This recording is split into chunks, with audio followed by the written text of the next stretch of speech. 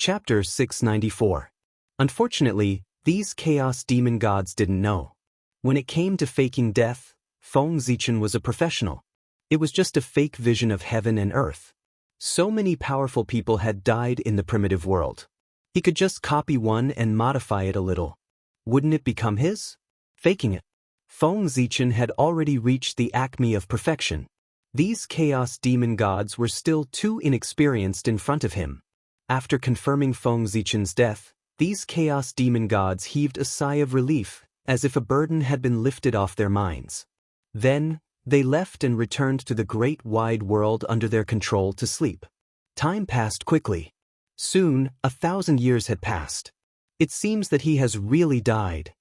Suddenly, the figure of a chaos demon god quietly appeared at the place where Feng Zichen had died.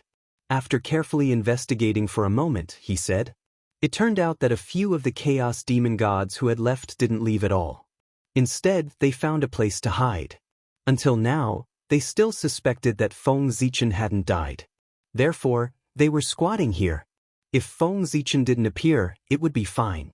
But if he reappeared in the world, the chaos demon gods who were waiting here wouldn't mind sending him on his last journey. After saying that, the chaos demon god who was waiting here turned around and left. But this matter wasn't over yet. In the blink of an eye, another 1,000 years had passed. In the same place, different figures were doing the same thing. Did I guess wrongly? This was another chaos demon god who was waiting here. However, he was more patient than the previous one. He waited for 2,000 years before showing up. But the result was the same as the previous chaos demon god. He didn't find anything wrong. It seems that he has really died. Damn it. I wasted 2,000 years of my time for nothing. The chaos fiend god shook his head and cursed as he left. In this way, another 1,000 years had passed.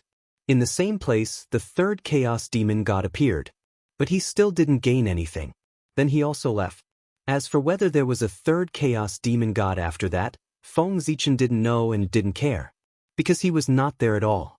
He wasn't even in the realm sea, so what did the chaos fiend god's ambush have to do with him? Feng Zichen was a shrewd person. How could he put himself in danger if he didn't understand the situation? Therefore, he didn't go to realm sea at all. The Feng Zichen that was killed by the chaos fiend god was only a temporary clone that he created through the blood altar. This temporary incarnation had inherited most of Feng Zichen's abilities and possessed 1/10 of his power. Other than not being able to exist for a long time, everything else could be said to be perfect. Feng Zichen attached great importance to the chaos demon god. Therefore, he didn't think that his trip to the realm sea would be as smooth as he imagined. It was precisely because of this concern that he deliberately created a temporary incarnation for himself so that he could take the risk for himself. After creating the incarnation, Feng Zichen sent him out while he sat on the Ziwei star and watched the development of things quietly. As expected, his incarnation was killed by the chaos fiend gods not long after it arrived at the realm sea. To be honest, the scene of the chaos fiend god attacking really scared Feng Zichen. Hundreds of chaos fiend gods holding chaos spiritual treasures attacking one person with all their strength. Just thinking about this kind of scene was terrifying. Not to mention that it happened to one person. To put it bluntly, if Feng Zichen had been in the position of his incarnation, he would have been blasted into smithereens under the joint attack of hundreds of chaos demon gods, even though he was protected by several primordial cardinal treasures. There was no way he could survive. Even if Tao ancestor Hongjun was there, he might not be able to withstand the joint attack of hundreds of chaos fiend gods. That level of attack was really too terrifying. Therefore, Feng Zichen's incarnation completely disappeared under the attack of the chaos fiend gods before he could even scream. That was to say, the chaos fiend gods were ruthless enough to destroy everything, and the void returned to the state of nothingness. Otherwise, as long as there was a little bit of Feng Zichen's incarnation left behind, the chaos fiend gods would be able to determine Feng Zichen's situation through this trace. They wouldn't have to go through so much trouble. Unfortunately, in order to completely eliminate Feng Zichen's vitality, the Chaos Fiend Celestial was merciless. It was estimated that the Chaos Fiend Celestial was at the same level when he fought Pangu. Therefore, Everything was destroyed by their own hands, including the evidence. This could be considered as helping Feng Zichen imperceptibly. Damn it! How can these Chaos Fiend gods be so insidious? Just as the Chaos Fiend gods were squatting on the Emperor Star, Feng Zichen was cursing at them. Fortunately, it was his incarnation that went. If it was his original body, he would probably have died. This time, Feng Zichen was really frightened. If it weren't for his vigilance, he would have been defeated this time. Now that he thought about it, Feng Zichen also understood how the Chaos Fiend gods schemed against him. It was a very simple exchange of blows. His initial train of thought was correct. The Chaos Fiend gods indeed couldn't stay in the outside world for too long. However, there were enough Chaos Fiend gods. Therefore, they adopted a system of rotation. A group of people ambushed and a group of people slept. When the group of people ambushed couldn't hold on any longer, they would be replaced. This happened again and again. Finally, Feng Zichen came. It was also the reason why Feng Zichen underestimated the Chaos Fiend god's desire to kill. Otherwise, he wouldn't have made such a low-level mistake. Tisk, didn't he just kill 2 Chaos Fiend gods? How much hatred, how much resentment? Is it necessary? After calming down, Feng Zichen kept complaining.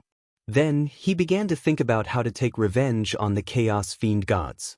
After being scared so badly, of course, he had to take revenge. Moreover, even if it wasn't for what happened just now, just for the upper-class worlds that they had occupied, Feng Zichen couldn't let them go. He had to take revenge. He also wanted the upper-class worlds. With such a big mess, the Realm Sea won't be able to pass through in a short period of time. However, it doesn't matter. Anyway, if we go over now, we won't be able to enter the upper-class worlds. Isn't that the same as not going over? Besides, who said that the Chaos Fiend gods have to go to the upper-class worlds? Feng Zichen thought about it and finally thought of a way to deal with the Chaos Fiend gods. Externally, he had no way to deal with the Chaos Fiend gods. Then he could only attack from the inside. As the saying goes, the strongest fortress often starts to collapse from the inside. The internal destruction was more serious than the external destruction. Moreover, at this time, the Chaos Fiend gods had all fallen into a deep sleep. It was a great opportunity to cause trouble from the inside. As the saying goes, if the heavens don't take it, they will be blamed instead. With such a good opportunity in front of Feng Zichen, if he still didn't take action, then even the heavens wouldn't be able to stand it anymore. After making up his mind, Feng Zichen immediately took action. As for how to take action, the key was in those small and medium-sized worlds. That's right. Feng Zichen couldn't enter the upper-class worlds, but he could enter the small and medium-sized worlds. And the small and medium-sized worlds were connected to the upper-class worlds. In the primordial world, there were 3,000 upper-class worlds. And each upper-class world was accompanied by 3,000 medium-class worlds. Each medium-class world was accompanied by 3,000 small-class worlds. As for the small-class worlds, they were accompanied by countless small-class worlds. In other words, each upper-class world was a whole. There were 3,000 medium-class worlds and many small-class worlds. Since they were a whole, then they must be connected. Take a simple example. The relationship between the upper-class world and the medium-class world was like the relationship between the human world and the immortal world. When the strength of the cultivators reached a certain level, they would ascend from the medium-class world to the upper-class world. Feng Zichen's plan was to cultivate a large number of cultivators from the medium-class world, and then let them ascend to the upper-class world, establish forces crazily there, and start the mode of world hegemony. In the end, when these cultivators grew to a certain level and could control the will of the world, Feng Zichen could quietly sneak into the upper-class world through the connection between them and kill the Chaos Fiend god who was sleeping there. They didn't necessarily need to grow to the point of controlling the will of the world. As long as they had a certain influence in the upper-class world, Feng Zichen would have a way to bypass the means of the Chaos Fiend god and enter the upper-class world. As for why those cultivators would listen to him? Friends, have you heard of the Lord God? Have you heard of the Samsara Traveler? Or the trading city of 10,000 worlds? How could Feng Zichen be sure that those cultivators would listen to him? It was nothing more than the benefits he could bring to those cultivators. As long as there were enough benefits, no one would not be tempted. These days, only benefits could make people trust him the most. This thing was more useful than a great Tao oath. According to Feng Zichen's plan, he was prepared to combine the Lord God, the Reincarnation Pagoda, the trading city of 10,000 worlds, and other similar things in the future to build a huge base. Then, he would use this as a platform to issue missions to the cultivators he had chosen. At the same time, he would also make this place a place for everyone to trade. And those upper-class worlds would be the targets of these cultivators' invasion. Completing the characters issued by Feng Zichen would give rewards and points. As one of the richest existences in the primordial world, Feng Zichen had too many treasures in his hands. In particular, he also had the boundless starry sky as a treasure land. The things he revealed between his teeth were enough for him to reward those cultivators. Magic treasures, magical powers, cultivation methods, heavenly materials and earthly treasures, spiritual pills and miraculous medicines, it had everything that one could wish for. As long as the mission was completed well, Feng Zichen would not be stingy with the rewards. Everything was similar to the Lord God space. In addition to the Lord God space, this space could also provide a trading platform for everyone. As for the currency used for trading, Feng Zichen had already thought about it. He would use the creation pill invented by Xian Qing. As a divine item refined from innate essence, the creation pill was a hard currency.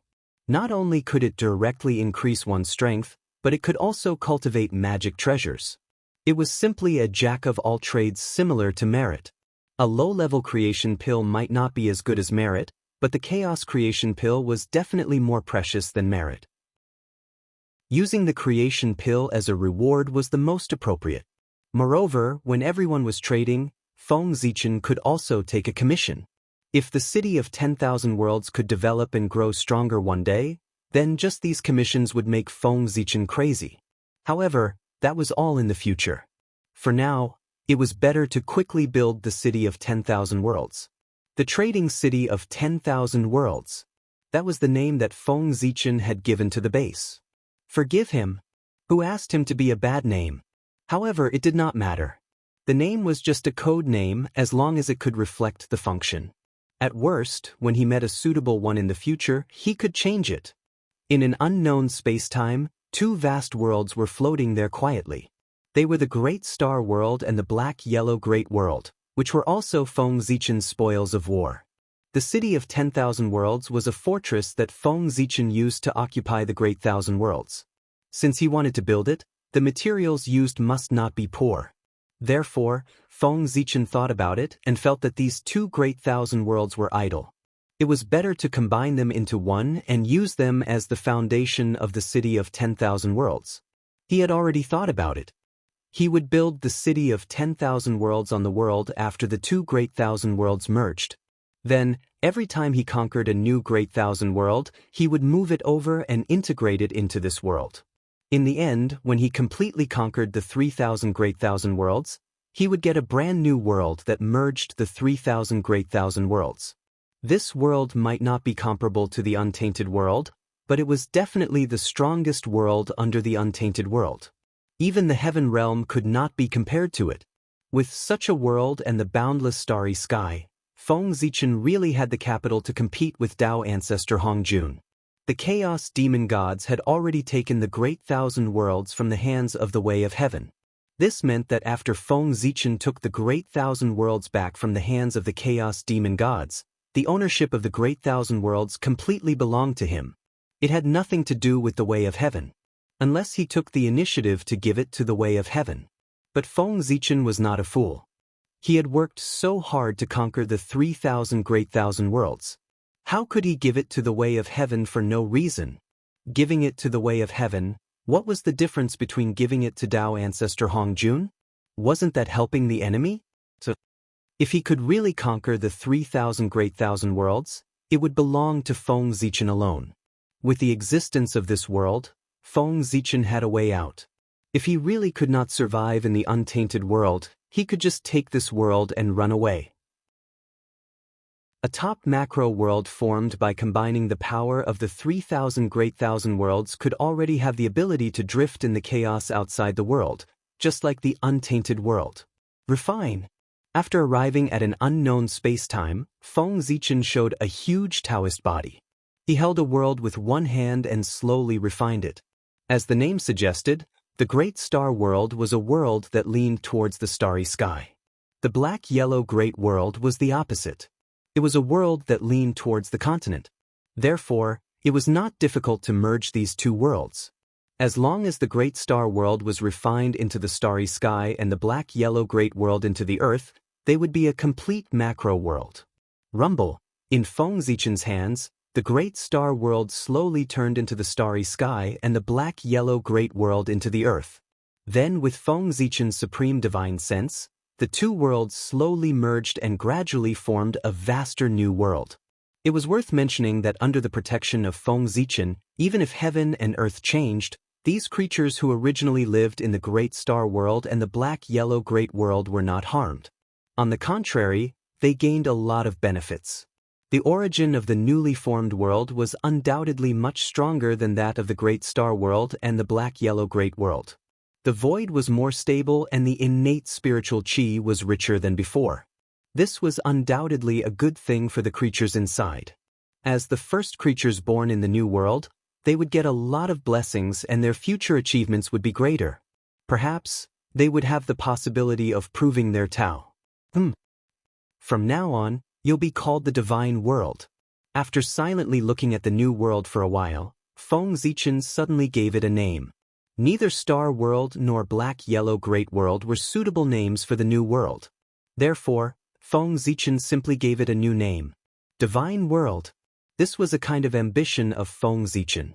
As the saying went, Hong Meng had a Tao, and God and Tao were the same. Feng Zichen named the new world the Divine World. His purpose was obvious. He wanted to replace the heaven realm with this world. Moreover, the word God, there was another meaning. The end of martial arts was God. This God was the God of the way of the celestial demon. If the way of the celestial demon wanted to prosper, it must have its own world like the way of immortals. And the divine world was the world Feng Zichen prepared for the way of the celestial demon. After merging the Great Star World and the Black-Yellow Great World, Feng Zichen looked at the new world and felt that something was missing. Then, with a thought, he took out the eyes of the star demon god. Originally, Feng Zichen was going to find an opportunity to refine it into a primordial treasure. But now, there was no need. He had a better choice. Go! With a wave of his sleeve, Feng Zichen threw the eyes of the star demon god into the divine world. Then, one could see that after the eyes of the star demon god entered the divine world, they flew in two directions. Those two places were where the sun star and the moon star of the divine world were located. Rumble. The eyes of the star demon god crashed into the sun star and the moon star of the divine world at an extremely fast speed. Then, the light of the sun star and the moon star became even brighter. The rich power of the sun star and the moon star hung down from these two stars and scattered throughout the entire world. It gave all living beings in the divine world a great baptism. This was. The moon star and the sun star had advanced. The eyes of the star demon god directly merged with these two stars, causing their origin to increase exponentially.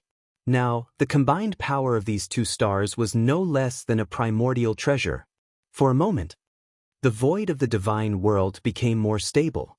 Between heaven and earth, there was an endless stream of primordial yin and yang qi being born. Go. After the eyes of the star demon god, Feng Zichen took out the origin of the demon god of black-yellow and threw it into the earth. In an instant, the earth of the divine world seemed to have become heavier and heavier. P.S. Begging for monthly votes, begging for subscriptions. As long as the average subscriptions can increase, I will release more chapters. If others release more chapters, the average subscriptions will increase, but if I release more chapters, the average subscriptions will decrease. I am so scared that I don't dare to release more chapters. Chapter 695. Rumble. The earth was changing, and there was a huge roar. The chi of the earth was surging wildly, making the mountains taller and the rivers wider. Especially under the ground, there were more innate spiritual meridians being born, giving birth to more innate chi for the god realm. Affected by this, the rules of the god realm were more perfect, and the whole world had an obvious improvement. Vaguely, it was beyond the scope of the Great Thousand World. And the creatures living in the god realm, with the improvement of the origin of heaven and earth, also received a lot of benefits. Those with low cultivation levels directly improved by a realm under the skyrocketing innate chi. Those with high cultivation levels saw the possibility of further improvement through the more perfect rules of heaven and earth. Very good. Seeing such a significant change after the god realm devoured the origin of demon god Shenhuang, Feng Zichen was very happy. Then he stepped into the god realm, and with his great path, evolved a bright purple star in the vast starry sky. The Emperor's Star. The Master of Stars, the most honorable star. It was also his symbol. Rumble. As Feng Zichen evolved the Emperor's Star in the starry sky of the god realm, the will of the world immediately sensed that the origin of heaven and earth was born from the void and gathered toward the newborn Emperor Star. Soon, with the support of Feng Zichen and the origin of heaven and earth, the Emperor Star was completely born. The sun, moon, and stars appeared together, and the world suddenly changed inexplicably. A layer of invisible ripples spread out, gently caressing the bodies of all living beings in the world. At this moment, all living beings knew that the world was different. But they could not tell what the difference was. The changes were wonderful and could not be described in words. Only through a long time, they could slowly understand it. At this point, Feng Zichen's act of creating the god realm came to an end. But next, he was not in a hurry to build the myriad world's trade city. Instead, he went to the highest peak of the god realm and began to recruit people. For the time being, he was done with the matters at hand. It was time for him to meet those human geniuses that he had sent to the Great Thousand World in the past. Back then, there were quite a number of human geniuses who had entered the 3,000 boundless worlds. Therefore, even though they had entered the Great Wide World at random, each Great Wide World had more or less received a portion of the Great Wide World. The Star Macro World and the Black-Yellow Macro World were no exception. Now, what Feng Zichen wanted to do was to summon the talents of the human clan who had been stranded in the two Great Thousand Worlds. God Realm, Pillar of Heaven's Mountains. Feng Zichen sat on the mountain peak, and an invisible ripple spread out in all directions with him as the center. It didn't take long for the news to spread throughout the entire firmament. Chaotic cloud stream. A figure sitting cross-legged in the depths of the clouds suddenly revealed an excited expression after being swept by the ripple. This aura, I can't be wrong. It must be His Majesty's aura. Did His Majesty come to this world? Astonishment, surprise, nostalgia. All kinds of complicated and contradictory emotions intertwined on the man's face, indicating that he was not calm inside. Then, all these emotions were transformed into a carefree laughter. His Majesty is still here. The human clan is still here. Our human clan did not die in the hands of the demon clan. As he laughed, tears flowed out of his eyes. How could he not cry? Back then, wasn't the reason why they had left the human clan and the primitive world because the human clan was in danger of being exterminated? In order to protect the human clan, the human emperor had no choice but to use his supreme magic to send them to the other world. However, although they had left, the impression that the human clan was about to be exterminated was deeply imprinted in their minds. As a result, the geniuses of the human clan who had come to the Great Thousand Worlds were all worried about the situation of the human clan at all times. For this reason, they all cultivated desperately and didn't dare to slack off in the slightest. This was because whenever they were free, the scene of the human clan being slaughtered by the demon clan would automatically appear in their minds, causing them to be unable to sleep at night. The hatred for the demon clan and the worry for their compatriots had all turned into motivation for these human geniuses, forcing them to work hard in their cultivation in order to obtain enough strength to take revenge as soon as possible. With hatred in their hearts, their progress was naturally extremely fast. It didn't take many years for these human geniuses to step into the Tai-Jinxian realm one after another. However, in the Great Thousand Worlds, there were innate flaws that made their path to the Tao extremely difficult. Almost all of them were stuck in the perfected Tai-Jinxian realm. Their cultivation could not break through for a long time, and their revenge was even more distant. Because of this, these human geniuses were almost in despair. However, at this moment Feng Zichen came. To these human geniuses, this was no different from a bolt out of the blue. Then a series of ecstasy followed. From the arrival of Feng Zichen, they thought of many things. The human emperor was fine. Didn't that mean that the human clan was fine too? After understanding this, the human race's sky prides were naturally overjoyed. Those who had never experienced the destruction of their country and family would not understand that feeling. The heavens had blessed the human clan. They had not been destroyed by the demon clan. Boom! A powerful wave was emitted from that person's body, dispersing the surrounding clouds and mist. Then he soared into the sky and flew in the direction of Tianzhu Mountain. How could he not go when the human emperor had issued an edict? At the same time, in a small city in the eastern border, a middle-aged man who was talking to a friend suddenly paused. Then tears fell from his eyes. "Yu Ming, what's wrong with you?" His friend, who was beside him, saw this scene and hurriedly asked with concern. This was the border of the former Xuanhuan Great World, and it was also the front line against the innate realm ferocious beasts. That's right, with the arrival of the Chaos Demon God, a disaster of innate realm ferocious beasts also arose in the Great Thousand Worlds. In order to protect their world, those innate god fiends spontaneously gathered together to fight off the innate realm ferocious beasts and built a line of defense in their birthplace. This human genius named Yu Ming was one of the god fiends who was stationed here. He said that it was to protect this world. Perhaps that was true. However, the reason why Yu Ming was stationed here was more to increase his strength. After all, fighting, especially a life-and-death battle, was the fastest way to improve one's strength. "Yu Ming, what's wrong with you? Are you cursed?" Seeing that Yu Ming did not answer, his friend became even more worried and even had a bad guess. "I'm fine." At this moment, Yu Ming came back to his senses and said to his friends apologetically, "My friends, I have something to do. Yu Ming has to leave for a while. Let's meet again if fate wills it."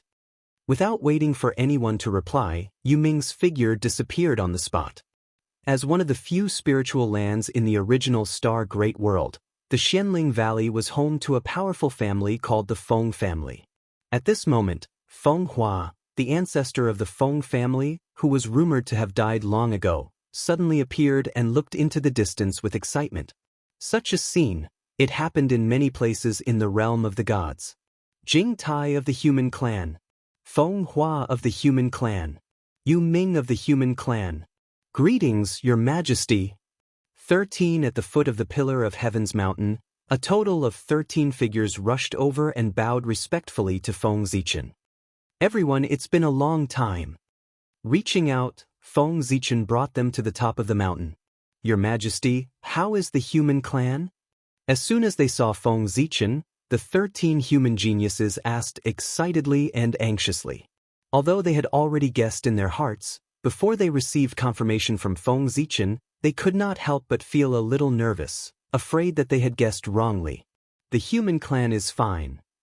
I'm sorry for worrying you." Knowing their worries, Feng Zichen projected everything that had happened to the human clan after they left into their hearts. For a moment, everyone could not help but sigh. "I'm relieved to see that all of you are fine. It's been hard on you all these years." After everyone calmed down, Feng Zichen said, 13 people.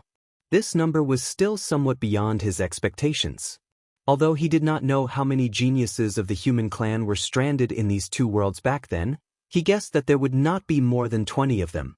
After so many years, there were still 13 people who survived and were doing well. Obviously, they had suffered a lot. The amount of effort that had to be put into leaving one's hometown and building such a huge foundation was definitely beyond imagination. For the human clan, we don't suffer. It's a pity for those brothers who have fallen. As they spoke, Their tones suddenly became gloomy. They were all out to make a living. How could they not die? 9 people came to the Great Star World and the Black-Yellow Great World, a total of 18 people. Now, only 13 people were here. The 5 people who did not come were naturally dead. Although the dead are gone, the human clan will not forget them. Their names will be left in the Imperial Ancestral Temple. After experiencing many life and death experiences, Feng Zichen was a little indifferent to it. Therefore, he did not feel much about it, but he still comforted them. Next, after learning about their recent situation, Feng Zichen began to talk about business. Everyone, I called you here today because I need your help. After pondering for a moment, Feng Zichen said slowly, Your Majesty, what can we do for you? Hearing that Feng Zichen needed their help, everyone hurriedly asked. It was a great honor for them to be able to help the human emperor. You have seen the changes in this world. The Star Demon God and the Black-Yellow Demon God have been killed by me. The integration of the 2 worlds was also facilitated by me. That is to say, this world belongs to the human clan. Therefore, I want you to preach in this world. Teach the Tao of gods and demons and martial arts to the innate gods and demons here, as well as all living beings. At the same time, in the process of preaching, you have to spread your faith for me and help me collect incense and willpower. In addition, I do not want to see any traces of the immortal Tao of the celestial sect in this world. So, you understand what I mean, right? Feng Zichen's majestic voice came from the throne. Yes, Your Majesty. We understand. Yu Ming and the others replied excitedly.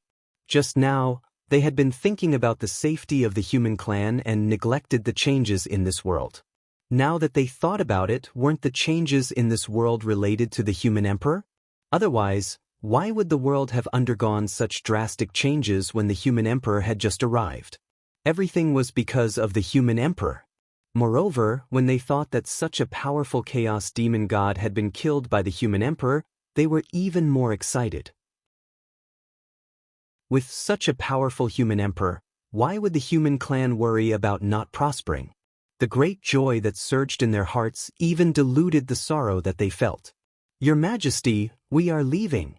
After bowing respectfully to Feng Zichen, Yu Ming and the others left. Go ahead. In this regard, Feng Zichen nodded. He was not worried about their safety and did not give them any life-saving means. Because there was no need. As the lord of this world, Feng Zichen's protection was their best weapon. As long as Feng Zichen did not want them to die, then in this world, no one could hurt them. The ability of the Lord of the Realm was far beyond the imagination of the world. Since this world had been regarded by Feng Zichen as the headquarters of the heavenly realm, then the mainstream of this world should naturally be the path of the celestial demon and martial arts. Other than that, other cultivation paths should not exist. At the very least, before the path of the celestial demon and martial arts dominated the entire world, other cultivation paths should not appear. The purpose of collecting incense and willpower was to prepare for the construction of the Myriad Worlds trading city. The power of incense and willpower was one of the most wonderful treasures in the world. The Myriad Worlds trading city built with it would definitely satisfy all of Feng Zichen's conditions. As for why he let Yu Ming and the others preach? Firstly, they were the only people Feng Zichen could trust in this world. Secondly, Yu Ming and the others were ancient humans, and they cultivated the most orthodox path of the celestial demon. It was most suitable for them to preach. As for martial arts? That was even simpler. Those who cultivated martial arts, they might not know the path of the celestial demon. But those who cultivated the path of the celestial demon were definitely the top existences in martial arts. After Yu Ming and the others left, Feng Zichen did not stay idle. He took out the skeleton of the dark yellow demon. To refine the Myriad Worlds trading city, incense and willpower alone were not enough. It could only be used as a framework. It still needed a core. And this core would determine the future achievements of the Myriad Worlds trading city. Feng Zichen thought about it and felt that in his hands, only the skeleton of the dark yellow demon was the most suitable to become the core of the Myriad Worlds trading city. First of all, it was precious enough. It was the embryo to refine an innate treasure.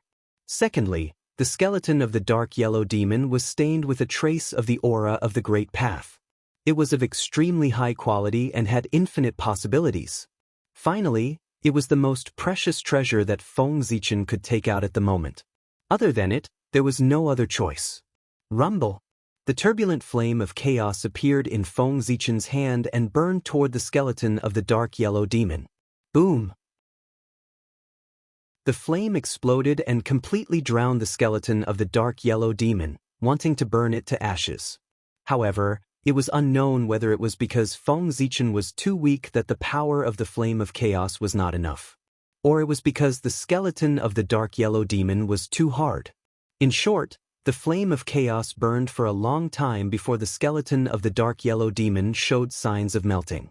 But he did not know how long it would take for him to completely refine it. How could Feng Zichen have the patience to wait? At this time, he was extremely regretful that he did not borrow the Cauldron of Heaven and Earth from Nuwa before coming here. If he had the Cauldron of Heaven and Earth at this time, it would not be so difficult to refine the skeleton of the dark yellow demon. However, it was too late to say anything now. He had to think of a way to refine the skeleton of the dark yellow demon first. Otherwise, when the incense and willpower gathered, the core of his Infinite Realms trading city had not been completed. That would be awkward. Go! Gritting his teeth, Feng Zichen forced out a drop of essence blood and merged it with the flame of chaos. Boom! In an instant, the flame of chaos burned even more fiercely. The terrifying heat spread and even the rules of heaven and earth were ignited. Under this power, the skeleton of the dark yellow demon finally moved and melted at a speed visible to the naked eye. When Feng Zichen saw this, he could not care less about his blood essence. He waved his hands continuously, carving countless mysterious runes in the void and branding them on the dark yellow demon deity's skeleton that was constantly melting. In this way, time passed slowly. Very soon, 1,000 years had passed. Condense! As Feng Zichen's voice fell, a majestic emperor's throne slowly appeared. This emperor's throne was called the Emperor's Throne of the Myriad Realms. As the name suggested, this was the core that Feng Zichen built for the Infinite Realms trading city. Controlling it was equivalent to controlling the entire Infinite Realms trading city. As for the level of this treasure, it was hard to say.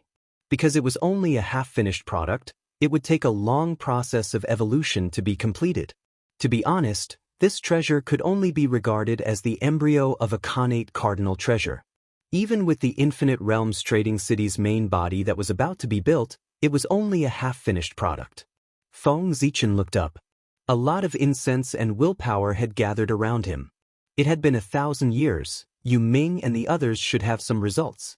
Otherwise, Feng Zichen would really wonder how they had survived until now. Refine. Reaching out, Feng Zichen gathered all the incense and willpower together and slowly refined it. With the Emperor's throne as the center, he built the prototype of a city. The Infinite Realms trading city did not need to be very majestic. It just needed to look like a city. The plans inside would be freely developed by those who were chosen in the future. After deciding on the appearance of the Infinite Realms trading city, Feng Zichen then set up a formation to refine the incense and willpower to strengthen the origin of the Infinite Realms trading city. After doing all this, Feng Zichen plucked a lot of leaves from the world tree. If the Infinite Realms trading city was to be truly established, it had to guide the living beings of the Infinite Realms. However, how could crossing realms, especially for cultivators with low cultivation, be a simple matter? At this time, the world tree was needed. As a chaos spirit root, the world tree was full of treasures. Its leaves not only contained rich vitality, but also had the ability to cross realms. Chapter 696. For this reason, treasures made from the leaves of the world tree would definitely have the ability to cross realms. Perhaps the leaves of the world tree alone were not enough. However, with the guidance of the 10,000 Realms trading city, the combination of the two could definitely allow the chosen person to cross realms at will. Refine. With a thought, various treasures containing the power of the void flew out of Feng Zichen's hands and fell into the Chaos Dao fire. The Chaos Dao fire was so powerful that it could easily refine the skeleton of the dark yellow demon god, let alone these treasures that were far inferior to it. Therefore, as soon as the void attribute natural treasures fell into the primal chaos flames, they were all refined. World Tree. At this moment, Feng Zichen suddenly reached out and grabbed a large leaf from the World Tree's branch. A large number of leaves fluttered down and fell into the refined heavenly material earthly treasure. Whoosh! Mysterious runes flew out of Feng Zichen's hands. There were so many of them that they quickly flooded the void. This mysterious phenomenon lasted for 100 years before it slowly faded away. When everything calmed down, both the leaf of the Tree of World and the refined treasure of heaven and earth were nowhere to be seen. In their place were mysterious jade talismans floating in the void. This item was called the 10,000 Realms Talisman. It was the token of the 10,000 Realms trading city and also the proof of entry. With this talisman, no matter where one was, one could cross endless time and space and enter the 10,000 Realms trading city with a thought. Go. With a thought, Feng Zichen grabbed the 10,000 Realms Talisman and scattered it into the countless small and medium worlds in the Realm Sea. Do you want to understand the meaning of life? Do you want to truly live? No. I got the script wrong. Do you want treasures? Do you want the techniques of divine arts practitioners? Do you want to live forever with the world? Do you want to rapidly improve your strength? Come to the 10,000 Realms trading city. Everything you want is here. It can also fulfill all your wishes. As the 10,000 Realms Talisman fell, there were tempting voices. With that, the matter of the 10,000 Worlds trading city has come to an end. Feng Zichen nodded in satisfaction as he watched the myriad world talismans randomly fall into different worlds. He did not think that his plan would fail because he had given too much. At the same time, no one could resist the temptation of increasing their strength. I just don't know how long it will take for the 10,000 Worlds trading city to develop. Looking at it, Feng Zichen couldn't help but worry. He was worried that the development of the 10,000 Realms trading city was too slow, so much so that it had not reached the level of dominating the 10,000 realms when the saints set their sights on the 3,000 realms. This would undoubtedly put him in a passive position. But soon after, Feng Zichen let go of this worry. That was because he suddenly realized that the flow of time in the upper-class world was different from that in the primordial world. It had been said a long time ago that the flow of time in the primordial world increased layer by layer with the heaven realm as the center. This meant that the further one was from the heaven realm, the faster the flow of time would be. And how far was the upper-class world from the heaven realm? It was not that a day had passed in the heaven realm, but 1,000 years had passed here. With such a huge difference in the flow of time, wouldn't it give the 10,000 Realms trading city sufficient time to develop? If this was the case, the 10,000 Realms trading city could be overtaken by others. Then it could only be said that Feng Zichen was too useless. However, he couldn't say that. What if an accident happened? Therefore, he had to be prepared for both sides of the coin to have an extra layer of insurance. Thinking of this, Feng Zichen's heart stirred. He took out a part of the 10,000 Realms Talisman and sent it to the distant end of time and space, the mysterious world that was isolated from everything. Without a doubt, it was the little desolate world. This was Feng Zichen's greatest trump card and the strongest foundation of the human clan. At the same time, this place was also the headquarters of the path of gods and demons. The humans here all cultivated the most orthodox path of gods and demons. Although this was only a branch of the human clan, because the humans here all cultivated the path of gods and demons, they might not be much weaker than the humans in the primordial world. This place could be said to be filled with experts. Just Daluo Jinxian alone, there were no less than 100 of them. Primordial Unity Golden Immortals were everywhere. Golden Immortals and Mystic Immortals were even more numerous. Moreover, there were no mortals here. Because they all cultivated the path of gods and demons, the bloodline of the humans here had already undergone an astonishing transformation. As a result, the weakest of the humans here were born in the Khanate realm. The strongest were even comparable to Heaven Immortals and Mystic Immortals. They were not inferior to some Khanate godfiends. In fact, Because the seal set up by the demon clan was too strong, the heavenly Tao had actually completely forgotten about this place. As a result, the cultivation environment here was still in the ancient times. In other words, it was easier to attain the Tao of Daluo Jingxian here than in the primordial world. Perhaps even Di Jun didn't expect that the peerless seal he set up to completely cut off the hope of the human clan would gradually evolve into the human clan's biggest protective umbrella with the changes of heaven and earth. It preserved an incomparably precious cultivation holy land for the human clan. Perhaps, when Di Jun heard the news, he would be so angry that he would come over. All kinds of reasons combined made the human clan here abnormally powerful. If the 3 sovereigns and 5 emperors were excluded, the strength of the human clan in the primordial world might not be much stronger than the human clan here. Originally, Feng Zichen regarded the human clan in the little desolate world as his biggest trump card. He wouldn't use it easily. Fortunately, at the critical moment, he would ruthlessly trick the enemy. But now, in order to dominate the 3,000 great worlds, he had no choice but to reveal this trump card in advance. Feng Zichen wanted to transfer all the Daluo Jingxian in the little desolate world over and let them guard the myriad worlds trading city. This way, on the one hand, they could maintain the order of the myriad worlds trading city. On the other hand, it could also serve as a training ground for them. In the end, the little desolate world was still too small. Hundreds of Daluo Jingxian were already the limit it could accommodate. If they continued to stay in the little desolate world, not only would it delay their progress, it would also affect the birth of a new generation of experts. Therefore, Feng Zichen was more straightforward.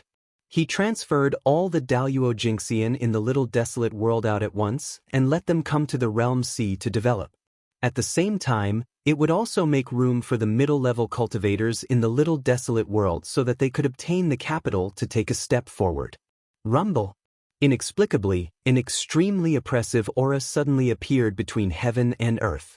The void also began to tremble and then shattered with a loud bang.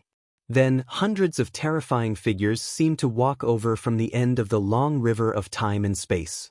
They carried an unparalleled aura and shattered the void, descending into this world with an extremely powerful posture.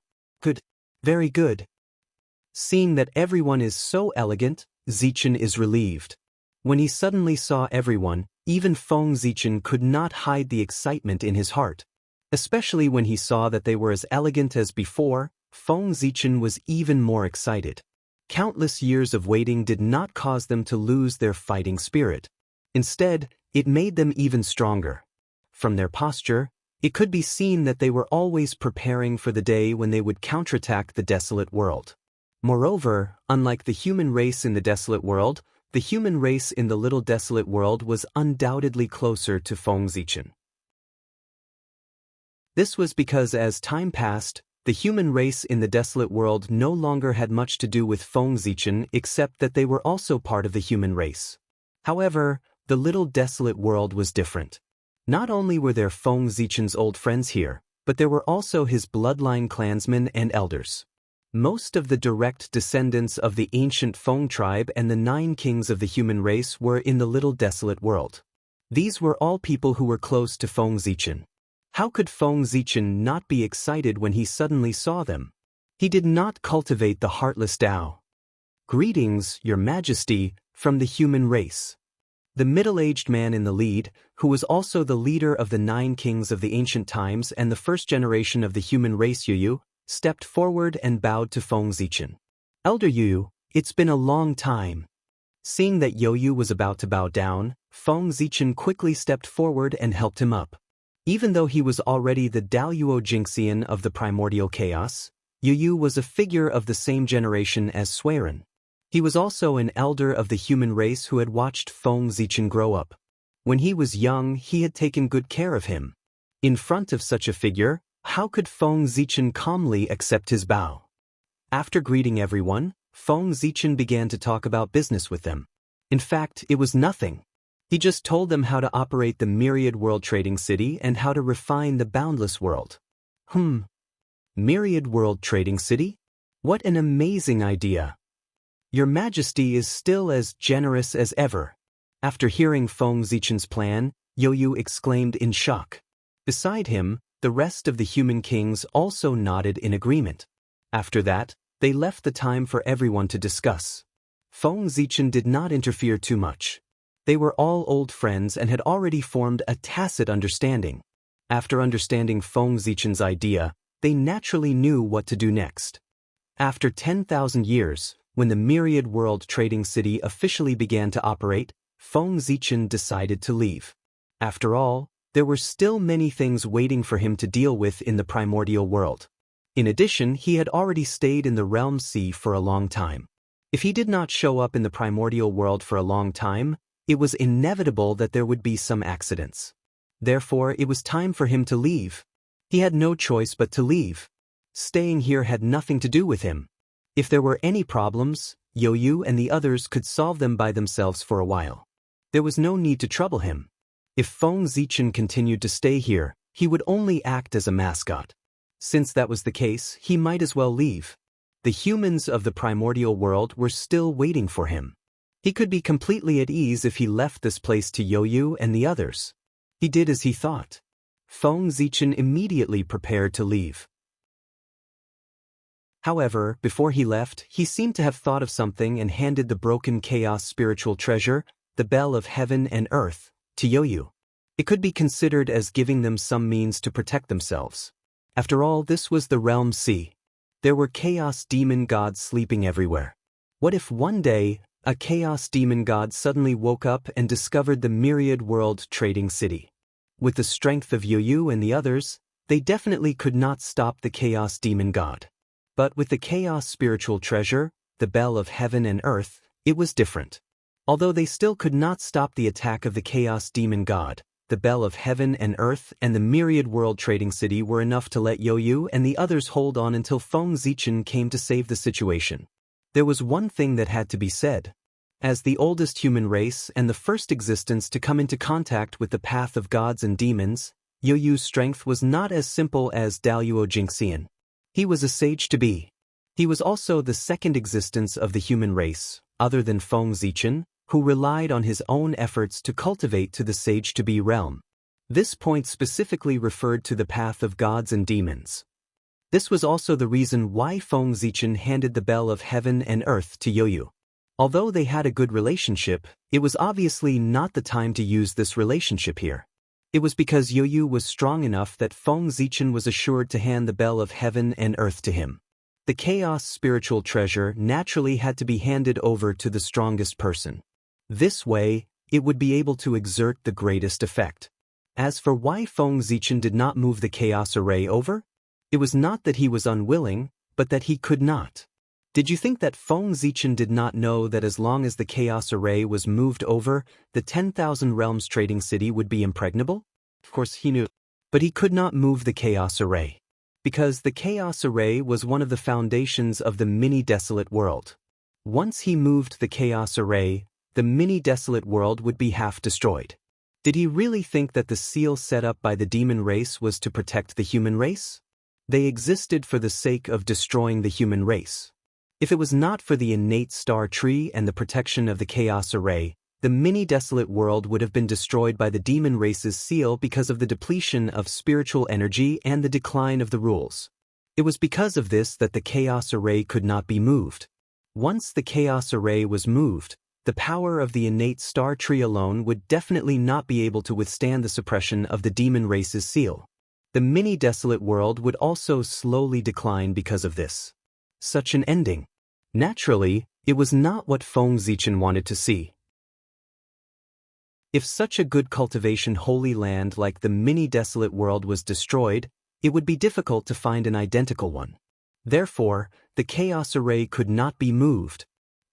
After thinking for a while, Feng Zichen left the Realm Sea and returned to the Chaos World after confirming that he did not miss anything.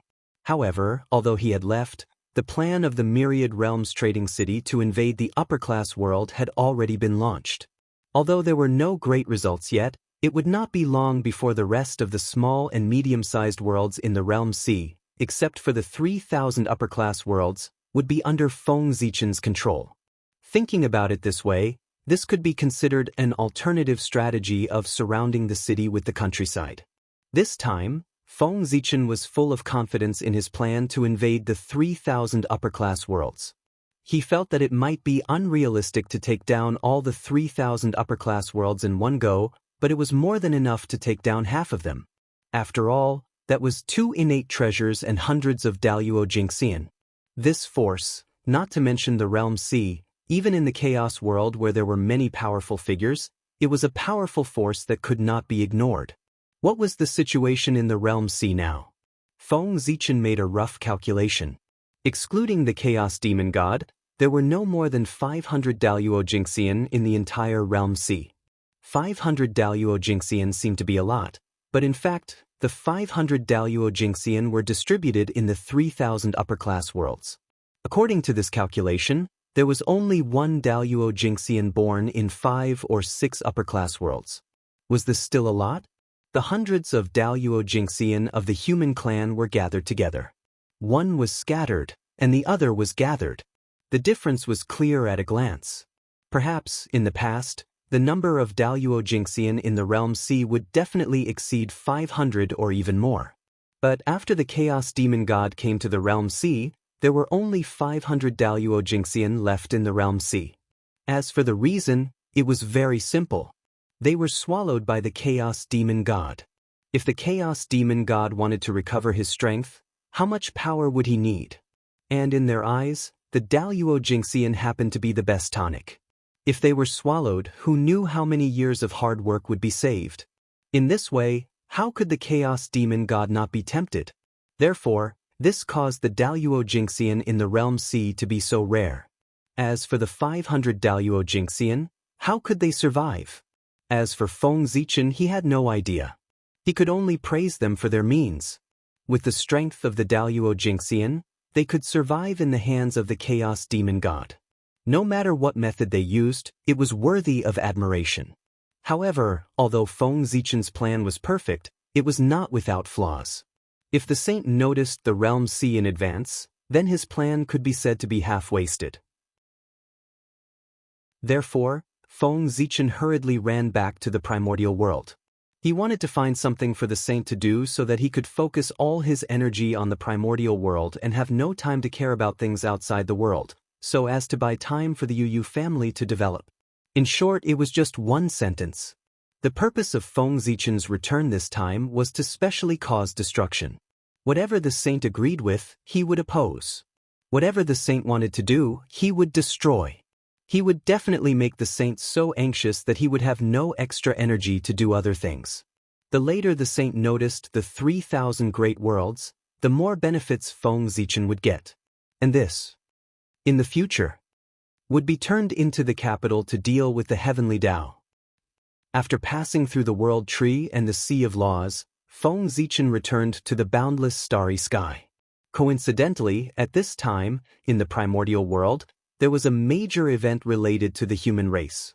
Xia Qi, who was De Yu's son, defeated Bo Yi, the successor that De Yu had arranged in advance, and became the new human emperor of the human race.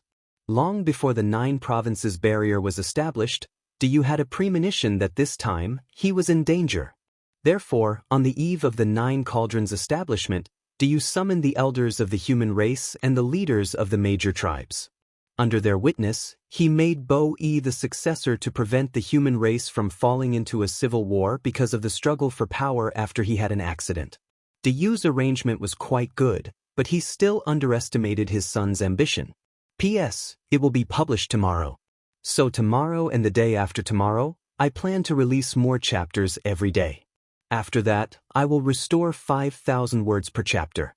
Of course, if I achieve a high-quality achievement during this period, I will continue to release more chapters every day, at least for a week. Brothers, I am now at 2,820 subscriptions, only 180 subscriptions away from high quality. Actually, it is not much. As for those brothers who read the pirated version, each of them can come and subscribe to more than 10 chapters. So, please, I beg you, give the lazy worm some support. I will kowtow to you. Pa. Chapter 697.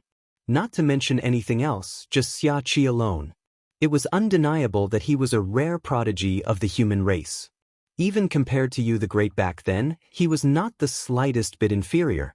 It could be said that Xia Qi, who had a noble background and unparalleled talent, was destined to be extraordinary from the moment he was born.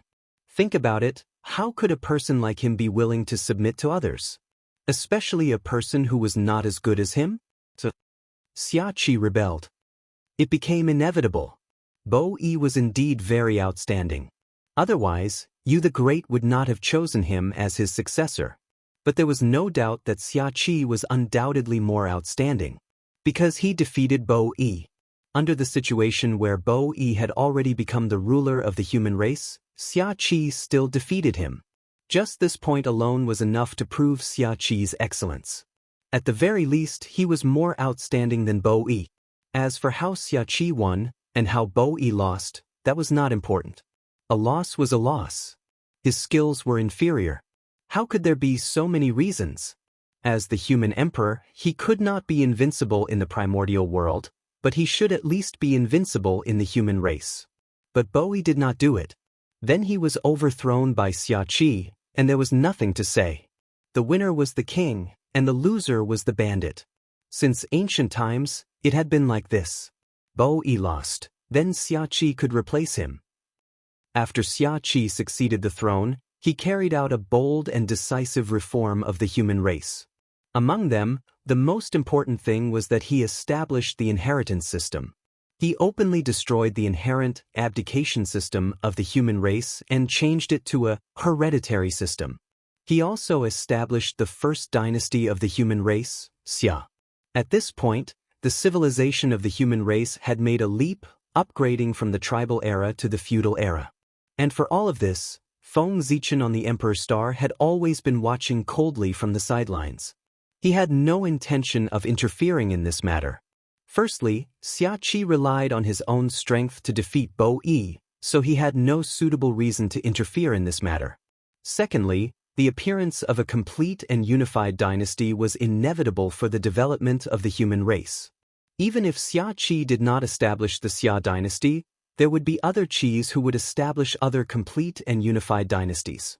This was because the emergence of a complete and unified dynasty would be beneficial to the gathering of the fortune of the human race. It would also give birth to the powerful force of the dragon Qi of the people Dao. Actually, a complete dynasty had been established in the human race since the ancient times. However, it wasn't called a dynasty at that time. It was called the Imperial Court, the Human Imperial Court. It was the human Dao Imperial Court that was established by Feng Zichen and gathered the strength of the entire human race. At the same time, it was also the pinnacle of the ancient human race. Unfortunately, the Imperial Court did not last long before it was destroyed by the demon race. The history of the human Dao Imperial Court was also completely buried. As a result, most humans didn't know of the existence of the Imperial Court of human Dao. It was precisely because he had once controlled the Imperial Court that Feng Zichen understood better than anyone else what a unified dynasty meant to the human race. Therefore, he chose to watch Xia Qi's actions coldly. Open. Although you have fulfilled your dream, have you ever thought of your father? On the Emperor's Star, Feng Zichen looked at Xia Qi, who was sitting on the Emperor's throne from afar. The expression on his face was unusually complicated. He had once hoped that many people would establish a unified dynasty, but Xia Qi was the only one among these people. It was because he was Yu's son. Before Qi established the Xia dynasty, although the chances were slim, the human race still had the chance to become the human emperor. However, after Qi established the Xia dynasty, this slim chance was undoubtedly even slimmer. It could even be said that if nothing unexpected happened, the next human emperor would be born among Xia Qi's descendants. Although Xia Qi's actions were beneficial to the development of the human race, at the same time, he also cut off the possibility of the rest of the human race becoming the human emperor, cutting off the future of others. It would definitely involve a great deal of karma. Especially for a race like the human race, which had an unimaginable number of clansmen, the karma involved would undoubtedly be even greater. And such a huge cause and effect would not only involve Xiaqi, but also his family. As his father, Yu the Great would definitely be the first to bear the brunt of it. Although these karma would not hurt Yu the Great would probably never be able to become the 9th great emperor of the human race. If one wanted to become a great emperor, the first thing one had to do was to be selfless. However, Xiaqi had already turned the public world into a family world. How could this be called selfless? If he lost his selflessness, the throne would not be fated with Yu the Great. Forget it, forget it. This is something that I expected. Why should I feel pity about it? Shaking his head, Feng Zichen smiled bitterly. This matter was within his expectations. Therefore, although he felt pity for Yu the Great, he did not take it to heart.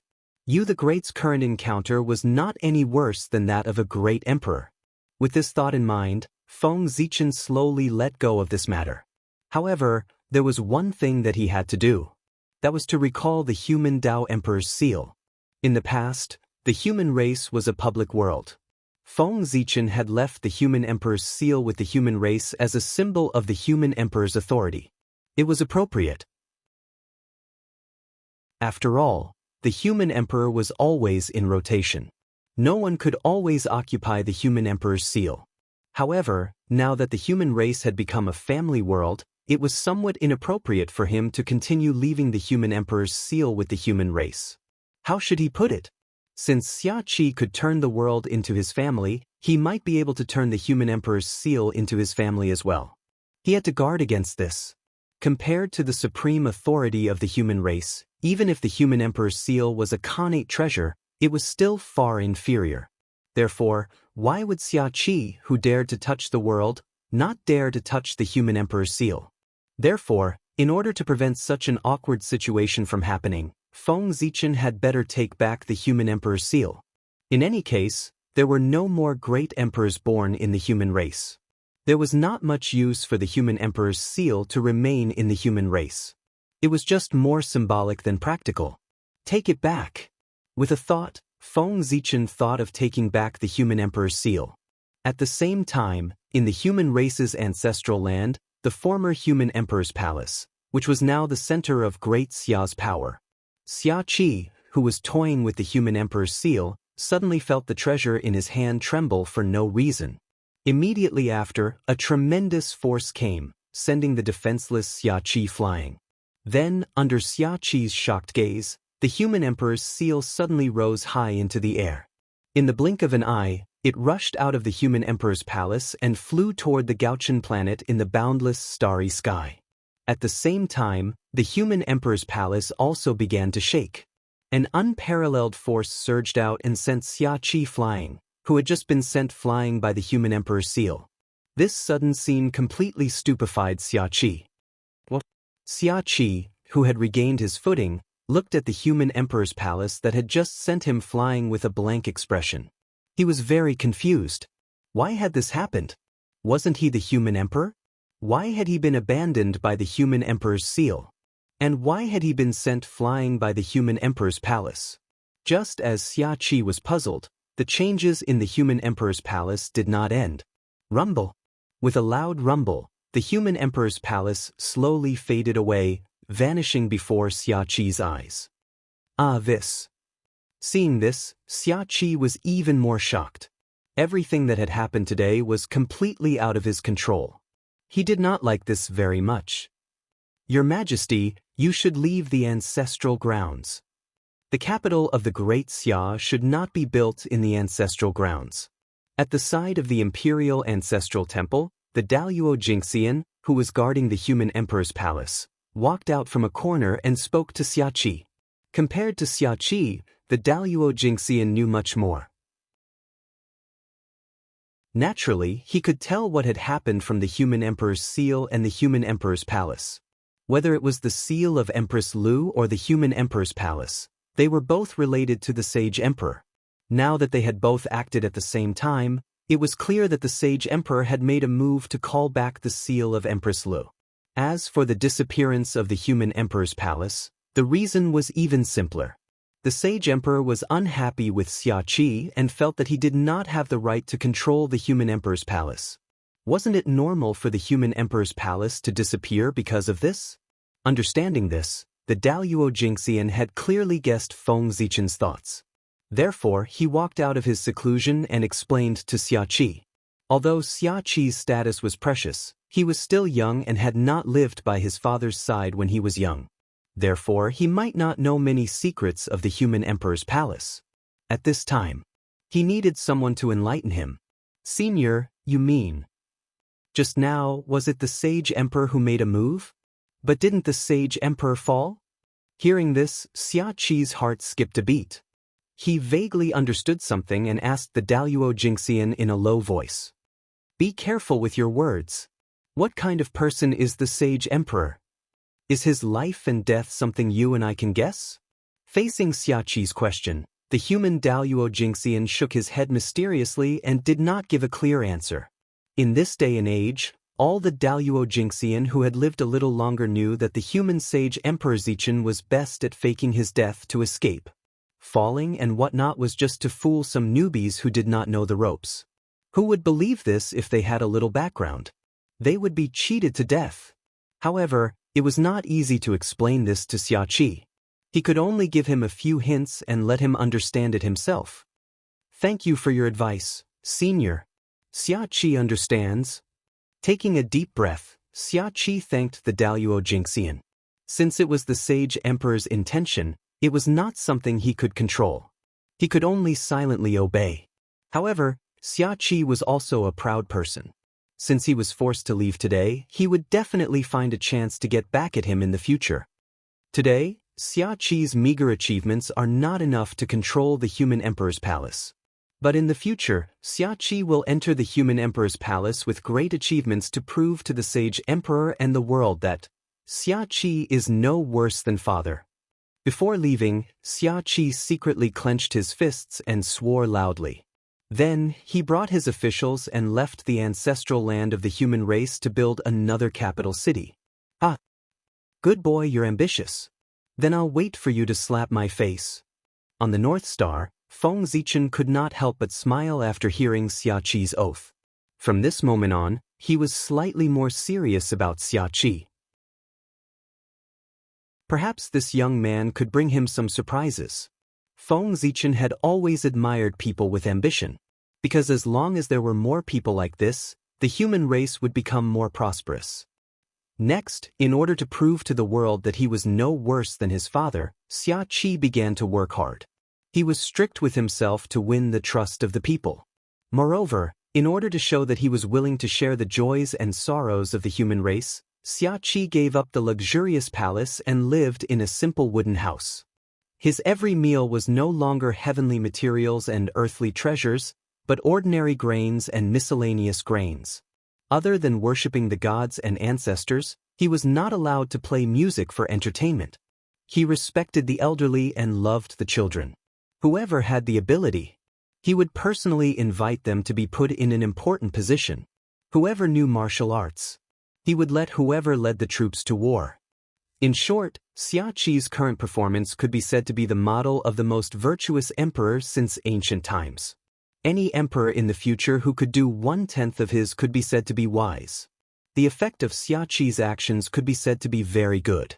However, after more than 10 years, his reputation had greatly improved.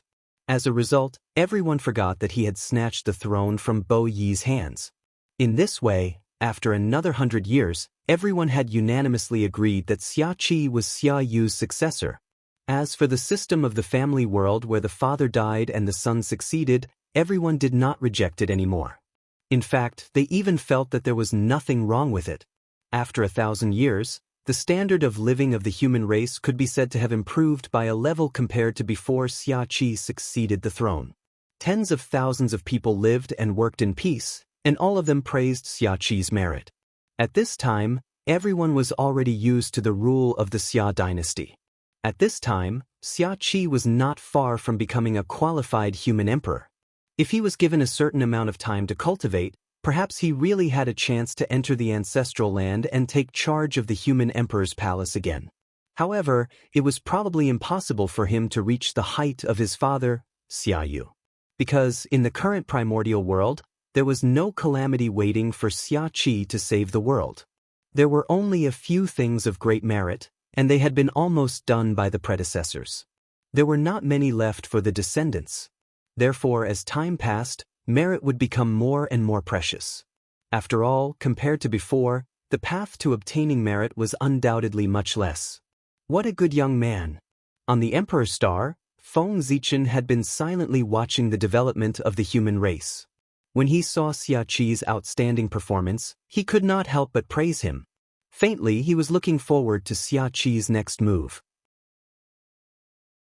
In fact, Feng Zichen was already prepared to crown him in the Imperial Ancestral Temple.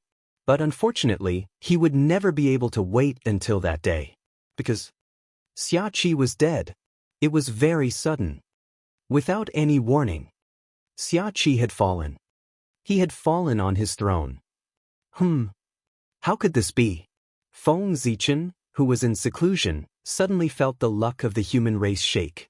Then he received an unbelievable news. Xia Qi had fallen. Who is it?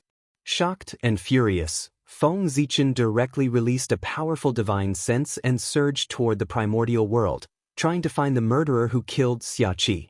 At the same time, the various holy lands of the primordial world also burst out with powerful divine senses and swept toward the primordial world. That was the saints. Obviously, they were also shocked by Xia Qi's sudden fall. After them were the many powerful beings of the primordial world. Xia Qi's sudden fall had truly shocked the entire primordial world. That was the human emperor. With the protection of the destiny of the people Dao, even a saint would not dare to easily kill him. However, such a figure had suddenly fallen, and he had died without a sound. How terrifying was the person who did it? Moreover, if that person could kill the human emperor without a sound today, it was possible that he could kill them without a sound in the future. Therefore, the cause of Xia Qi's death had to be investigated. Otherwise, those powerful beings would not be able to sleep and eat in peace in the future. Rumble. Feng Zichen's powerful divine sense directly ignored the Khanate formation that enveloped the entire capital of the Great Xia and arrived at the Great Xia Palace, where Xia Qi had fallen. As far as the eye could see, there was a dignified figure sitting on the high and mighty throne. Unfortunately, although the figure's aura was domineering, there was no sign of life on his body. It was obvious that he had fallen for a long time. The corpse sitting on the throne was none other than Xia Qi. This is. After circling Xia Qi's corpse with his divine sense, Feng Zichen finally discovered the cause of his death. His soul was destroyed, and his true spirit was shattered. In other words, other than a corpse, Xia Qi could not leave anything behind. As for who the murderer was, Feng Zichen already knew at first glance when he saw Xia Qi's corpse. It was the People Dao Dragon Qi. Xia Qi had died from the backlash of the People Dao Dragon Qi. Dragon Qi was a power born from the fusion of the Ziwei star power and the Earth vein energy. As for the People Dao Dragon Qi, it was a powerful power formed from the foundation of Dragon Qi and the wishes of the people. This power had the power to be immune to all magic and destroy all laws. It was the strongest life-saving method that the People Dao gave the human emperor, and it was also his method to control everything. However, because the People Dao Dragon Qi was too strong, this power became a double-edged sword. It could hurt the enemy and also hurt oneself. Perhaps it was because of the curse of the People Dao.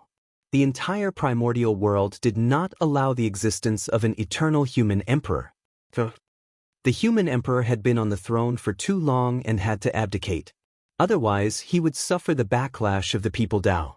And the backlash of the People Dao was carried out by relying on the People Dao Dragon Qi. The People Dao Dragon Qi was a magical power. As time passed, it would slowly cause damage to its host. At first, this damage was not obvious. But in the later stages, this damage could take the host's life. Why did the 3 sovereigns and 5 emperors only reign for 1,000,000 years, not tens of millions of years or billions of years? It was not that they were unwilling, but they could not. After 1,000,000 years, the People Dao Dragon Qi was so strong that it could threaten their lives. Therefore, they had no choice but to abdicate. Even the 3 sovereigns and 5 emperors could not resist the people Dao Dragon Qi, let alone Xia Qi. Although Xia Qi had only been on the throne for less than 10,000 years. But firstly, he did not have as deep a foundation as the 3 sovereigns and 5 emperors. Secondly, he did not have as much merit as the 3 sovereigns and 5 emperors. Thirdly, during the period of the 3 sovereigns and 5 emperors, the destiny of the human race was not as strong as it was today. Of course, the most important point was that the 3 sovereigns and 5 emperors were all chosen by the heavens and had the karmic position of heaven and earth. Therefore, they were able to receive the protection of the heavenly path. In this way, they were able to last for 1,000,000 years under the backlash of the people Dao Dragon Qi. As for the human emperors after them, they did not receive such good treatment. After the 3 sovereigns and 5 emperors, the human race's emperor's fate had ended. The other human emperors only had the blessing of the human race's fate and the protection of the people Dao, but not the blessing of the heavenly path. Since that was the case, how could they be like the 3 sovereigns and 5 emperors, holding on to the position of the human emperor for 1,000,000 years? Although Xia Qi was not bad, compared to the 3 sovereigns and 5 emperors, he was not just a little bit inferior. To be able to hold on to the position of the human emperor for almost 10,000 years was already not bad. If it were anyone else, they would not even be able to hold on for a few thousand years. Of course, Du was an exception. Because, to a certain extent, his achievements were not much weaker than the 3 sovereigns and 5 emperors. In addition, Du had not been on the throne for 1,000,000 years. If you don't have the ability, don't blindly show off like others. This is great, isn't it? Your true spirit was destroyed, your soul dissipated, and you died on your throne. You even let the entire primeval world see you as a joke. After cursing in a low voice, Feng Zichen stepped forward and buried Xia Qi's body. To be honest, after learning the cause of Xia Qi's death, Feng Zichen was more shocked than sad. To be precise, his heart was filled with anger and shock, but not much sadness. This was not because he was too cold, but because in the years after he became the human emperor, Xia Qi had already cultivated to the realm of the Daluo Jingxian. Why did so many people covet the position of the human emperor? Wasn't it because of this? Once he became the human emperor, with the support of the human race's fate, his cultivation could be said to be thousands of miles a day. Cultivating for a year was equivalent to others cultivating for 10,000 years. Look at Xia Qi. Ever since he became the human emperor, in less than 10,000 years, he had advanced from the Tai Jingxian to the realm of the Daluo Jingxian. If this was in the past, how incredible would this be? One had to know that anyone who wanted to cultivate to the realm of the Daluo Jingxian had to go through millions or even tens of millions of years of bitter cultivation. Even someone as strong as Feng Zichen had to painstakingly polish himself for more than 100,000 years in the realm of the Tai Jingxian before he could become the Daluo Jingxian. But now, in less than 10,000 years, Xia Qi had completed the transformation from the Tai Jingxian to the Daluo Jingxian. This could be said to be a myth. From this, it could also be seen that the human race's fate was so strong that they could produce Daluo Jingxian in batches. Of course, Xia Qi's hard work was also part of the reason. If his talent was a little weaker, he would have died from the backlash of the dragon qi of the human path before he could succeed in becoming the Daluo Jingxian. However, the mass production of Daluo Jingxian was just a thought. How could it really become a reality? Did he really think that the loopholes of heaven and earth were so easy to exploit? The backlash of the dragon qi of the human path was to prevent such a situation from happening. According to Feng Zichen's calculations, after Xia Qi, the human path dragon qi would become stronger and stronger. There was probably no magic in the world that could hurt the human emperor. But similarly, as the human path dragon qi became stronger and stronger, the human emperor's time on the throne would become shorter and shorter. If it really evolved to the end, the human emperor would not be able to cultivate to the realm of the Daluo Jingxian. Even cultivation would become a problem. In fact, if the human emperor did not abdicate in time, Xia Qi's fate would be a lesson to him. Since Xia Qi had become a golden immortal of the great overarching heaven, he was an immortal existence. Therefore, Xia Qi's fall this time was just a long slumber. Moreover, his physical body was still there and had not suffered any damage. If Feng Zichen used the blood altar, it would not be long before he could gather the true spirit and soul of Xia Qi and revive him. However, the current Feng Zichen was clearly not in the mood to use the blood altar for Xia Qi. He was angry in his heart. He was angry that Xia Qi had overestimated himself. The human path dragon Qi was in his body. Therefore, he did not know whether he could withstand the backlash of the human path dragon Qi. Since his body could not withstand it, he should have abdicated the position of the human emperor as soon as possible to save his own life. He should not have chosen to grit his teeth and endure it, resulting in his true spirit being destroyed and his soul dispersing under the backlash of the human path dragon Qi. It could be said that Xia Qi's end was completely self-inflicted. The backlash of the human path dragon Qi did not suddenly erupt. Instead, it gradually increased. Therefore, Feng Zichen did not believe that Xia Qi did not notice that something was wrong. But he still died from the backlash of the human path dragon Qi. It could only be said that he still chose to forcefully suppress the backlash of the human path dragon Qi even though he knew that his body could not withstand it so that he could continue to stay in the position of the human emperor. However, Xia Qi had clearly underestimated the power of the human path dragon Qi. He had also forgotten that the more something was suppressed, the more intense the backlash would be. When the human path dragon Qi was suppressed to the limit by Xia Qi, it suddenly erupted. That powerful power destroyed Xia Qi's true spirit and soul in one fell swoop. He did not even have time to react. And this was the real reason why Xia Qi suddenly died. He did not die at the hands of outsiders, but died from the backlash of the human path dragon Qi. With anger in his heart, Feng Zichen carried out a simple treatment of Xia Qi's body and sent him to the side of Yu the Great in the fire cloud cave. Let him sleep for a period of time so that he could remember. As for when Xia Qi would return, he would wait for Yu the Great to wake up and do as he wished. After doing all this, Feng Zichen returned to the Emperor's Star with a gloomy face. On the other side of the void, Nuwa also returned to the beautiful Heavenly Wa Palace with a gloomy face. This time, she had lost a lot of face.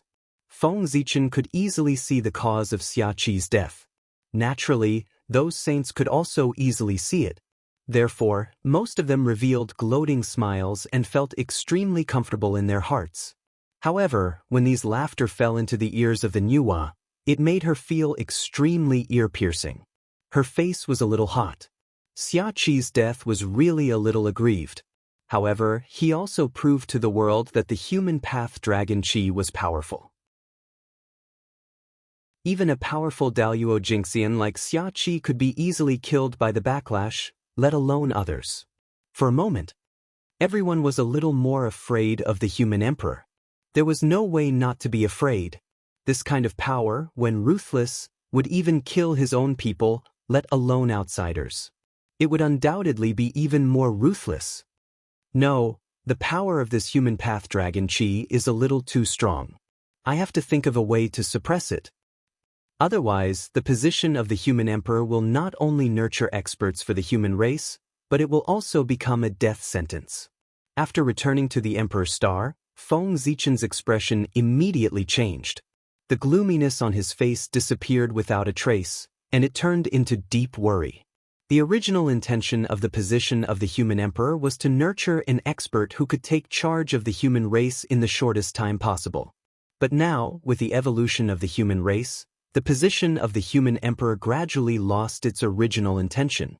It might be a little exaggerated to say that whoever sat on it would die.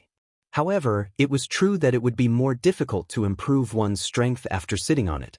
In fact, if one was not careful, one's magic power would be slowly wiped out by the human path dragon Qi until one became immortal.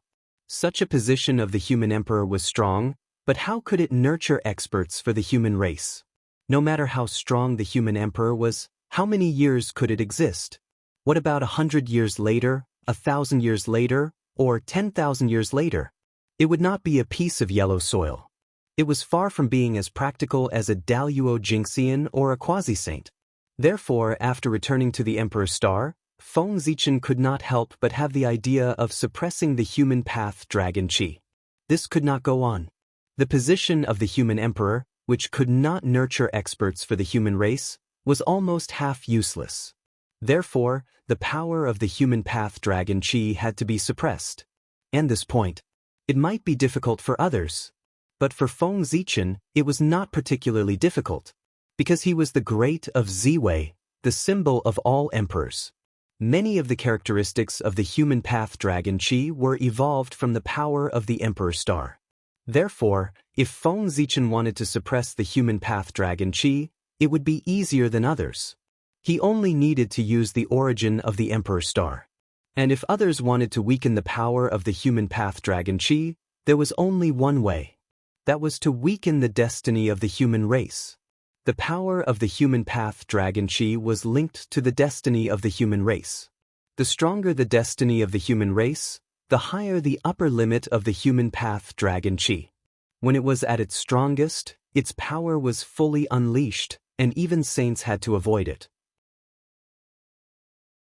But if the destiny of the human race fell, then not to mention saints, even a powerful person could easily need the human race. Therefore, the best way to weaken the human path dragon Qi was to weaken the destiny of the human race. But how could Feng Zichen allow this to happen? The human race could have such a strong destiny today because countless human ancestors had sacrificed their lives in exchange. It could be said that every trace of the human race's destiny contained the blood and tears of the human race. Under such circumstances, anyone who touched the destiny of the human race would be the mortal enemy of the human race. For this reason, Feng Zichen would rather use the origin of the emperor star than weaken the destiny of the human race. Moreover, Feng Zichen's original intention of suppressing the power of the human path dragon Qi was to help the human race better cultivate experts. However, only when one's luck was strong could more experts be born. In this way, wouldn't it be putting the cart before the horse to weaken the destiny of the human race in order to suppress the human path dragon Qi? Suppress. On the Emperor Star, Feng Zichen silently urged the origin of the Emperor Star to suppress the human path dragon Qi hovering above the imperial capital of the Great Xia dynasty. Rumble. Endless Dao light appeared, bursting forth from the collision between the origin of the Emperor Star and the human path dragon Qi. It was incomparably resplendent and spread out in all directions. Soon, it filled the entire wilderness. In an instant, the entire world was no longer visible, filled with endless Dao light, so dazzling that all living beings couldn't open their eyes. This was the radiance of the human path, a power that belonged solely to the human path. At the same time, it was the most important part of the many powers that made up the human path dragon Qi. Just by relying on the dragon aura, it was naturally impossible to suppress the primordial world, let alone make the saints temporarily avoid the sharpness. But with the addition of the radiance of the human path, things were different. This was the power of the human path. Once it erupted, who could contend against it unless the heavenly Dao or Dao Dao personally took action? Not even primordial chaos Dao Yuo Jingxian. This was why the human path dragon Qi was invincible. Damn it. I seem to have underestimated the human path dragon Qi. On the Emperor's Star, Feng Zichen's expression was a little ugly. Just as he had said, he had indeed underestimated the power of the human path dragon Qi. He had thought that using the origin of the Emperor's Star to suppress the human path dragon Qi was a sure thing, but after this exchange, he realized that it was not the case at all. The power of the human path dragon Qi was not inferior to the origin of the Emperor's Star at all. When the two exchanged blows, they were actually evenly matched. The endless human path radiance appeared to counter the suppression of the Emperor's Star's origin. In other words, the Emperor's Star was the birthplace of the heavenly Dao. Its origin was of the same origin as the heavenly Dao and contained a portion of the origin power of the heavenly Dao. Otherwise, as soon as it came into contact with the human path dragon Qi, it would be scattered by the human path radiance. Seeing that things were not going well, Feng Zichen had no choice but to change his strategy. He gave up suppressing the human path dragon Qi and slowly withdrew the Emperor Star's origin. Only then did the human path radiance that filled the entire wilderness slowly fade away. It seems that I can't suppress the human path dragon chi without using the emperor chi. But, narrowing his eyes slightly, Feng Zichen's expression was a little hesitant. Other than the emperor star's origin, it was not that he did not have a way to suppress the human path dragon chi. He could use the emperor chi. This was the power born from the fusion of the Hongmeng chi and the emperor star's power. Its essence was extremely high and was close to the power of the great Tao. It was more than enough to suppress the human path dragon chi. However, the emperor chi of Ziwei could be said to be one of Feng Zichen's greatest trump cards. This was what he had prepared to use to deal with the heavenly Tao, so it was not good to expose it at this time. But, after hesitating for a while, Feng Zichen had a plan in his heart. He realized that he had entered the wrong place earlier. Why did he have to suppress the human path dragon chi? Couldn't he change his way of thinking? For example, protecting the human emperor. The origin of the emperor star might not be able to suppress the human path dragon chi, but the human path dragon chi could not do anything to him. Therefore, Feng Zichen decided to change his way of thinking. He did not continue to use the emperor star's origin to suppress the human path dragon chi. Instead, he used the emperor star's origin to protect the human emperor from the backlash of the human path dragon chi. Under the protection of the emperor star's origin, the human path dragon chi would definitely not be able to hurt the human emperor. There was just one thing that needed to be paid special attention to. That was, the human path dragon chi would become stronger and stronger with the passage of time, but the emperor star's origin would not. It would become weaker and weaker with the passage of time. After all, the emperor star would not favor a person for no reason, unless that person could do something that was beneficial to the emperor star. Only then could they obtain the emperor star's favor. To be precise, as the human emperor, the more outstanding his performance, the more the emperor star's origin would be obtained. Conversely, it was the same. But no matter what, once the emperor star's origin was exhausted, it meant that he should abdicate. Otherwise, the backlash of the human path dragon chi would cause him to reach the end of his life ahead of time. Go! With a thought, Feng Zichen adjusted the emperor star and injected a wisp of the star's origin into the body of Xia Qi's son, the second emperor of the Xia dynasty, Taikong. This wisp of emperor star's origin could help him resist the backlash of the human path dragon chi for 100 years. As for what happened after that, it all depended on his own fortune.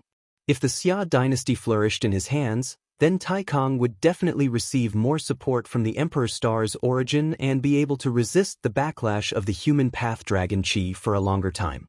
If the Xia dynasty could not flourish in Taikong's hands, or even become weaker, then after 100 years, he would either choose to abdicate or die from the backlash of the human path dragon chi.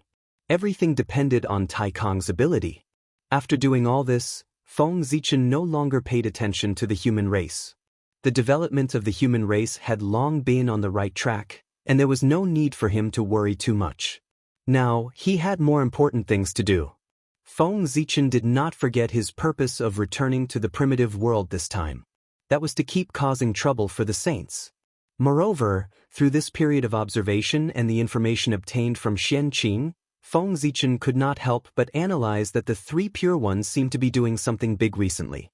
Didn't you see that they didn't even show their faces much now? In the past, the three pure ones were so high profile. Every tens of thousands of years, they would preach the Tao to show their presence. But now, when Xia Qi died, they showed their faces once. The rest of the time, they lived in seclusion, and there was no news at all. Such an abnormal action clearly indicated that they were planning something big. There was also the two saints who received and guided Zhuan-Ti. Their behavior was also wrong. Ever since Haotian returned, the two of them had been holed up in the west and did not come out. This was very wrong. It was hard to say for Saint Zhuan-Ti, but in the past, Saint Zhuan-Ti wished that he could live in the east so that he could seize all the opportunities to guide away the geniuses of the east and recruit talents for the west. But now, there was no sign of Saint Zhuan-Ti in the east. It had been a long time since he had heard that famous saying of the primordial world. Fellow Taoist, you are fated with the west. It was very uncomfortable. As for the conflict between the Chaos Demon God lineage and the Pangu divine system, that was not a matter. A long time had passed, and the living beings had changed several times. Other than those with great divine abilities, who still remembered these things. Time was the strongest weapon. It was enough to make people forget everything and bury everything. The silence of Xuanti and Xuanti was not without reason. This might also be a big move. Thinking of this, Feng Zichen was energized. He had to destroy it. No matter what the big move of the three pure ones and Xuanti was, he only needed to destroy it. Anyway, their big move would not be a good thing for him. Whatever the enemy wanted to do, he would oppose it all. That would be right. Now, Feng Zichen planned to do so. This should be the earliest bureaucracy in the primordial world. Thinking of this, Feng Zichen could not help but cast his gaze at Kunlun Mountain. If the three pure ones had any plans, Kunlun Mountain was definitely the best choice. After all, that was their birthplace. There must be a backup plan left behind by Pangu that was enough to block all spying. P.S. This is the first time I have posted a 10,000-word chapter. It might also be the last time. Please subscribe.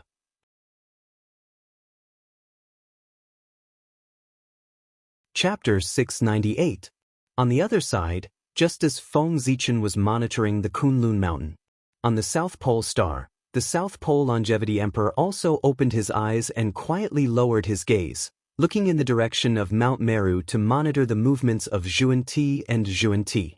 The two of them each monitored one side, waiting for them to make a big move and destroy it immediately. However, before Feng Zichen and the other 5 saints made a big move, as if they were deliberately going against him, something happened on the human side. Feng Zichen, who had originally planned not to interfere in the affairs of the human race, had no choice but to continue looking at the human race. Good fellow.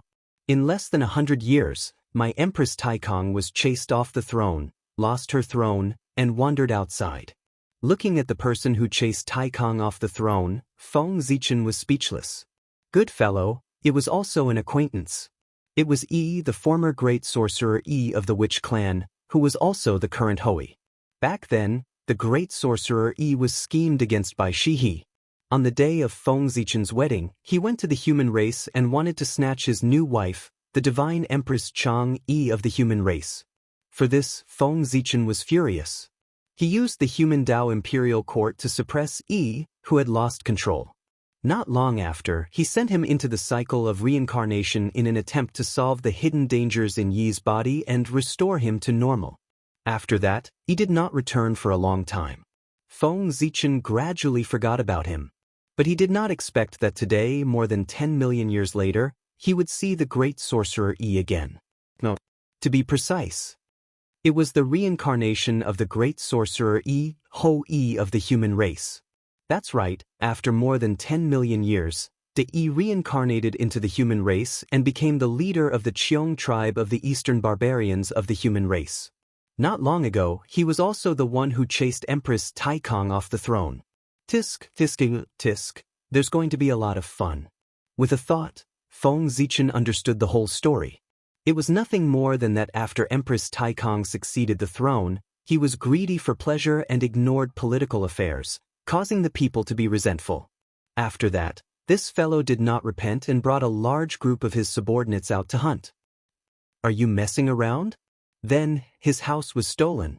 Taking advantage of Taikang's absence, Ho Yi led his troops to take over the capital of the Xia dynasty. When Taikang received the news and wanted to take back the capital, he realized that he was no match for Ho Yi. That's right, how could a person who was so greedy for pleasure be a match for Ho Yi who fought all year round? Thus, Ho Yi replaced Taikang and became the new king of the Xia dynasty. At this time, there was no such thing as a change of dynasty. Therefore, even if Ho Yi banished Taikang, he still called himself Empress Xia instead of establishing a new dynasty. In this way, the human race ushered in the reign of Ho Yi. It made sense. Although Ho Yi was born in the Wu tribe, he had contributed to shooting down the sun. After careful calculation, all the creatures in the untainted land had received his favor. Therefore, it was suitable for him to lead the human race. even if it was to repay the karma of the past. However, there was a huge karma between Hou-Yi and Feng Zichen. It seems that Hou-Yi has not awakened the memories of his previous life. Otherwise, with his personality, he would not have taken a fancy to the identity of the monarch of the Xia dynasty. From Hou-Yi's current actions, Feng Zichen had analyzed a lot of things. First of all, he was sure that Hou-Yi had not awakened the memories of his previous life. Otherwise, he would have run back to the Wu tribe long ago. He would not be like now, eagerly staying in the human race to compete with Tai Kong for the position of the human king. So, why is Tai Kong so useless? He is the descendant of Xin Yuan, the eldest grandson of Yu the Great, and the eldest son of Qi. How could he be so easily taken away by others? Even if he inherited a trace of the advantages of his ancestors, it shouldn't be like this. It's enough that the flying dragon can lose. On the Emperor's star, Feng Zichen complained. Until now, he still could not understand how Tai Kong had become like this. One had to know that at this time, it had not been long since the fall of Yu the Great and Xia Qi, and the world was still thinking about their merits. With the foundation they had left behind, as long as Tai Kong worked a little harder, he would not end up being ousted from the throne. He did not want to make progress and was greedy for pleasure. Sai, the ruler of a fallen country. Feng Zichen was in a very bad mood, so much so that he kept complaining to Tai Kong. This was not because he was dissatisfied with Tai Kong, but because of the lunar star. Just now, he suddenly felt a strange fluctuation coming from the lunar star. Obviously, Wang Shu could not help but attack him after knowing that Hou-Yi had reappeared. Back then, Hou-Yi had offended Wang Shu when she was still Chang'e. The divine empress of the human race, Chang'e, had been virtuous and virtuous all her life. She could be said to be the divine emperor's good wife. It could be said that she was full of merits. However, no one was perfect. Even someone as virtuous as the divine empress had something to criticize. On the day of the wedding, a man from another race came to snatch the bride. Although this had nothing to do with Chang'e and was all Hou-Yi's personal behavior, it would not be good if word of this spread out. Who asked Hou-Yi and Chang'e to be unlucky and be schemed against by Shi-He and Di-Jun? This matter became the only stain on Chang'e's perfect resume. It was also because of this that the grudge between Wang Shu and Hou-Yi was formed. Not only did he not get any benefits from saving people, but he also ended up in trouble and saved himself a big problem. It would be strange if Wang Shu was not angry. As for Hou-Yi, it was because he was schemed against by Shi-He that he did such an unwise thing. Regarding this, Wang Shu had always sneered. Just by saying that he was schemed against, he wanted to expose the matter of destroying his reputation. How could there be such a good thing in the world? Wang Shu would not forget the karma between him and Shi-He. But similarly, he would not forget the karma between him and Hou-Yi. Hou-Yi would eventually pay the price for his actions that day. Back then, when Hou-Yi was suppressed by Feng Zichen, Wang Shu had not recovered his memory and was relatively weak. Even if Hou-Yi was in front of him, he was unable to take revenge. But now, he was already one of the few top-notch great divine abilities in the primordial world. Wouldn't it be easy for him to deal with a Hou-Yi who had not recovered his strength? After sensing Hou-Yi's aura, Wang Shu directly made a move, wanting to give Hou-Yi retribution and end the karma from back then. And regarding all of this, Feng Zichen naturally stood on his wife's side. Hou-Yi, you asked for this. Don't blame me for being ruthless. Feng Zichen's heart moved slightly. It was obvious that he had a plan. He was prepared to find an opportunity to kick Hou-Yi off the stage and send him back into the cycle of reincarnation. Look at what Hou-Yi was like now. He was greedy for pleasure and did not want to improve. He was exactly the same as Tai Kong from before. If this continued, he would be crippled. He might not even be able to withstand the backlash of the dragon energy of the people path. Not to mention recovering his strength and awakening the memories of his previous life. Therefore, this account could be considered useless. It was better to send it back into the cycle of reincarnation and rebuild it. This excuse was very good. In the future, if the Lady of Earth asked, he would use this to brush her off. Feng Zichen was doing this for Hou-Yi's own good. Being killed by Wang Shu was better than being killed by the backlash of his people Path Dragon energy. At the very least, if he died to the former, nothing would happen to Hou Yi's true spirit. He still had a chance to be reincarnated. However, if he died to the latter, his true spirit would be destroyed. If Hou Yi wanted to be resurrected, it would really become a troublesome matter. It was also Hou Yi's own failure that gave others a chance to make a move. Otherwise, if he was a wise ruler and made the great Xia dynasty prosper, who would dare to touch him? The human emperor's dignity would not be lost. He was almost invincible in the primordial world. In the long river of destiny, as the moon star trembled, the destiny of the human race also underwent an inexplicable change. Wisps of destiny separated, giving birth to one person after another with great destiny. As the Saint Empress of the human race, the deity position stood in the ancestral temple of the human race and enjoyed the worship of the human race for generations. Wang Shu naturally had the ability to mobilize the destiny of the human race. Although this bit of destiny was not much, it was enough to have a certain impact on the human race. At the same time, Feng Zichen secretly mobilized the Ziwei star and planted wisps of Emperor's aura on those with great destiny, making them the powerful successors of the human king to compete with Hou Yi for the throne. For a moment, the human race fell into war again. When the Great Era descended, destiny would definitely fluctuate because of it, and countless opportunities would be born. Therefore, every time the Great Era descended, although countless living beings would die tragically, there would also be many heroes who would take the opportunity to rise and create their own glory. After this time, the human race might produce many experts. Of course, this did not mean that Feng Zichen was ruthless. In order to let the human race produce more experts, he did not care about the lives of those innocent people. In fact, that was not the case. Although there were many ordinary mortals in the human race, the main body was still made up of cultivators. This meant that the civil war of the human race involved cultivators and not ordinary people. In addition, with the protection of the 9-province barrier, ordinary mortals would not be affected by the war between cultivators. This civil war of the human race completely revolved around cultivators. It might affect the lives of ordinary people, but it would not cause any serious consequences. Therefore, mortals could be more or less worry-free. As for the casualties of cultivators, this could only be said that since they had chosen to embark on this path of no return, they had to be prepared to pay with their lives at any time. The path of cultivation was against the heavens to begin with. It was normal for it to be full of ups and downs. It was impossible to have a smooth journey all the way. Just like writing a novel, it was normal to die halfway. Moreover, for the sake of the human race's strength, some sacrifices were inevitable. When the heavens emit killing intent, the stars shift. When the earth emits killing intent, dragons and snakes rise. When humans emit killing intent, heaven and earth turn upside down. When heaven and man unite, all changes are fixed. On the untainted land, as Feng Zichen and Wang Shu killed each other with a single thought, a magnificent upheaval began. Hou Yi had been in power for less than 1,000 years before he was killed by his subordinate, Han Li, and became a stepping stone for him to become Empress Xia.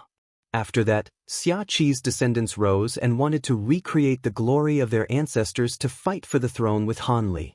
At this time, when the other powerful tribes saw this, they also had thoughts. They felt that if Hou Yi could be king and Han Li could be king, why couldn't they? In this world, Xia Qi could take it, Hou Yi could take it, and Han Li could take it. Naturally, they could take it too?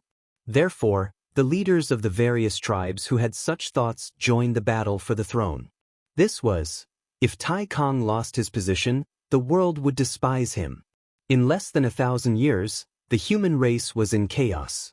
It could be said that heroes rose and ruled the world together. Until 10,000 years later, Yu the Great's descendant, Yu Shaokong, rose strongly. He first killed Han Li, then swept away the heroes, re-established the world, and revived the Great Xia. At this point, the supreme power of the Great Xia returned to the hands of Yu the Great's descendants after a few changes. It was also from then on that the human race regained peace and entered the stage of recuperation. It was a pity that due to the increasingly harsh environment of heaven and earth, although many Tai Jinxian were born, none of the Daluo Jinxian was born. Now, the most likely person to become the Daluo Jinxian in the human race was the human king, Yu Shaokong. Note: after Yu the Great, there were no more human sovereigns. They were all called the human kings. As long as he could sit on the human king's position for 10,000 years, he would definitely become the Daluo Jinxian. If he could sit on the human king's position for 1,000,000 years like the 3 sovereigns and 5 emperors, then not only would he become a great divine power in the future, he would also have a chance of becoming the primordial Daluo Jinxian. However, all of this had nothing to do with Feng Zichen. It all depended on Yu Shaokong's own hard work. And now, Feng Zichen. There were more important things to do. There was movement from the 3 pure ones. Kunlun Mountain, which had been peaceful for a long time, suddenly stirred up a boundless storm. Beams of resplendent immortal light rose from the Jade Void Palace of Kunlun Mountain and spread towards the entire primordial world. The immortal light was unusually clear and pure, as if it contained the principles of heaven and earth. It gently streaked across the world, releasing a speechless mystery. In an instant, the world seemed to be different. It was as if it had been separated by an inexplicable force, creating a barrier. Feng Zichen carefully sensed for a moment and finally realized that the world was different from before. After the immortal light streaked across, what changed was not the world, but the Khanate Qi and postnatal Qi that filled the world. Under the attack of the 3 pure ones, the Qi that filled the primordial world seemed to have been cut in the middle, and there was a distinction between clear and turbid. In the past, although the world was divided into 2, there was no Qi of heaven. This did not mean that the primordial world did not have Khanate clear Qi and Khanate turbid Qi. Instead, what occupied the mainstream of the primordial world was the purest Khanate Qi that the world had spontaneously transformed from the Chaos Qi. This kind of Khanate Qi was directly transformed from the Chaos Qi, so it did not have any attributes. It could also be said that it contained all attributes, including clear and turbid, yin and yang, 5 elements, and so on. Therefore, after this kind of Khanate Qi was absorbed by a cultivator, it could be transformed into Khanate power of any attribute. The postnatal Qi that was directly transformed from Khanate Qi had the same characteristics as it. But now, as the Qi of heaven had a distinction between clear and turbid, this characteristic was no longer there. Half of it was missing. How could it be as perfect as before? Good. The 3 pure ones are really generous. After coming back to his senses, Feng Zichen clicked his tongue and said, he had roughly guessed the 3 pure ones' plan. After the distinction between clear and turbid Qi of heaven, the 3 pure ones would undoubtedly benefit the most. As the Khanate holiness that was born from the fusion of the fragments of Pengu's primordial spirit and the Khanate clear and turbid Qi of heaven, the 3 pure ones could be said to be the ancestors of the Khanate light Qi. Therefore, in the future, if someone cultivated the Khanate light Qi, he would definitely be classified as a disciple of the 3 pure ones. Think about it, if all the cultivators in the future were to be disciples of the 3 pure ones, how much would their fate expand? It would not be an exaggeration to say that they would be the top 3 in the primordial world. However, there was another loophole. That was, there were countless cultivators in the primordial world. How could the 3 pure ones make these cultivators willingly give up using the Khanate Qi to cultivate and use the light Qi that was not as good as the Khanate Qi? However, since the 3 pure ones dared to divide the Khanate Qi, they must have a perfect plan that could make this happen. According to Feng Zichen's speculation, the 3 pure ones should create a cultivation system that relied on the Khanate light Qi to replace the existing cultivation system. Moreover, this new cultivation system would definitely be better than the previous one. Otherwise, who would be willing to change the cultivation system for no reason? Just as Feng Zichen was thinking about this, the 3 pure ones made another move on the Kunlun Mountain. Mysterious runes rose from the Kunlun Mountain and formed a supreme Taoist scripture in the sky. The mysterious waves spread out, almost alarming all the living beings in the primordial world. They subconsciously looked in the direction of the Taoist scripture. Then, before the people could see clearly what kind of mystery was recorded in the supreme Taoist scripture, they heard a boom. The supreme Taoist scripture suddenly exploded and turned into countless light spots that scattered all over the primordial world. Swish, the next moment, a cultivation method called the Celestial Immortal Path appeared in the minds of all living beings. The Celestial Immortal Path was a cultivation method that was different from the traditional Immortal Path. It was jointly created by the Taoist priests of the Three Pure Ones. The times were changing, the rules were changing, and so was the Great Tao. The Taoist priests of the Three Pure Ones went with the flow and redefined the Immortal Path, creating the Celestial Immortal Path. Unlike the traditional Immortal Path that collected the Khanate Qi, the Celestial Immortal Path needed to collect the Khanate Light Qi, which was the so-called spiritual Qi. In other words, the Celestial Immortal Path relied on spiritual Qi. Obviously, this was the Three Pure Ones method to make all living beings use spiritual Qi. Compared to the traditional Immortal Path, the Celestial Immortal Path was undoubtedly simpler. It was easier to cultivate and break through. There was no doubt about this. Because the cultivation of the Celestial Immortal Path mainly focused on refining the primordial spirit and neglected the cultivation of the body. In other words, the reason why the Celestial Immortal Path could be cultivated so quickly was that it gave up refining the body. To cultivate the traditional Immortal Path, one had to refine the body while strengthening the primordial spirit. This would undoubtedly slow down one's cultivation speed. However, the Celestial Immortal Path had almost completely given up on refining the body. Wouldn't this greatly increase the efficiency of cultivation? It would be strange if one didn't advance quickly. Focusing on the primordial spirit was the Celestial Immortal Path's greatest characteristic. At the same time, this was especially in line with the Three Pure Ones situation.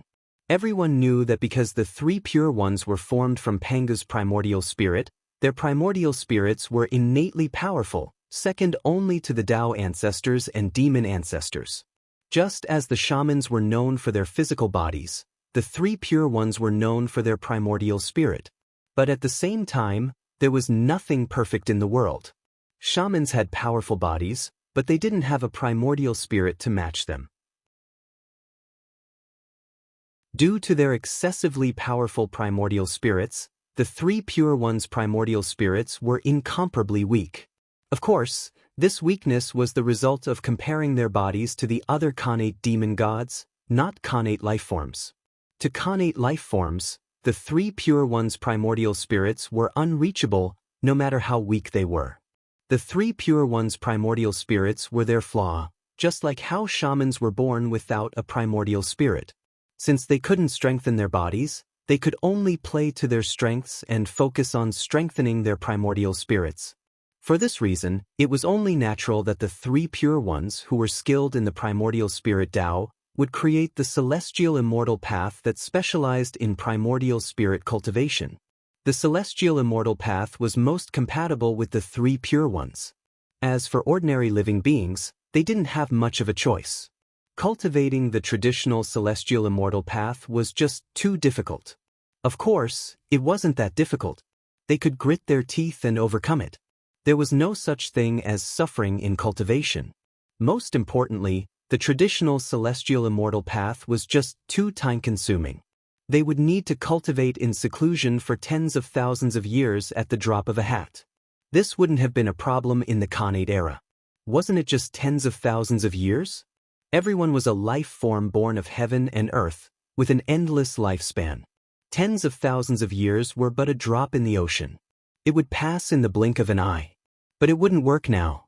Because with the advent of the postnatal era, those who hadn't reached the Khanate level would have a limited lifespan. Celestial immortals could only enjoy a lifespan of 18,000 years. After 18,000 years, if they couldn't become mystic immortals, they wouldn't be able to escape the end of their lifespan and their souls entering the cycle of reincarnation. Mystic immortals were slightly better than celestial immortals. They could enjoy a lifespan of 1 yuan, which was 129,600 years.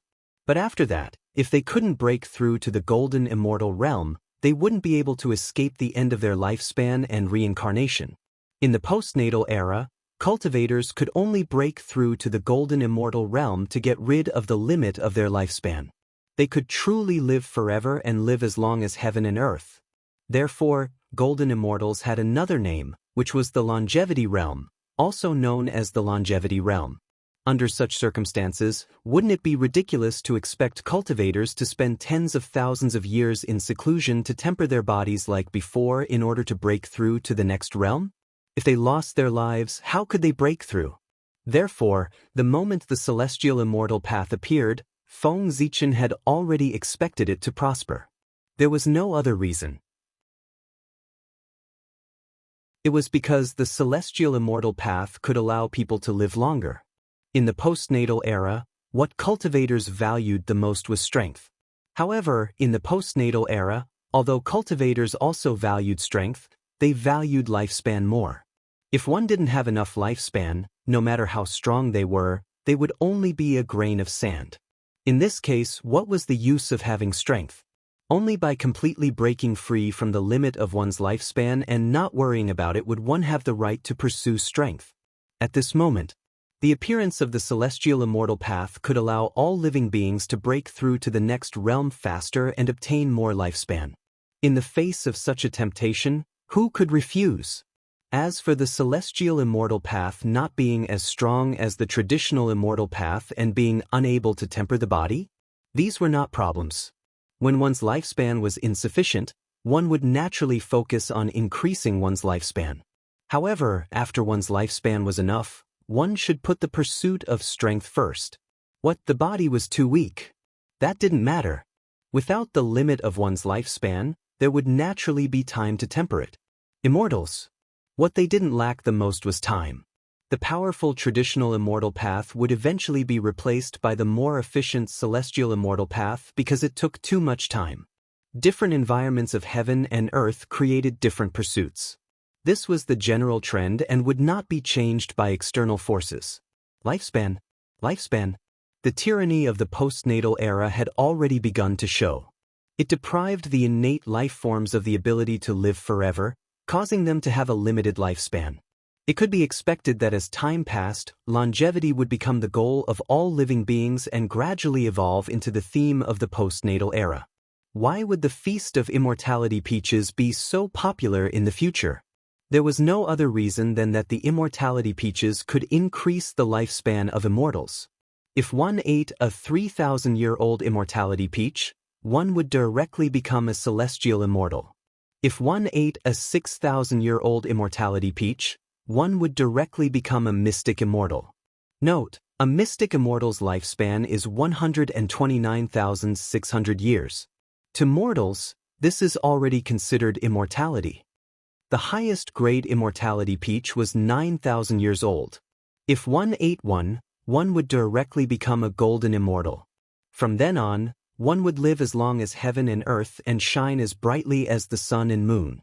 Such a treasure was taken out by the Queen Mother to entertain guests. Which immortal wouldn't like it?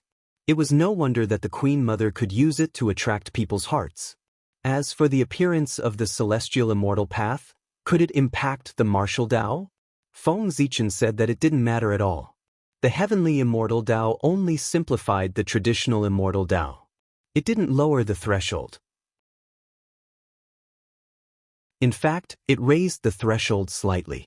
Those who couldn't cultivate the traditional immortal Tao in the past still couldn't cultivate the heavenly immortal Tao. Since that was the case, how could it affect the martial Tao? The martial Tao could be said to be a threshold without any threshold. It was the capital that allowed it to stand tall in the eldritch world. No matter how time passed, no matter how the environment changed, as long as people still pursued strength, the martial Tao would never decline.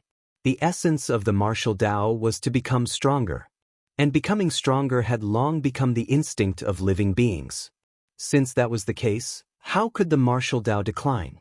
Even if there were many cultivation systems in the eldritch world, the martial Tao would at most be affected and be in a slump for a period of time. It wouldn't completely decline because of that, unless every living being in the eldritch world was a genius. That way, there was a possibility that the martial Tao would decline. But was that possible? Everyone was like a dragon? That only existed in dreams. The difference was made by comparison. Therefore, Feng Zichen wasn't worried at all that the appearance of the heavenly immortal Tao would affect the martial Tao. However, the appearance of the heavenly immortal Tao made Feng Zichen see an opportunity to plot against the three pure ones. The clear and turbid Qi were interdependent. The Khanate light Qi was absorbed by the heavenly immortal Tao and became a resource for its advancement. But what about the Khanate turbid Qi? Was he going to leave it there and not care? That wouldn't do. One had to know that the impact of the imbalance between clear and turbid was no less than the imbalance between yin and yang. Unfortunately, the three pure ones were born from the Khanate light Qi and were the most noble.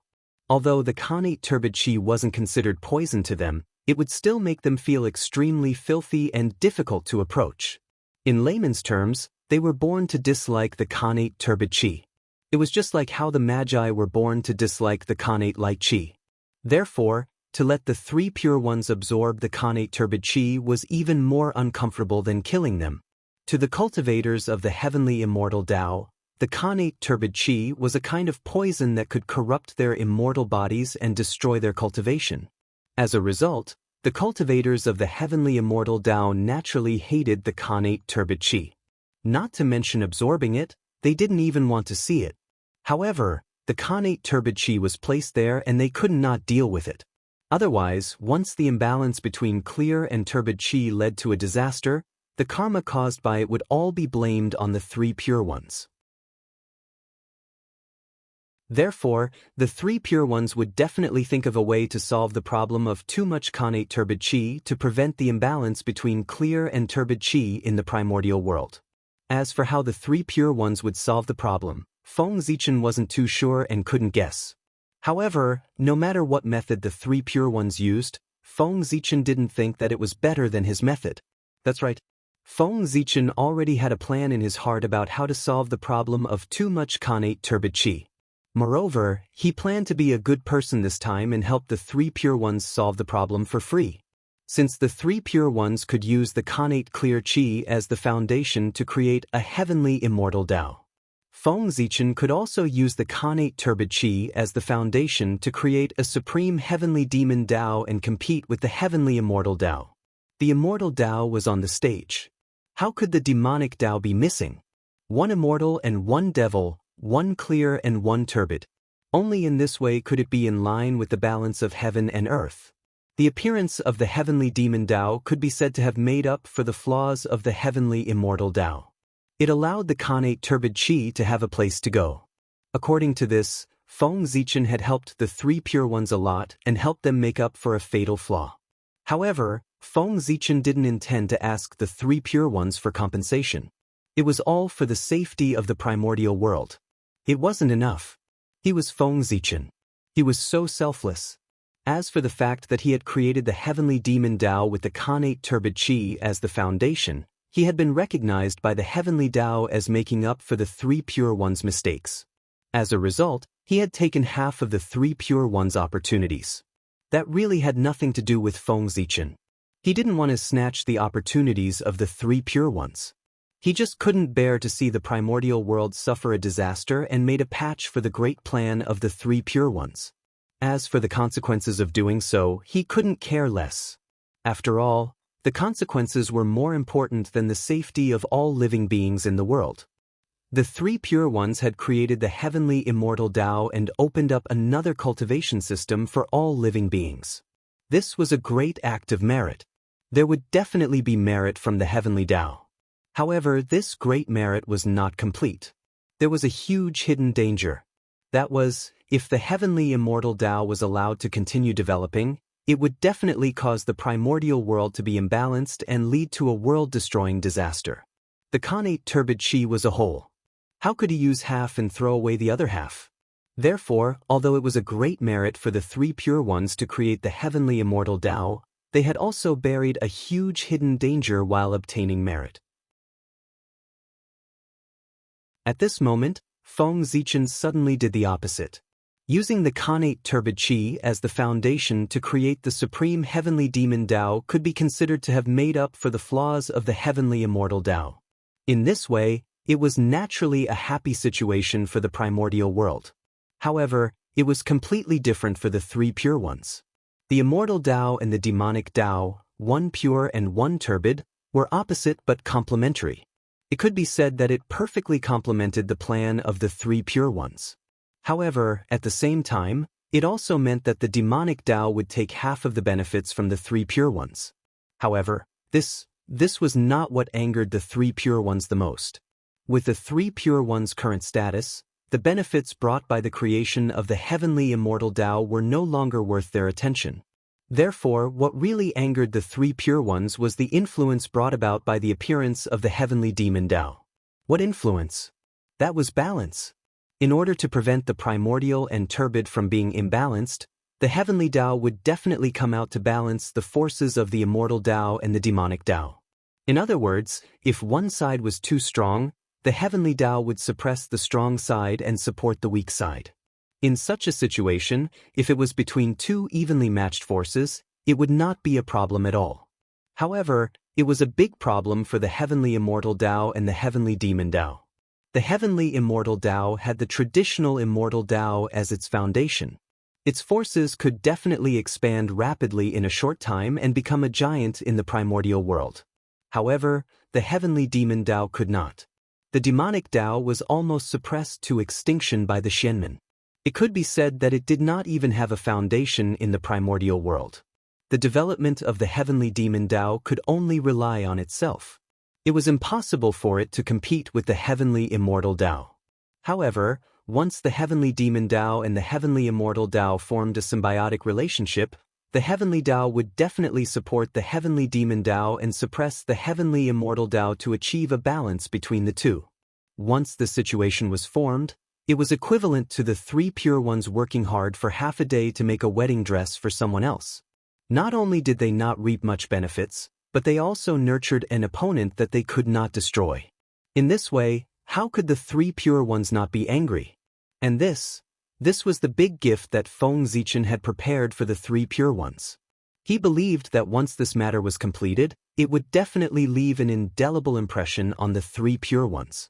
It would make them feel heartache for the rest of their lives. At the thought of this, Feng Zichen could not help but feel a sense of joy in his heart. He had been suppressed by the three pure ones for a long time. If he took revenge, he would inevitably feel the joy of holding his head high. Moreover, with this troublesome matter, the three pure ones would probably not have the mood to investigate the matters outside the world. With that thought in mind, Feng Zichen silently contacted the ultimate void and the mental demons that were secretly developing in the ultimate void. He handed over the matter of establishing the heavenly demon Tao to them.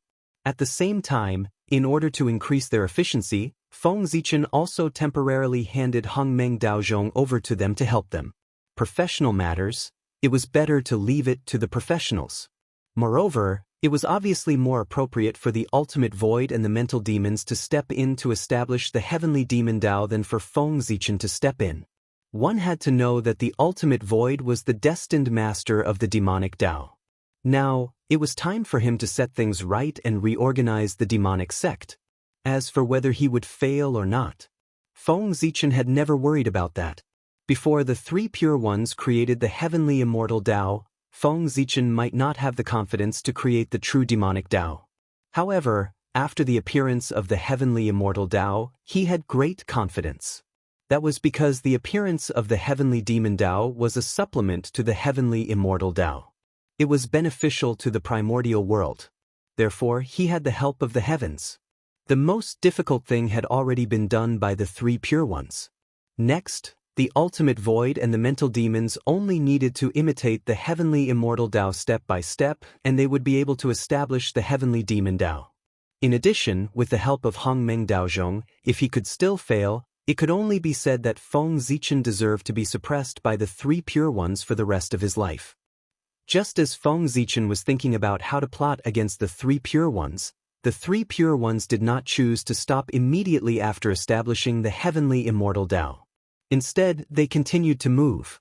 Rumble. Kunlun Mountain suddenly shook violently.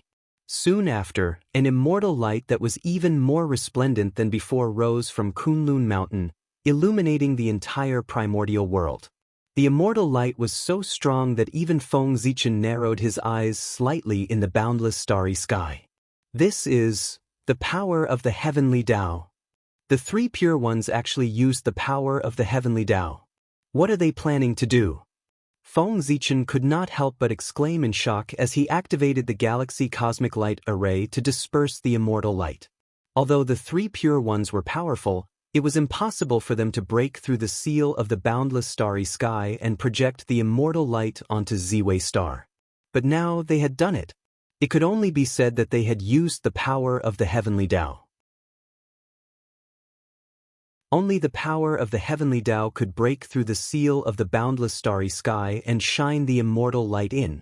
The reason why the saints were invincible in the primordial world and suppressed the group of primordial chaos Daluo Jingxian was that they could mobilize the power of the heavenly Tao. In the primordial world, who could rival the heavenly Tao? The saints who could mobilize the power of the heavenly Tao were naturally invincible. What are the three pure ones trying to do? They even used the power of the heavenly Tao. At this moment, Feng Zichen looked extremely serious. He put all his attention on Mount Kunlun and carefully watched every move of the three pure ones, trying to figure out their intentions. Feng Zichen was not the only one who paid attention to it. The other saints and great mediums were the same. When they realized that the three pure ones had used the power of the heavenly Tao, everyone knew that something big was going to happen.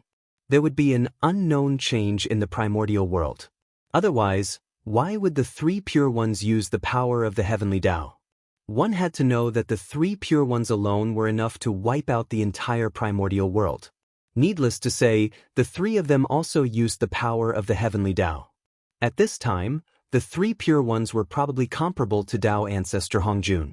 Since the three pure ones had mobilized such a large force, it was obvious that the matter they were plotting was extremely shocking. Therefore, everyone was curious about this, but they were also puzzled. What was it that made the three pure ones go to such lengths? As for destroying it? Even Feng Zichen, who had a bad relationship with the three pure ones, did not have such thoughts, let alone the other great mediums.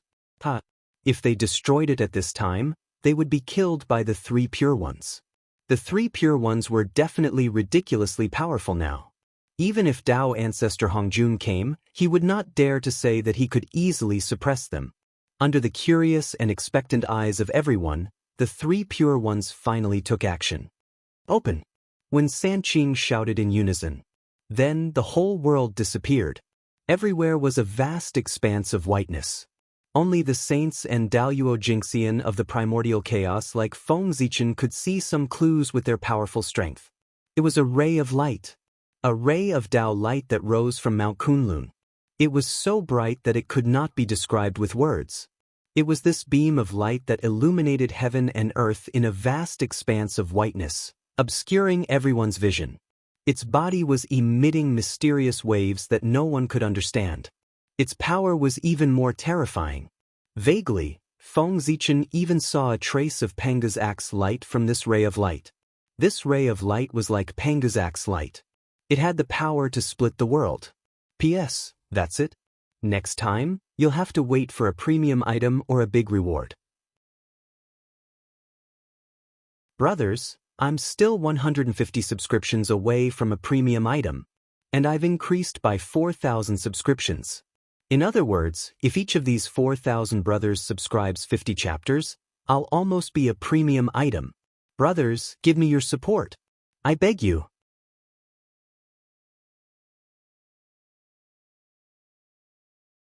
Chapter 699. Rumble. The Tao light streaked across the sky and hit the Khanate Myriad Tao. With a crack, something seemed to break. Specks of light scattered from the Khanate Myriad Tao and floated down to the Eldritch Wilderness. Swish! Another beam of immortal light slashed through the air, repeating the same action as before and slamming into Tao of the Khanate Myriad Tao. Boom! The Khanate Myriad Tao trembled and scattered more specks of light. Swish! Swish! Swish! Swish! One after another, immortal light rose from Mount Kunlun and slashed at the Khanate Myriad Tao. The three pure ones didn't stop until the 36th immortal light hit the Khanate Myriad Tao. Meanwhile, The innate myriad Tao's body was covered in cracks after being attacked by the 36 immortal lights. Strands of the origin of Great Tao were seeping out of the cracks and drifting down to the eldritch wilderness. What are the three pure ones doing? Feng Zichen stared blankly at the scene in front of him. He could not figure out what the three pure ones were planning. Why did they attack the Khanate myriad Tao for no reason? Did they think that he had too much merit and wanted to waste some? Could it be that they coveted the origin of Great Tao?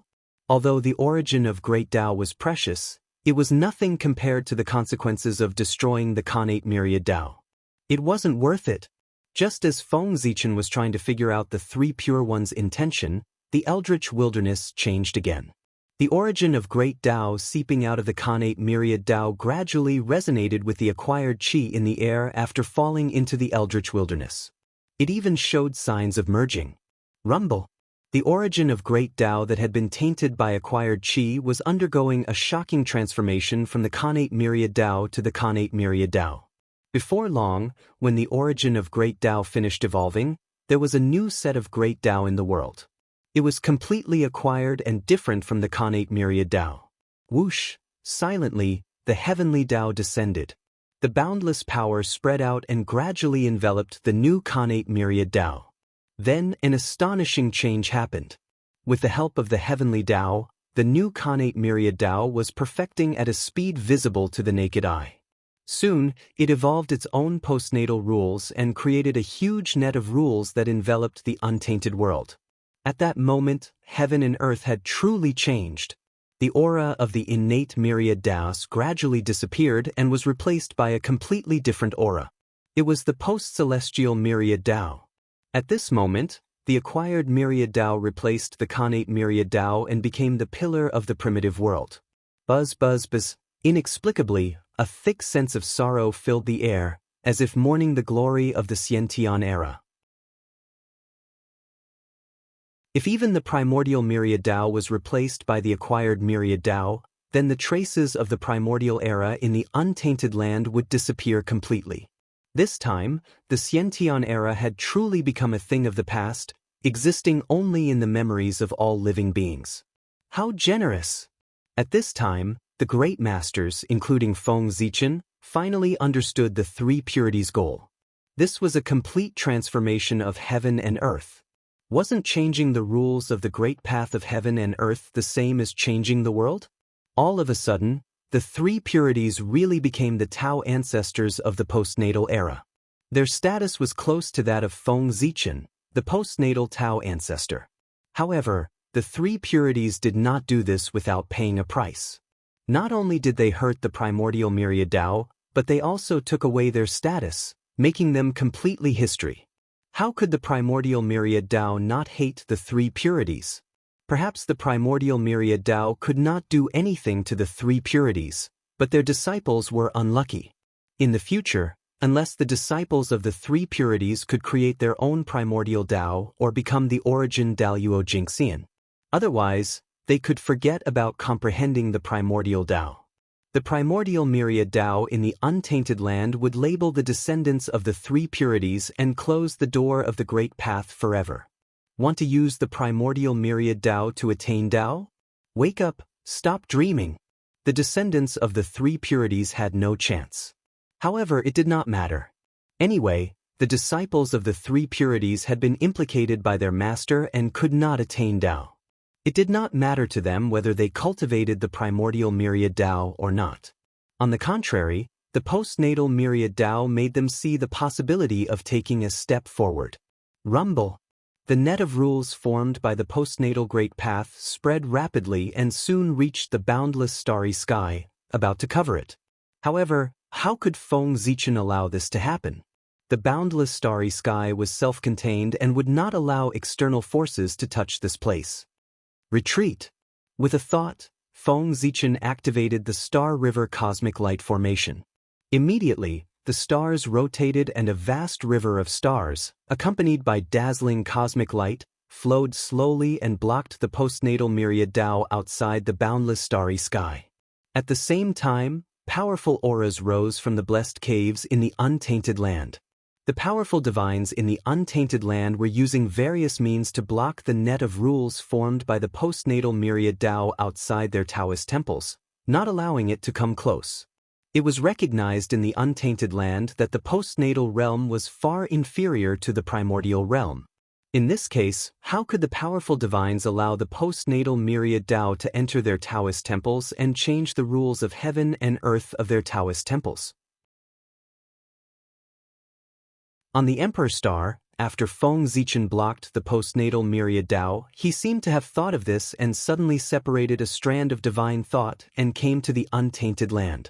In the untainted land, on a nameless hill, Feng Zichen's divine thought incarnation quietly appeared. Then he didn't do anything. He just raised his arm gently, and with a crack, the void shattered layer by layer. Sure enough, compared to before, after the rules of heaven and earth changed from postnatal to postnatal, the void seems to be more fragile. Standing there, Feng Zichen said silently. This test made him sure that the untainted land was undoubtedly weaker than before. The power of the postnatal myriad Tao was far inferior to the postnatal myriad Tao. The untainted land supported by the postnatal myriad Tao was naturally far less solid than the prenatal myriad Tao. It was normal for the world to be weaker. But at the same time, it also meant that the strength of the cultivators who practiced the postnatal Tao was far inferior to that of the cultivators who practiced the postnatal Tao. Furthermore, the difference in strength was not just a little bit. The higher the realm, the greater the gap. Especially after the realm of Daluo Jingxian, the gap between the postnatal and postnatal heavens was even more obvious. Not to mention anything else, just the fact that Daluo Jingxian was immortal was something that Daluo Jingxian, who practiced the postnatal Tao, could not achieve. Because compared to the postnatal Tao was too weak. The reason why Daluo Jingxian was immortal was that they had branded their true spirit imprints on the origin of the great Tao that they had proven. Therefore, as long as the Tao that they cultivated was not destroyed, Daluo Jingxian could achieve immortality. Since the postnatal myriad Tao was named postnatal, it meant that they were born from the postnatal earth and were the true foundation of the untainted land. Therefore, as long as the heavens and earth were not destroyed, the postnatal myriad Tao would not be destroyed. Then the cultivators who practiced the postnatal Tao as Daluo Jingxian could also achieve immortality. However, the postnatal Tao could not. The rules that were created by humans were very fragile. The great magicians could crush them with just a little bit of strength. Thinking about it, even the postnatal myriad Tao was so fragile, let alone the Daluo Jingxian who had attained the Tao. It was impossible to achieve immortality. Both sides were not on the same level at all. The Daluo Jingxian who had attained the postnatal Tao was known as the Taoist priests. However, the Daluo Jingxian who had attained the postnatal Tao was only the Daluo Jingxian. It was likely that the Daluo Jingxian of the postnatal era would not even be able to achieve the postnatal God-fiend body. Saying that they were Daluo Jingxian was an insult to the words Daluo Jingxian. Of course, it was true that the postnatal Tao changed the postnatal Tao and the strength of cultivators would weaken. However, it would undoubtedly make it much easier to cultivate. How could the simple postnatal Tao be compared to the obscure and difficult to understand postnatal Tao? It was naturally much easier to comprehend. The deeper one's comprehension of the great Tao, the faster one's realm would rise. Perhaps, after the postnatal Tao became the postnatal Tao, there were all kinds of disadvantages.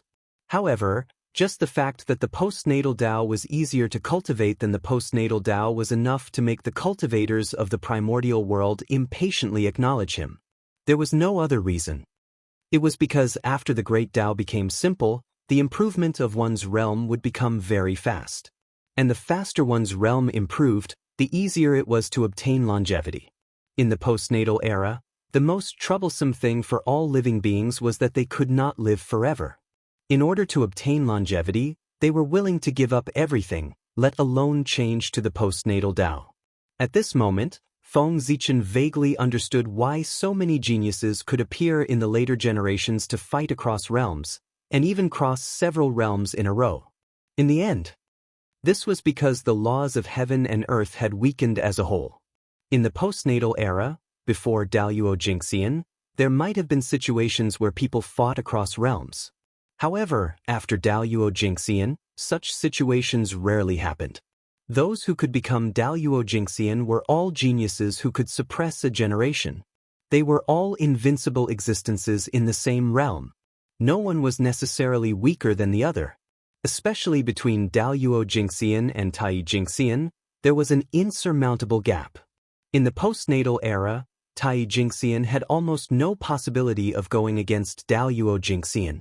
It could even be said that Tai Jinxian was like an ant in front of Daluo Jinxian. The gap was really too big. However, in the postnatal era, Tai Jinxian defeated Daluo Jinxian and even killed Daluo Jinxian. It was not uncommon. The reason was not that Tai Jinxian had become stronger, but that Daluo Jinxian had become weaker. He could not be immortal, let alone transcend the long river of fate and stand in the long river of time and space. In this way, Daluo Jinxian's greatest advantage was gone. Compared to Tai Jinxian, he had a deeper understanding of the great Tao and more powerful magic power. Other than that, he had no other advantages.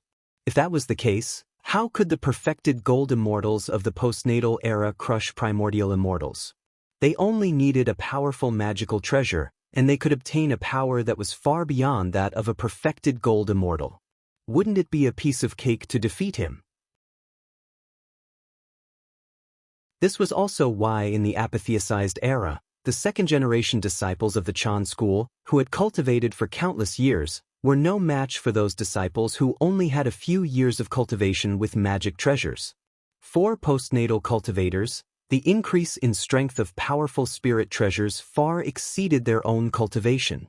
It had to be said that this was really a great tragedy. After cultivating for hundreds of millions of years, they were no match for a child with a powerful spirit treasure. Wasn't this ironic? The strength of cultivators came from themselves. Spirit treasures only played a supporting role. However, as the world became easier, the situation changed. The strength of cultivators came from magic treasures, and cultivation was the supporting role. Wasn't this putting the cart before the horse? Therefore, this was the sorrow of cultivators and the greatest irony of the world.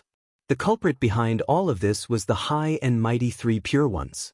The world was getting weaker and weaker? The cultivators were getting weaker and weaker? It didn't matter. As long as they were getting stronger and stronger, it was enough.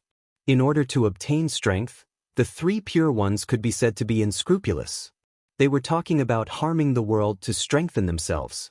As long as the saints did not die, the bandits would not stop. Rumble.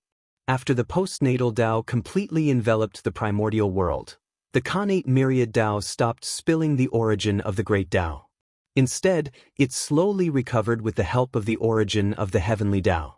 It returned to the deepest part of the world and completely hid. However, there was no doubt that after losing so much origin of the great Tao, the Khanate myriad Tao was obviously much weaker than before. It was likely that the Khanate myriad Tao would enter a period of weakness in the following period of time. This was obviously not a good thing for cultivators who cultivated the Khanate Tao. Originally, with the isolation of the postnatal Tao, it was very difficult for cultivators who cultivated the Khanate Tao to sense the Khanate Tao.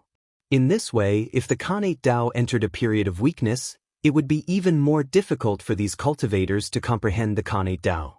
It was estimated that those cultivators who were originally unwilling to change to the postnatal Tao would have no choice but to change to the postnatal Tao when they could not sense the Khanate Tao.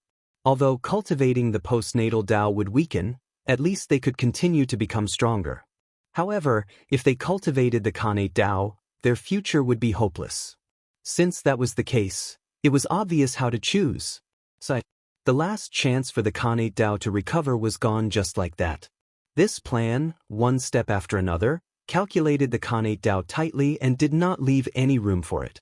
It had to be said that the three pure ones' methods were perfect. According to this, the rise of the postnatal Tao was inevitable. This was the general trend and could not be resisted. Didn't you see that even the heavenly Tao had come and facilitated all of this? Otherwise, with just the three pure ones' strength, how could they complete all of this in such a short period of time? When everything calmed down and the primordial world returned to peace, the heavenly Tao also began to reward the three pure ones according to their merits. The first thing to be given to them was naturally the merit for establishing the heavenly immortal Tao. Dazzling golden light gathered in the sky and turned into a huge golden cloud that descended towards the three pure ones. That was the Xianhuang merit, the supreme treasure that everyone dreamed of. Looking at the amount of Xianhuang merit, at least 10 real Daluo Jingxian or a quasi-saint could be born. This amount was not small. Even with the three pure ones' wealth, they had to pay attention to it.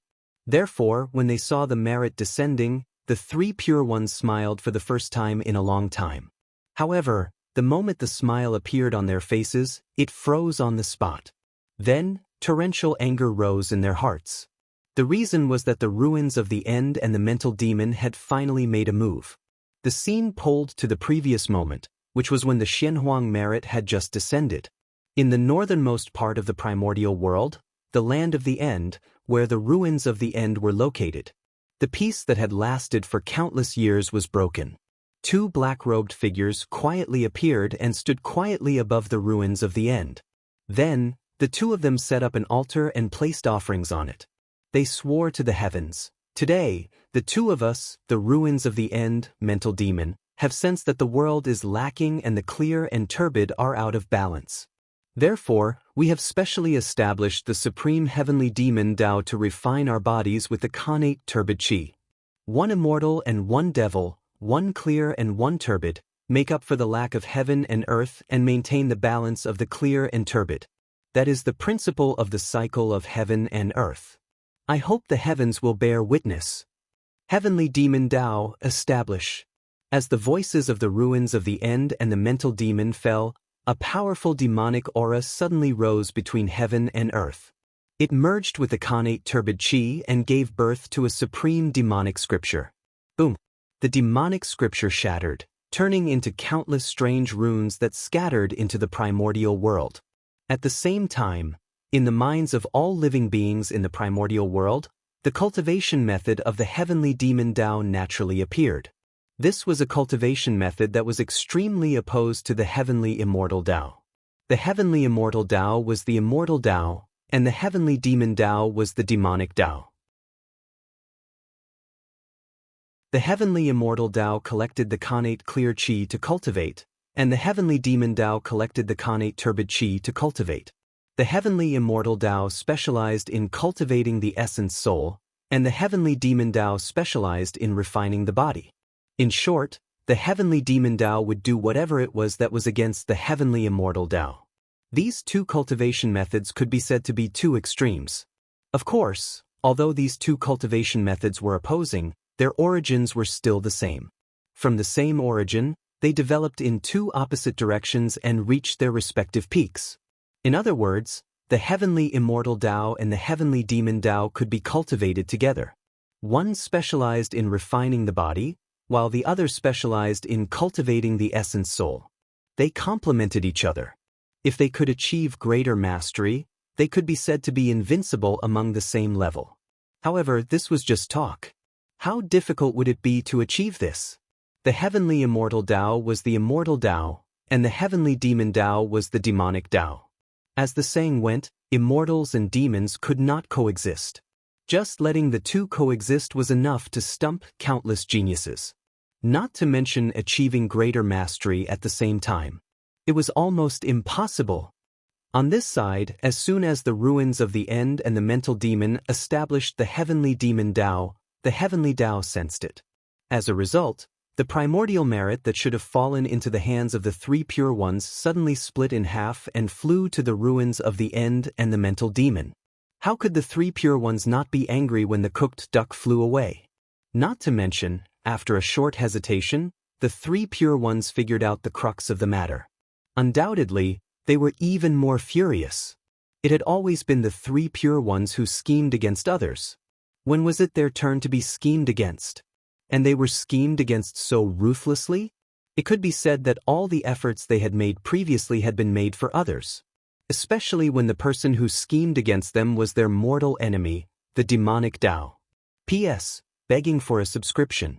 I'm almost dead. Premium products will definitely be explosive.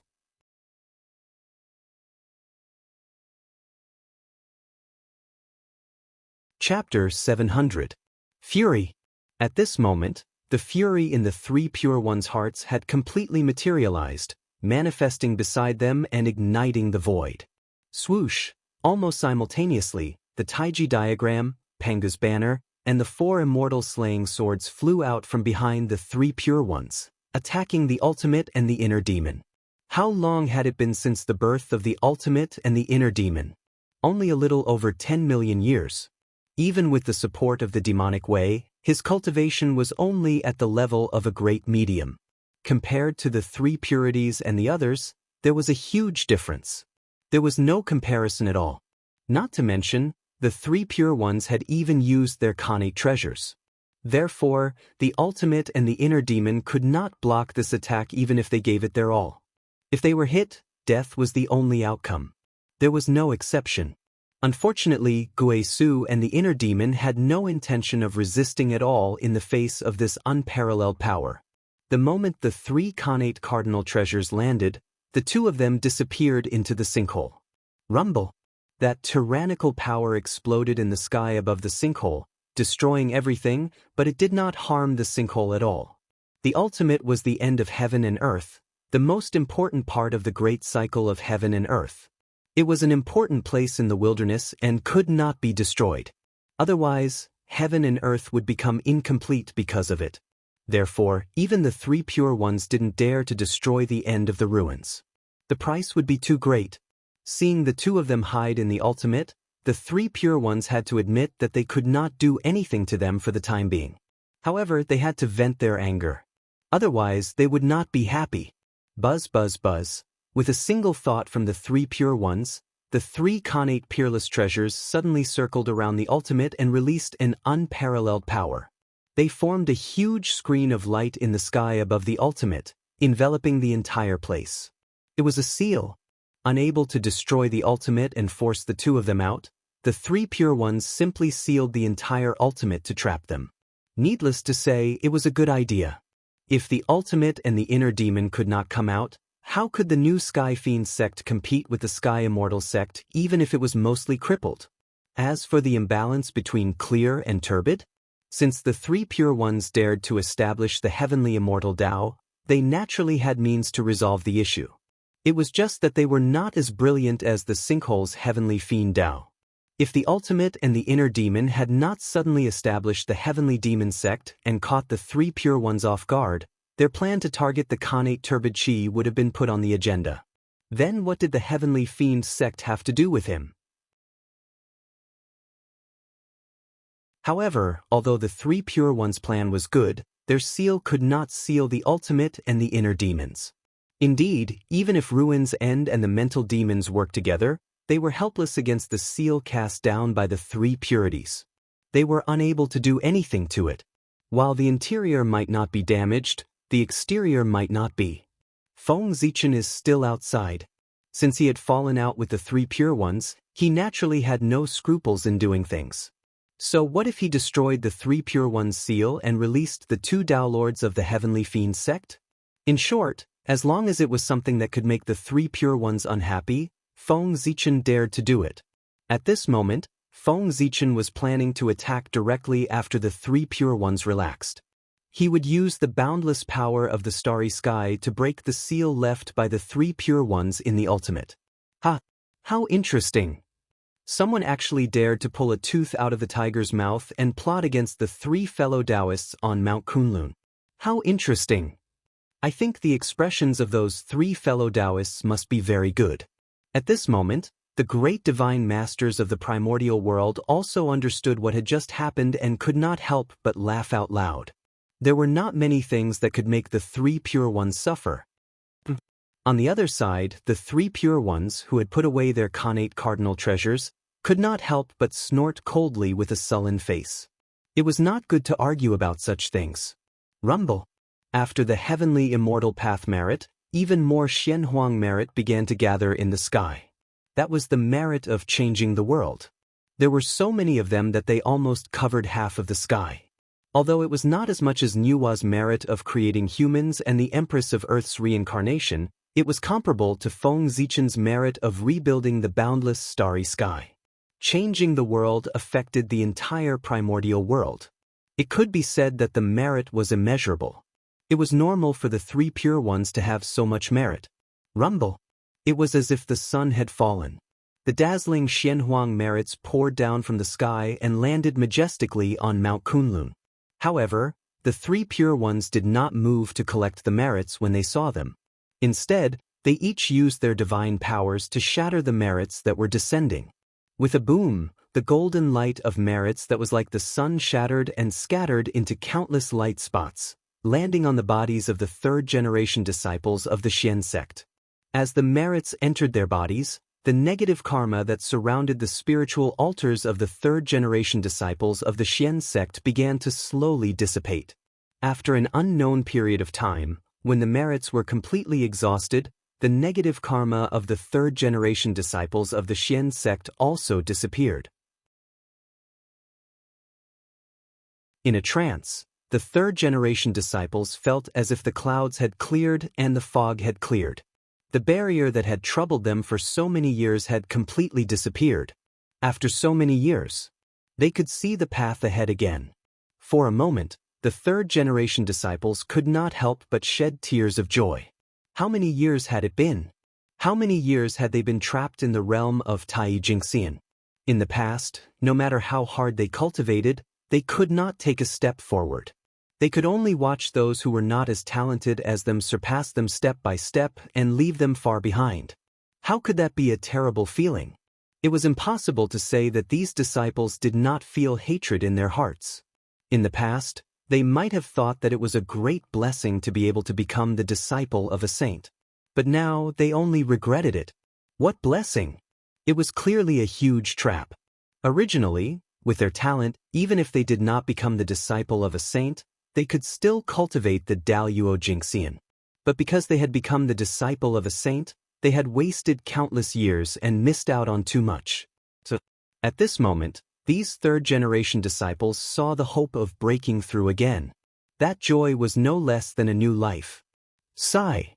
Seeing the scene of his disciples crying tears of joy, the heavenly Lord of the Origin could not help but show a trace of guilt on his face. It was he who had implicated his disciples and caused them to lose their great future. He was the heavenly Lord of the Origin. After all, he had let his disciples down. Time flew by. In the blink of an eye, thousands of years had passed. At this time, the third-generation disciples of the Xian sect had changed to the postnatal path because they had been abandoned by the prenatal path. Their foundations were deep to begin with, and their countless years of experience were not in vain. After countless years of hard work, their mana, primordial spirits, and physical bodies had long been polished to an extremely perfect state. At this moment, when they changed to the postnatal path, their foundation exploded, and their cultivation could be said to have advanced by leaps and bounds. In addition, the postnatal path was simpler than the prenatal path, so their progress was faster. It did not take long for them to cultivate the Daluo Jingxian. Of course, that was the Daluo Jingxian of the postnatal path, not the Daluo Taoist priests of the prenatal path. Not to mention these disciples, in the deepest part of Kunlun Mountain, where the ancestral bloodline of the East was, the three pure ones were gathered together as if they were preparing for a big plan. In front of the three pure ones, there was a huge ball of prenatal turbid qi floating in the air and slowly rotating. Good Lord! Prenatal turbid qi origin. In Kunlun Mountain, which was known as the ancestral land of celestial immortals, such a large ball of prenatal turbid qi origin appeared in front of the three pure ones. Who would believe that there was no problem? At this moment, the three pure ones were surrounding this ball of prenatal turbid qi origin, and their hands were surrounded by the sacred light of creation. They were going to, that's right. They were creating living beings. The three pure ones were obviously going to use the prenatal turbid qi origin as the foundation to create a race to alleviate the imbalance between the primordial world and the primordial world. A race created with the prenatal turbid qi origin naturally had to feed on the prenatal turbid qi. Therefore, in a sense, as long as there were enough of this race, then with their efforts, the consumption rate of the prenatal turbid chi would definitely catch up with the consumption rate of the prenatal clear chi. In this way, as long as it was done properly, the primordial world would never have an imbalance between the prenatal and the primordial world. And this was the method that the three pure ones had thought of in the beginning to deal with the imbalance between the prenatal and the primordial world. However, before they could implement this plan, the heavenly fiend path appeared and completely disrupted their arrangements. However, it was not too late to make a move now.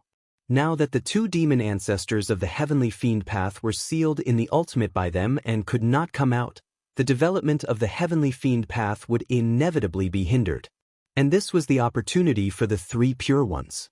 As long as they could develop the race created with the prenatal turbid chi origin into a behemoth that could replace the heavenly fiend path in the shortest time possible. Then, wouldn't the heavenly fiend path become a joke? The situation could be reversed by them in the blink of an eye. It was with this thought that after the three pure ones completed the transformation of the world, they did not bother to instruct their disciples and directly went into the deepest part of Kunlun Mountain. That was where the ancestral bloodline of the East was. There was definitely no lack of the prenatal turbid chi origin. Just like that, the three pure ones stayed in the depths of Kunlun Mountain for thousands of years. In these thousands of years, they finally made all the preparations and began to complete the last step of the plan, creating living beings. In order to ensure that the plan would not go wrong, the three pure ones made up their minds. They did not plan to use the creation divine ability that they had comprehended to create living beings. Instead, they used a connate cardinal treasure of the creation attribute. Go! The Grand Pure One shouted softly. He threw his hand casually and raised the dragon-headed cane in his hand. After him, the Heavenly Lord of Primordial Beginning and the Grand Master of Heaven also raised their Tao-proving treasures, the three treasures Jade Rui and the Qingping sword. Buzz. The three Tao-proving treasures met in the air. As their auras spread, they gradually resonated. Then, the figures of the three Tao-proving treasures gradually became illusory, and a 24th grade green lotus flower slowly appeared in the void. In an instant, the entire earth vein was filled with creation aura. That's right. This green lotus flower. It was the connate cardinal treasure that had long been destroyed, the 24th grade creation green lotus. The power of the three pure ones dragon-headed cane, the three treasures Jade Rui, and the Qingping sword reappeared in the deepest part of Kunlun Mountain, the heaven-opening treasure, the creation green lotus. The living beings created with the creation green lotus were definitely much stronger than the living beings created by the three pure ones themselves. There was no doubt about that. After all, there were specializations. When the creation green lotus appeared, a dense and almost inseparable creation aura appeared and merged into the origin of the connate turbid chi. Buzz. After absorbing the creation aura, the origin of the connate turbid chi began to tremble, and a wisp of vitality slowly appeared on its body. Swoosh. Seeing this, rays of creation divine light suddenly bloomed from the creation green lotus and continuously brushed against the origin of the connate turbid chi. And every time the origin of the connate turbid chi was brushed by the creation divine light, the vitality on its body became denser. Gradually, the aura of life emerged from within. The creation green lotus trembled slightly, and a mysterious wave spread out and entered the origin of the connate turbid chi. Immediately, a shocking change happened. The origin of the connate turbid chi seemed to be stimulated and began to squirm violently. Then, a stream of origin chi rolled down from its body and landed on the ground, turning into a small yellow beast. A woo! A low roar of a beast was heard from the newborn little beast, signifying the birth of a new race. The moment the little beast was born, a thunderclap sounded in the clear sky, and a loud thunder resounded throughout the three realms. It was the heaven and earth that sensed the birth of a new race and celebrated its birth with thunder and lightning. The scene turned back to the depths of Kunlun Mountain. The birth of the little beast was like some kind of omen. Soon after it, more little beasts were born. No new little beasts were born until the origin of the connate turbid chi was exhausted. At this moment, There were already 129,600 little beasts born from the origin of the Khanate turbid qi, which was exactly the number of 1 yuan. Heavenly Tao above. Today, the Grand Clear, Jade Clear, and Prime Clear saw the imbalance between the purity and turbidity of the heaven and earth, so they specially established the demon beast race to balance the purity and turbidity.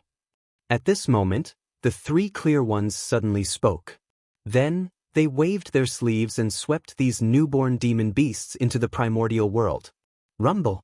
As soon as they finished speaking, the heaven and earth immediately sensed it, and merit descended, acknowledging the existence of this race. From this moment on, the race that the 3 clear ones created with the origin of the Khanate turbid qi was called Demon Beast. It was funny. The race created by the immortal Tao's Tao ancestor was not called Immortal Beast, but Demon Beast. How ironic. Good move.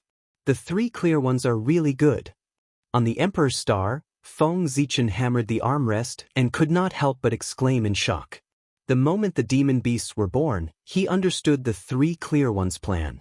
It was precisely because he understood the 3 clear ones' plan that he was so shocked.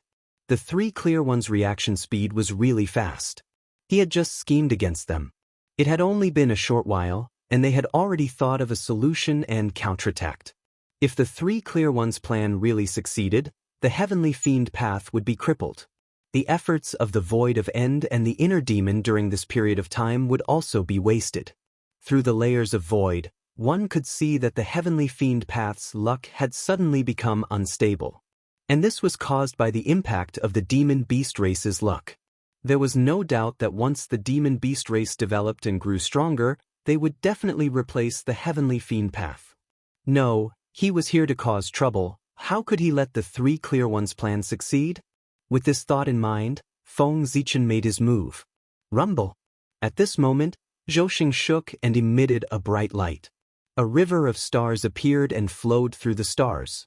There was a flash of cosmic light, illuminating the boundless starry sky.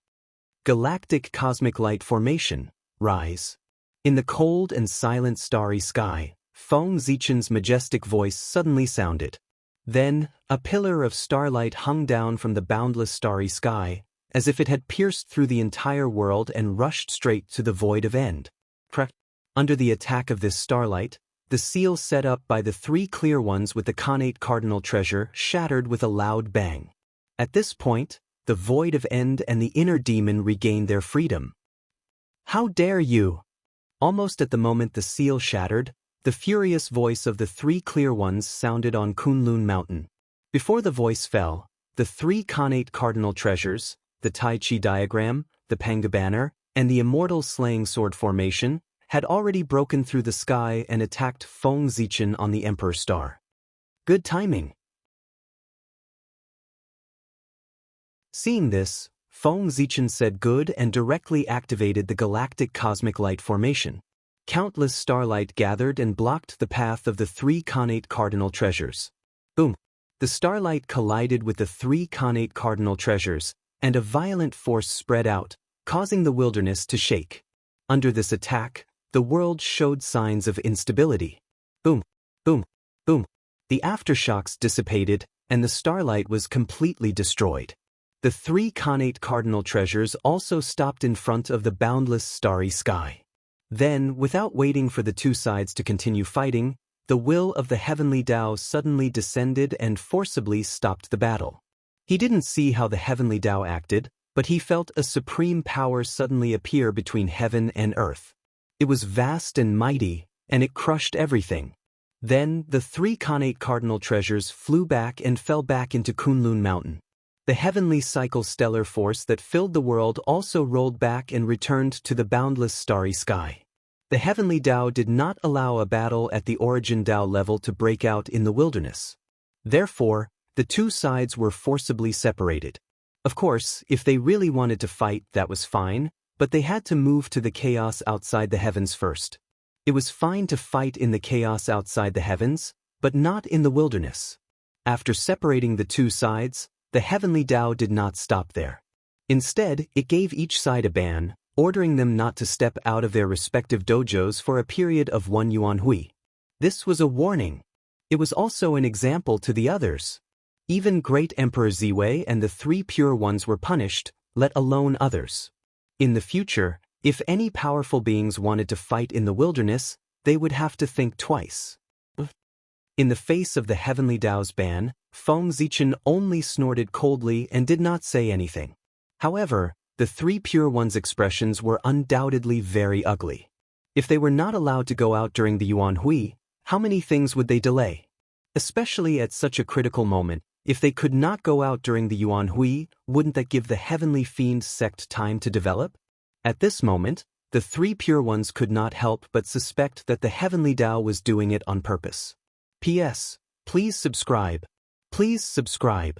2,892 subscriptions have been subscribed. There are still 108 left. Brothers, do your best.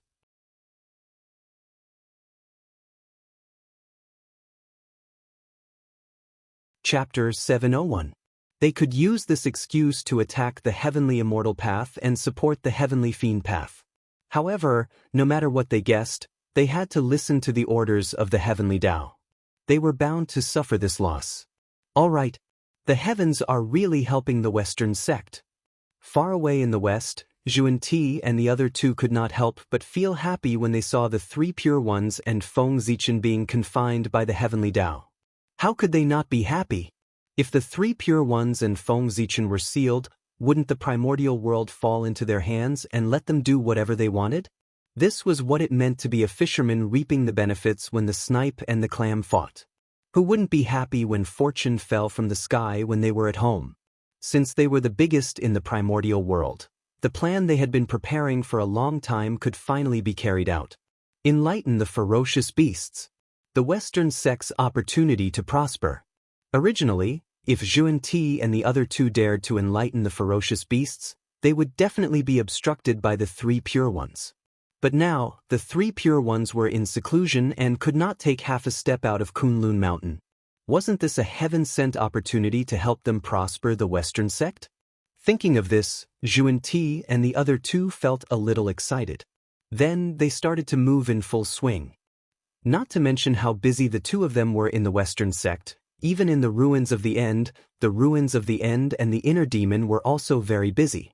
The 3 Pure Ones created the Magical Beast Clan to break the foundation of their Heavenly Fiend Path. As the Tao ancestors of the Heavenly Fiend Path, they naturally had to fight back and take revenge. Otherwise, wouldn't the world think that they were afraid of the 3 Pure Ones? They would also think that the Heavenly Fiend Path was inferior to the Heavenly Immortal Path. That wouldn't do. They hadn't even fought yet. How did they know that the Heavenly Fiend Path was no match for the Heavenly Immortal Path? They were afraid before the battle. It wasn't the style of the ruins of the End and the Inner Demon. So, they wanted to take revenge. They wanted to take revenge. As for how to take revenge, the methods were already made. Didn't the 3 Pure Ones use the origin of the Khanate Turbid Chi to create the foundation of their Heavenly Fiend Path? Then, they would follow suit and use the innate Pure Chi to evolve an Immortal Beast Clan to break the foundation of the Heavenly Immortal Path and compete with the Demon Beast Clan. The two clans happened to be one pure and one turbid, one devil and one immortal, opposing yet complementary. With this thought in mind, Gui Su and Inner Demon immediately took action. The matter of creating the immortal beasts should be done sooner rather than later. Otherwise, when the Beast Clan gained a foothold in the Eldritch world, how could the Immortal Beast Clan compete with them? Did he rely on his iron head? In the deepest part of the sinkhole, in a world that contained countless creations, the sinkhole and the inner demons were circling a ball of Khanate clear chi origin. As the saying goes, when things reach an extreme, they will move in the opposite direction. As the final land of the universe, the ultimate gathered the densest aura of destruction in the world. Over time, it naturally gave birth to an astonishing land of creation. And this was the origin of the creation world beneath the feet of the sinkhole and the mental demons. As for the innate pure chi, it was sponsored by Feng Zichen. The boundless starry sky was so close to the heavenly realm. Over the years, Feng Zichen had intentionally or unintentionally collected a lot of innate pure chi. At this moment, he took it all out and gave it to the mental demons and the sinkhole so that they could compete with the three pure ones. In addition, Feng Zichen also gave them the 24th grade green lotus of creation, a connate cardinal treasure, for them to create immortal beasts. Since the three pure ones could use the green lotus of creation to create demonic beasts, Gui Su and the mental demons could not fall behind. They also had to use the green lotus of creation to create immortal beasts. The three pure ones were not the only ones who had the green lotus of creation. Feng Zichen also had one, and it was even stronger than the one in the three pure ones' hands. With the three pure ones template for creating demonic beasts, Gui Su and the mental demons' process of creating the immortal beast clan was very smooth. The same method, the same process, the same Dharma treasure. The only difference was that the person controlling the connate cardinal treasure and the connate pure chi origin had become the connate pure chi origin. In less than 1,000 years, the immortal beast clan was born in Gui Su. Just like the demonic beast clan, the new immortal beast clan also had 129,600 members, which was the number of one yuan. Heavenly Tao above. Today, Gui Su and the mental demons have sensed the birth of the demonic beast clan. They are afraid that the immortals and demons of the primordial world will be unbalanced. Therefore, they specially established the immortal beast clan to balance the world. May the heavenly Tao be the judge. After bringing the immortal beast clan out of Gui Su, the mental demons and Gui Su announced to the heavenly Tao, "Rumble." Immediately, the heavenly Tao sensed it. Merit descended and landed on the two of them. Looking at the amount of merit, it was clearly no different from the merit obtained by the three pure ones. Bastard! A furious voice came from Kunlun Mountain. It carried a shocking aura, stirring up the boundless wind and clouds, shaking the heavens and earth. It was the anger of the three pure ones. Clearly, the three pure ones were extremely furious about Gui Su and the mental demons' actions of creating the immortal beast clan. Unfortunately, it was useless for them to be angry. Because under the seal of the heavenly Tao, they could not walk out of Kunlun Mountain at all. Right now, all they could do was be infuriated. Other than making people laugh, there was no other use. At this moment, even the great divinities of the primordial world could not help but laugh. It was too funny. No, it was too much. So, the two demon ancestors of the heavenly fiend sect could catch the three pure ones and keep pulling them out. They were not afraid of pulling them out. This was not the way to pull out wool. It was too much. For a moment, everyone gloated over the three pure ones' misfortune. Anyone with discerning eyes could see that the two demon ancestors who suddenly appeared were deliberately targeting the three pure ones. They would do whatever the three pure ones did. They looked like they were going to fight the three pure ones to the end. The world was so big and there were all kinds of strange things. There were actually two people who had defeated the three pure ones. The future of the primordial world would probably be interesting. Looking at the direction of Gui Su, everyone thought silently. Another two top-notch great divinities were about to rise. They just did not know. Whose clones were these two? That's right. No one would think that these two experts who suddenly appeared broke through on their own. Although there were many great divinities in the primordial world, there were not many. They were all limited. How was it possible that two great divination masters of unknown origins had appeared out of nowhere? It would be strange if they were not the clones of some big shot. However, although everyone guessed that Gui Su and the mental demon were clones, they could not guess who they were. Some people thought that it was Feng Zichen because he had helped the two of them break the seal. However, some people thought that it was not him because if the two demonic cultivators were really his clones, then his performance was too obvious. Some people thought that it was the North Star Emperor because the moment he died, the two demonic cultivators appeared. It was too much of a coincidence. Some people thought that the two demonic cultivators were Di Jun and Tai. They had returned and were planning something. In short, there were all kinds of guesses. What was fake was real, and what was real was fake. Who would be able to see through the truth and falsehood within it?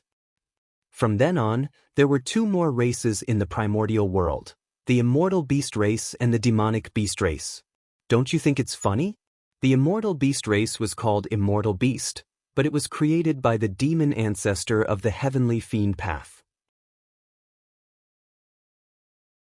The demonic beast race was called demonic beast, but it was created by the Tao ancestor of the heavenly immortal path. It was really shocking.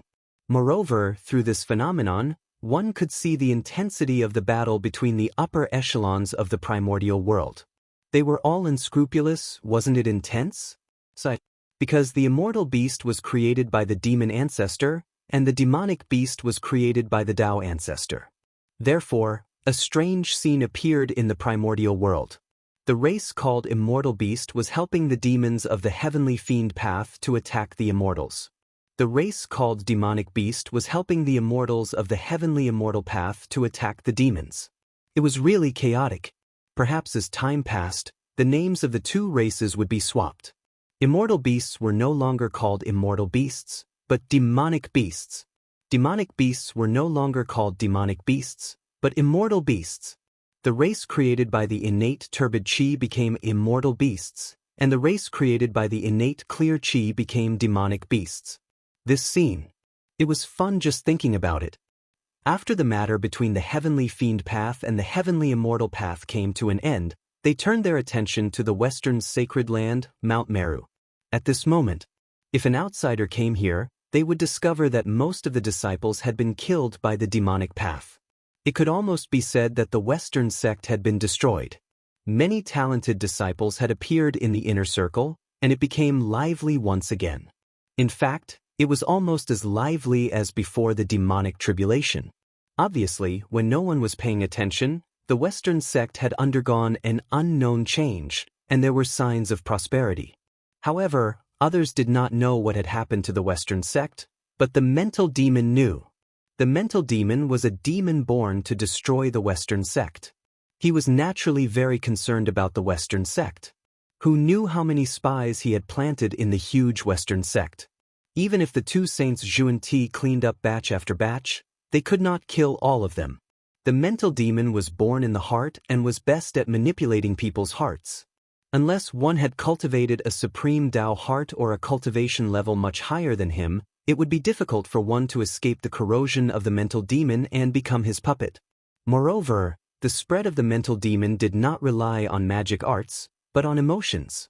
The infection of emotions was the most fatal. Be it touched, excited, or so on, they could all become mediums for the mental demon to corrode others. Therefore, as long as the mental demon completely corroded a disciple of the Western sect, he could spread it throughout the entire Western sect through this disciple and pull more disciples of the Western sect into his control. It was like a plague.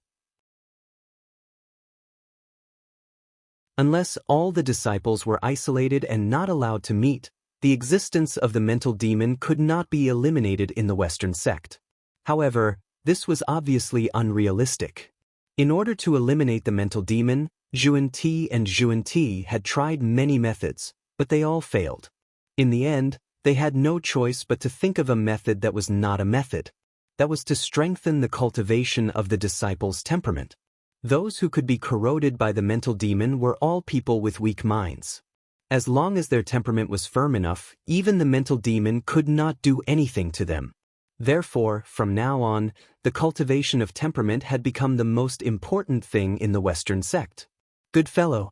So the reason why the later generations of Buddhists emphasized temperament more than realm was because of me?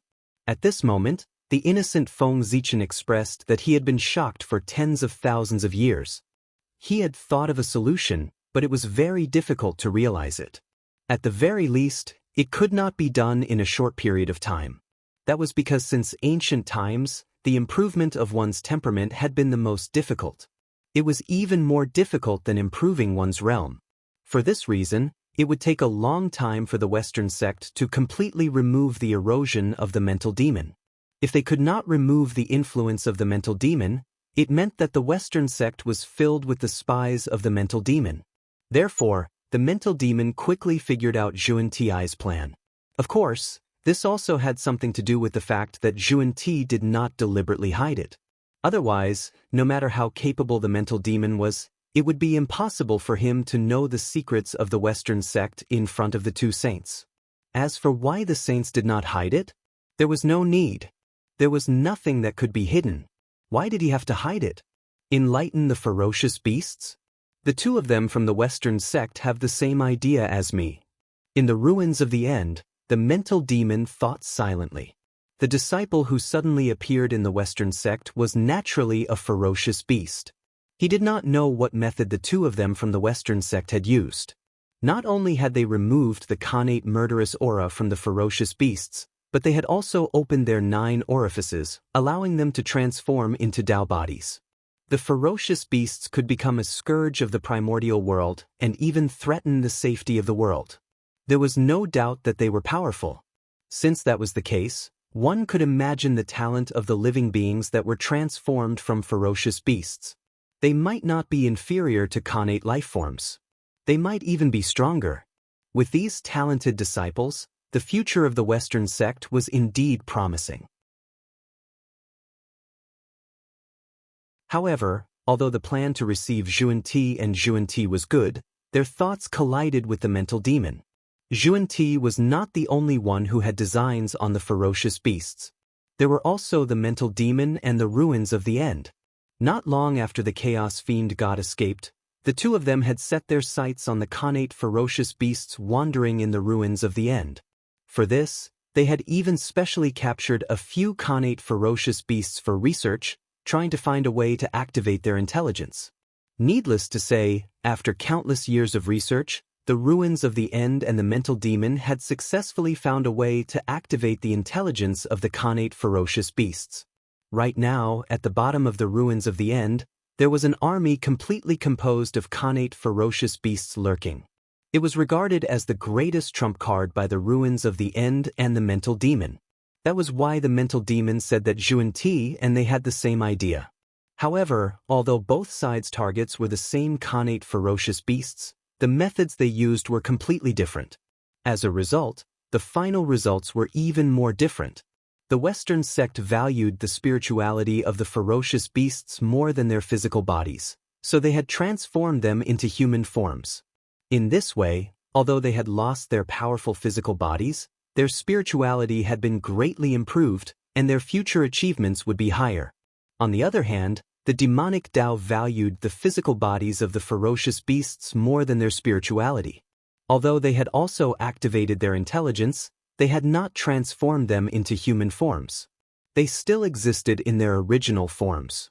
In this way, not only was the strength of the ferocious beasts not affected, but they had also become more powerful because of their spiritual intelligence.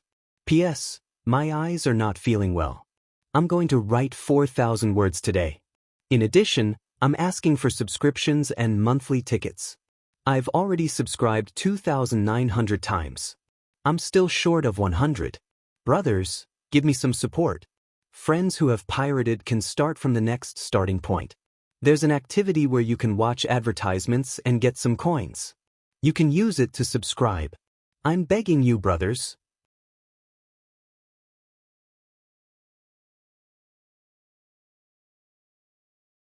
Chapter 702.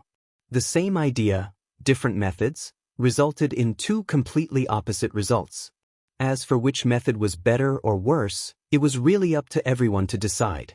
However, the conflict between the Heavenly Fiend sect and the Western sect was inevitable. There were only so many ferocious beasts in the primordial world. Their numbers could not be compared to the number of living beings. Therefore, every time the Western sect converted a ferocious beast, the Heavenly Fiend sect would have to subdue one less ferocious beast. And vice versa. Not to mention the hatred between the two sides, it was inevitable that there would be a conflict between the two sides in order to snatch the source of life. Tisk. This is not going to be easy.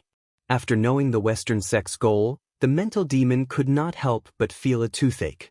If they really wanted to snatch the ferocious beasts from the Western sect, the Heavenly Fiend sect would definitely not be a match for them. There was no other reason except that Xuanti and his senior brothers were saints. On the other hand, the mental demon and the ultimate void had just touched the threshold of great mystical abilities. The strength of the two sides could not be compared at all. They could not be measured by the Tao. Therefore, it was fine if they did not fight. The ultimate void and the mental demon were definitely no match for them. However, the mental demon was extremely unwilling to give up just like that and let the Western sect convert the ferocious beasts to develop and strengthen. Therefore, he thought for a while and came up with an extremely sinister idea. He wanted to flip the table and release the news that the Western sect was secretly enlightening the ferocious beasts. He wanted the great mystical abilities of the Pangu divine system to cause trouble for the Western sect. If he really wanted to move, the great mystical abilities of the Pangu divine system would naturally not have any advantage when the three pure ones could not attack. Moreover, the heavenly Tao was still on the side of the Western sect. Not only could converting the ferocious beasts reduce the harm they caused to the primordial world, but it could also strengthen the origin of the primordial world. It was a great merit. Since that was the case, how could the heavenly Tao not support it? With the support of the heavenly Tao, it would naturally be difficult for the great mystical abilities of the Pangu divine system to deal with the Western sect. However, suppressing the Western sect did not necessarily mean that they had to find trouble with Zhuan-Ti and Zhuan-Ti. They could think from another perspective. For example, slaughtering the ferocious beasts. Any ferocious beast that had not been enlightened by the Western sect was a scourge of the primordial world. Not only would it not be wrong to kill them, but it would also be meritorious. This was why the great divines of the Pangu divine branch could destroy the Western sect's plan by slaughtering ferocious beasts. Aren't you going to convert the beast? Alright, before that, I will kill all the ferocious beasts in the primordial world. Let's see how you're going to convert me now. It had to be said that Sinkhole's plan was truly vicious. If there were no ferocious beasts in the primordial world, the Western sect's plan to rely on the ferocious beasts to rise could be announced as a failure. As for the Heavenly Fiend sect, which also wanted to rely on ferocious beasts to prosper, they would be affected, but not as much as imagined. This was because, as one of the burial grounds of the Chaos Demon gods, the ultimate would definitely be filled with ferocious beasts. Every once in a while, a new connate ferocious beast would be born in the ultimate. Therefore, the mental demon was not worried at all. After the connate ferocious beasts in the primordial world were killed by the great divines of the Pangu divine branch, the Heavenly Fiend sect would not be able to find connate ferocious beasts to nurture an army of ferocious beasts. The ultimate was a breeding ground for connate ferocious beasts. Moreover, the mental demon would not think that anyone would come to a place like the ultimate to kill connate ferocious beasts. Wouldn't that be crazy? How dare they come to such a dangerous place like the ultimate? Did they want to become nutrients for the growth of the primordial world? Just as the myriad races were recuperating, a sudden piece of news broke the long-lost peace of the primordial world.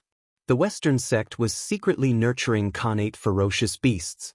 Once this news spread, the entire primordial world was in an uproar.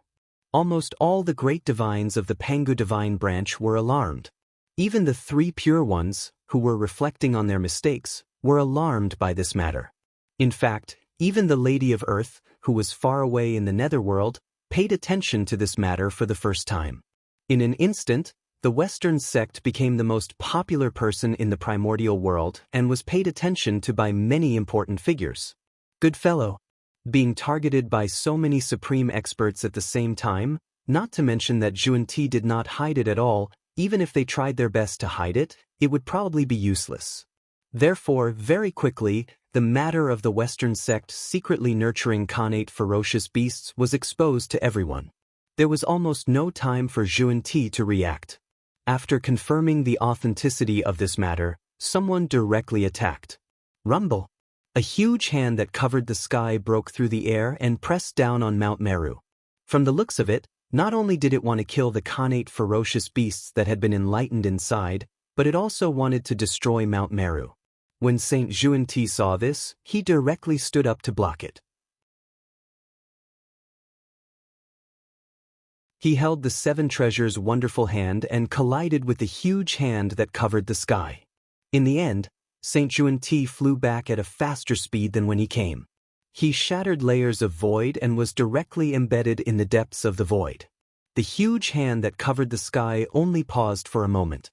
Its power weakened slightly, but it still pressed down on Mount Meru without reducing its momentum.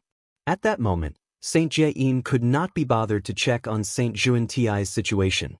He hurriedly raised the 12th grade merit Golden Lotus and released Endless Light. He blocked the huge hand that covered the sky and protected Mount Meru.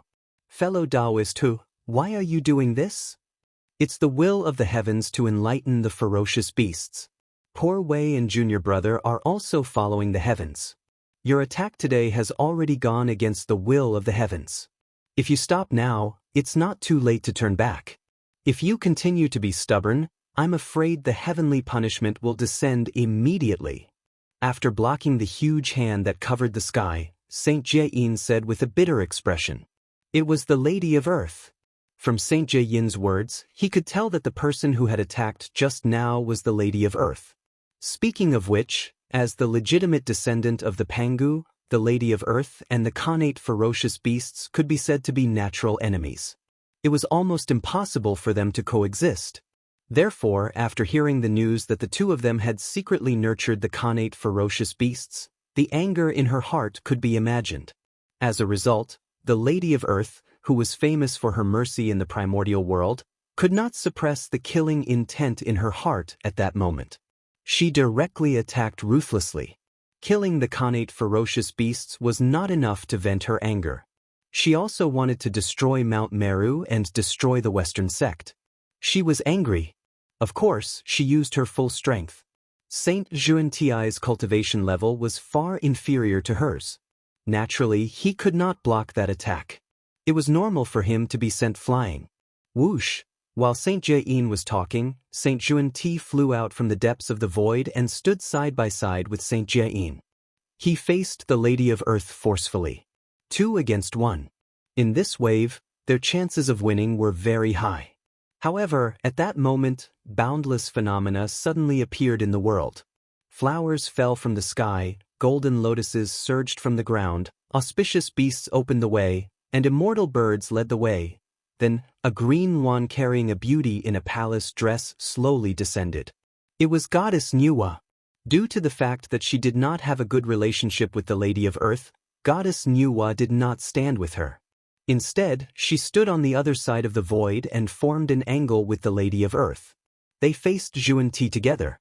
The atmosphere immediately became tense. In order to force the other party back, both sides were frantically increasing their auras to obtain the initiative. The powerful aura spread out, and the world became oppressive.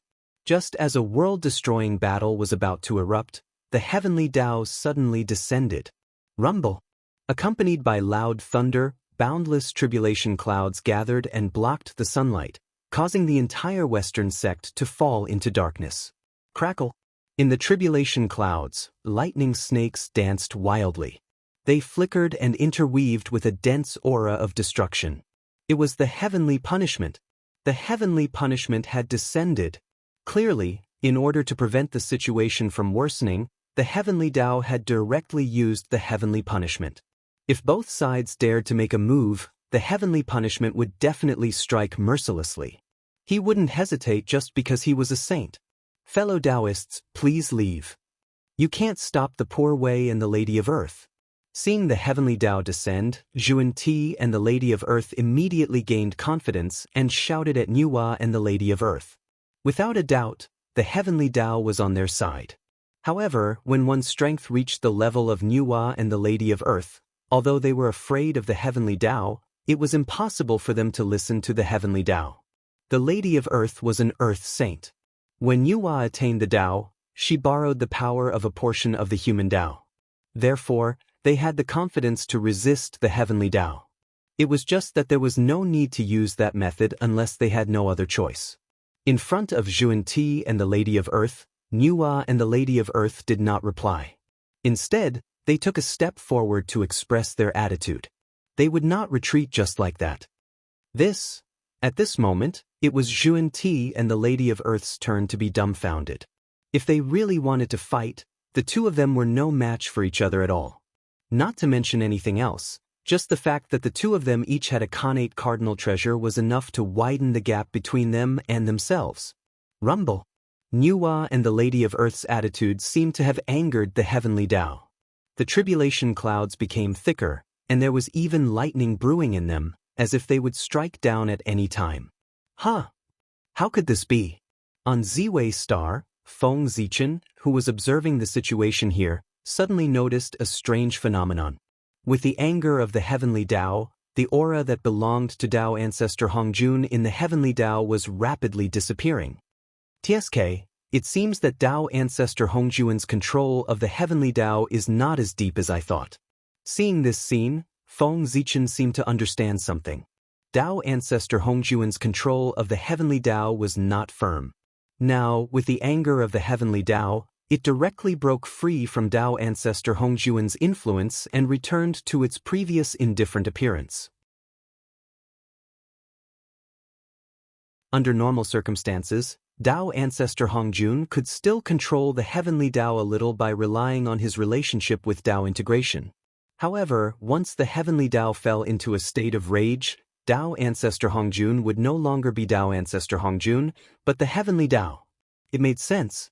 After all, the way of heaven in the untainted land was the most powerful existence under the great Tao. Even the chaos demon god at his peak was no match for it. It would be strange if it was so easily controlled by Tao ancestor Hongjun. Tao ancestor Hongjun still had a long way to go before he could control the way of the heavens. Perhaps, when Feng Zichen broke through to the peerless golden immortal realm, he would not be able to completely control the way of the heavens. However, from this phenomenon, Feng Zichen roughly knew how to deal with Tao ancestor Hongjun. In the future, Tao ancestor Hongjun would use the power of the heavenly Tao to side with him. Feng Zichen only needed to think of a way to anger the heavenly Tao and everything would be back to normal. He did not expect that there would be a pleasant surprise just by watching a show. Not bad, really not bad. Due to the scruples of the primeval world, Zhuan-Ti, Nuwa, and Huda did not choose to take action although they were facing each other. For existences of their realm, it was fine if they did not take action, but once they did, it would destroy the world. The heavenly Tao would never allow this to happen. For example, not long ago, Feng Zichen almost fought with the three pure ones. The heavenly Tao hurriedly came and confined both parties. Now, looking at the two parties who were facing each other, the heavenly Tao had the same thought. Then, an invisible force suddenly descended and brought the two of them back to their respective dojos and sealed them up. In the face of this force, even the powerful Huda Nuwa and the others could not resist. They could only passively endure all of this and be sealed in the dojo. Their fate was the same as Feng Zichen and the three pure ones. They were confined. 1 yuan hui, 129,600 years. However, although Zhuan-Ti was confined and could not take half a step out of Mount Meru. However, the ferocious beast that they had enlightened was also on Mount Meru. Everyone could not work together to kill their way up Mount Meru, right? Wouldn't that be sending their heads to Zhuan-Ti? One had to know that they could not step out of Mount Meru, not that they could not attack on Mount Meru. They had already barged into their lair and wanted to kill their disciples. How could they expect them not to resist? Wasn't that causing trouble? How could there be such a logic in the world? Wasn't this forcing them to kill? Therefore, these ferocious beasts could not be killed. From this perspective, the heavenly Tao was still on the side of the Western sect. There was nothing they could do. After all, the one who owed them money was the boss. Based on the current situation of the Western sect, if the heavenly Tao did not give them any support, they would probably never be able to repay their loan. In order to prevent bad debts from appearing, the heavenly Tao still had to help appropriately. In fact, in a sense, Zhuan-Ti and Zhuan-Ti were indeed quite powerful. After all, not everyone had the ability to borrow so much merit from the heavenly Tao. It could only be said that the two of them were quite good at painting a big picture. They had scared the heavenly Tao. They could not attack the ferocious beasts on Mount Meru. Everyone hesitated for a moment, not knowing how to deal with the Western sect. However, at that moment, a shocking murderous aura suddenly rose between heaven and earth, shaking the entire universe. Everyone was curious. When they took a look, they realized that the murderous aura originated from the human race. They did not know what had happened to the human race. He had actually mobilized an army to attack the ferocious beasts. It was really interesting. Attacking the ferocious beasts. In a daze, everyone seemed to understand the intentions of the human race and how to deal with the Western sect. Good fellow. The human race is trying to kill us. P.S. 2,910 have been subscribed. There are 90 left. Please subscribe. Please get monthly votes. I'm begging everyone.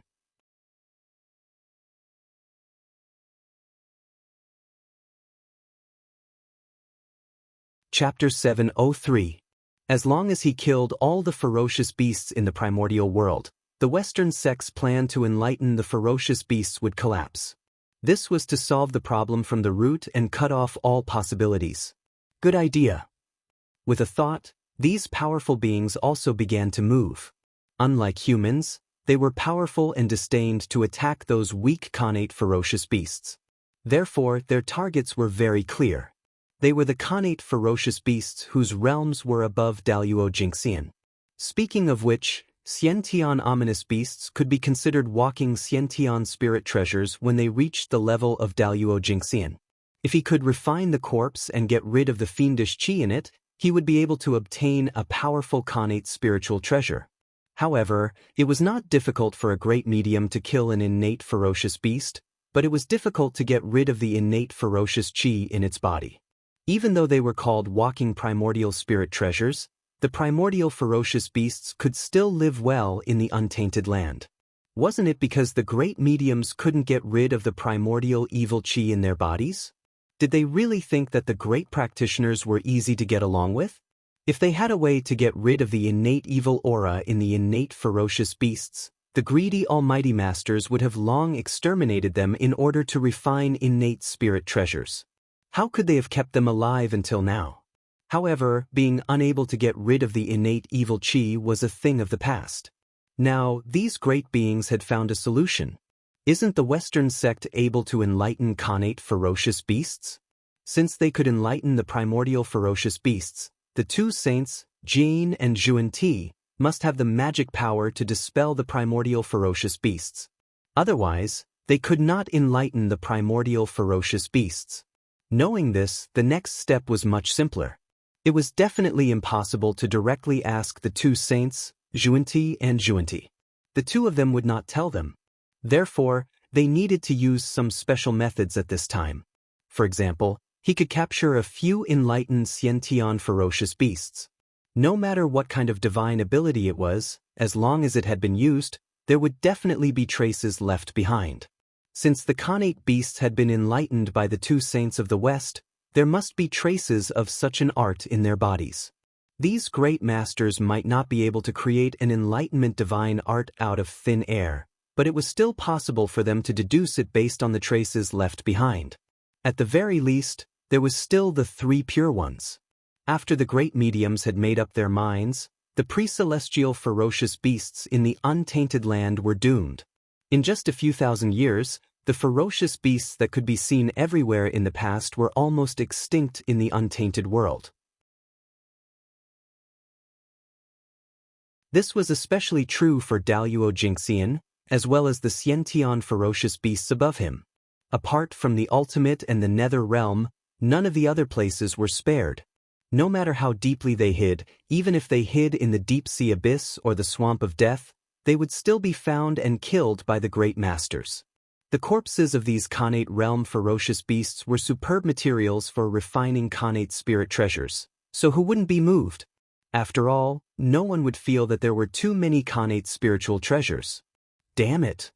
On Mount Meru, when Zhuan-Ti and Zhuan-Ti saw this scene, they were really furious and their eyes were about to pop out. Those Khanate ferocious beasts were the hope of the Western sect's rise. How could they not feel heartache when they were brutally killed? Not angry? But unfortunately, it was useless no matter how pained or angry they were, because they could not take half a step out of Mount Meru. They could only watch helplessly as the tragedy unfolded. Junior brother, don't be too angry. The Khanate realm ferocious beasts are formed from the resentment of the Chaos Fiend God. As long as the resentment of the Chaos Fiend God doesn't disappear, The Khanate realm ferocious beasts will never be extinct. So, even if they kill all the Khanate realm ferocious beasts now, so what? After a while, new Khanate realm ferocious beasts will be born. It won't ruin our plan. After a while, Saint Jiayin suddenly calmed down and said to Saint Xuanti, who was beside him with an angry expression. Senior brother, I understand. I'm just angry at their attitude. They know that the survival of the Khanate realm ferocious beasts is related to whether the Western sect can prosper, but they still attacked without any scruples. They obviously don't take the two of us seriously. This is really outrageous. At this moment, Saint Xuanti said angrily. He felt that his dignity as a saint had been offended. Under such circumstances, if the two of them were the three pure ones, would those great masters dare to attack? They were clearly bullying the weak and fearing the strong. Why should the two of them be inferior to the three pure ones even though they were both saints? Xuanti was not convinced. Just wait. In the future, you will have to pay the price for what happened today. Looking at the people who were dividing the fruits of victory, Saint Xuanti thought to himself. The seed of hatred had been planted in his heart, waiting to take root and germinate. The last time, the person who Saint Xuanti was so concerned about was called Dijun.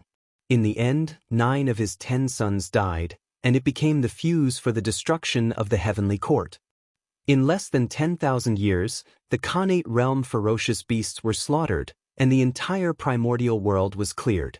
The matter of killing the Khanate realm ferocious beasts had also come to an end for the time being.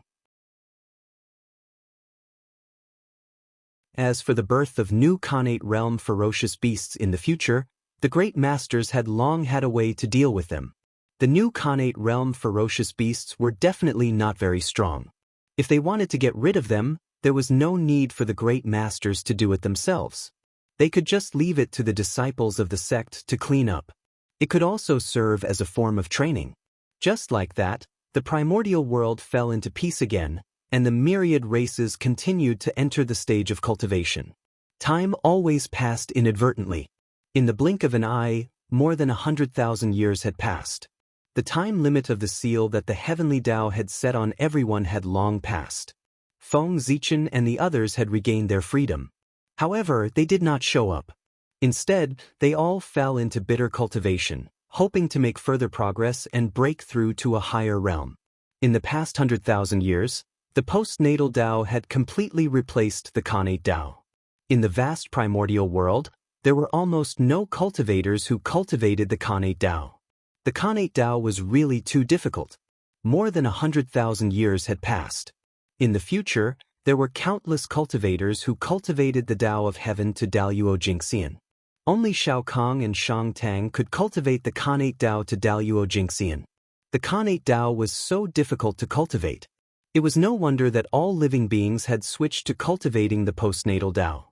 No one was willing to waste their lives. Shao Kong relied on the merit of building the great Xia dynasty and sat in the position of the human king for a full 10,000 years. With this, he accumulated enough foundation and successfully attained the Daluo Dao fruit 100,000 years ago, achieving the immortal and indestructible Taoist priest's realm. After him, although the great Xia dynasty was not without successors, their talents withered. Not only did they not produce any decent experts, but they also lost their country tens of thousands of years ago.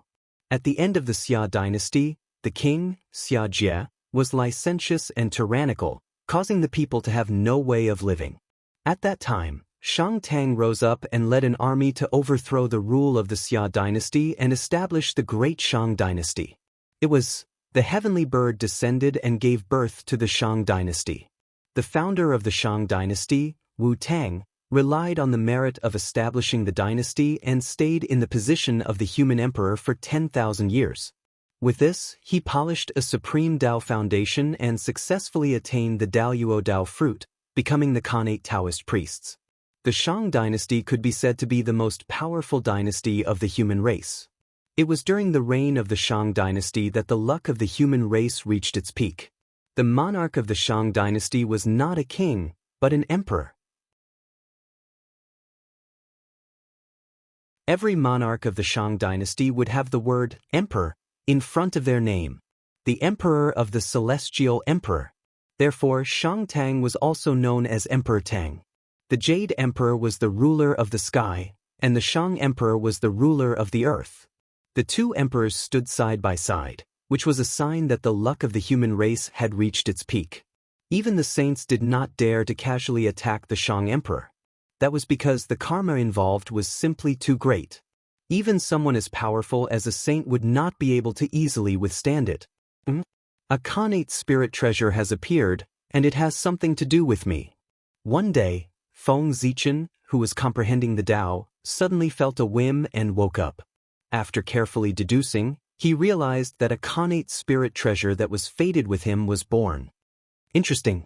Today, there is actually a Khanate spirit treasure that is fated with me in the primordial world. How surprising. Shaking his head, Feng Zichen stood up and left the boundless starry sky.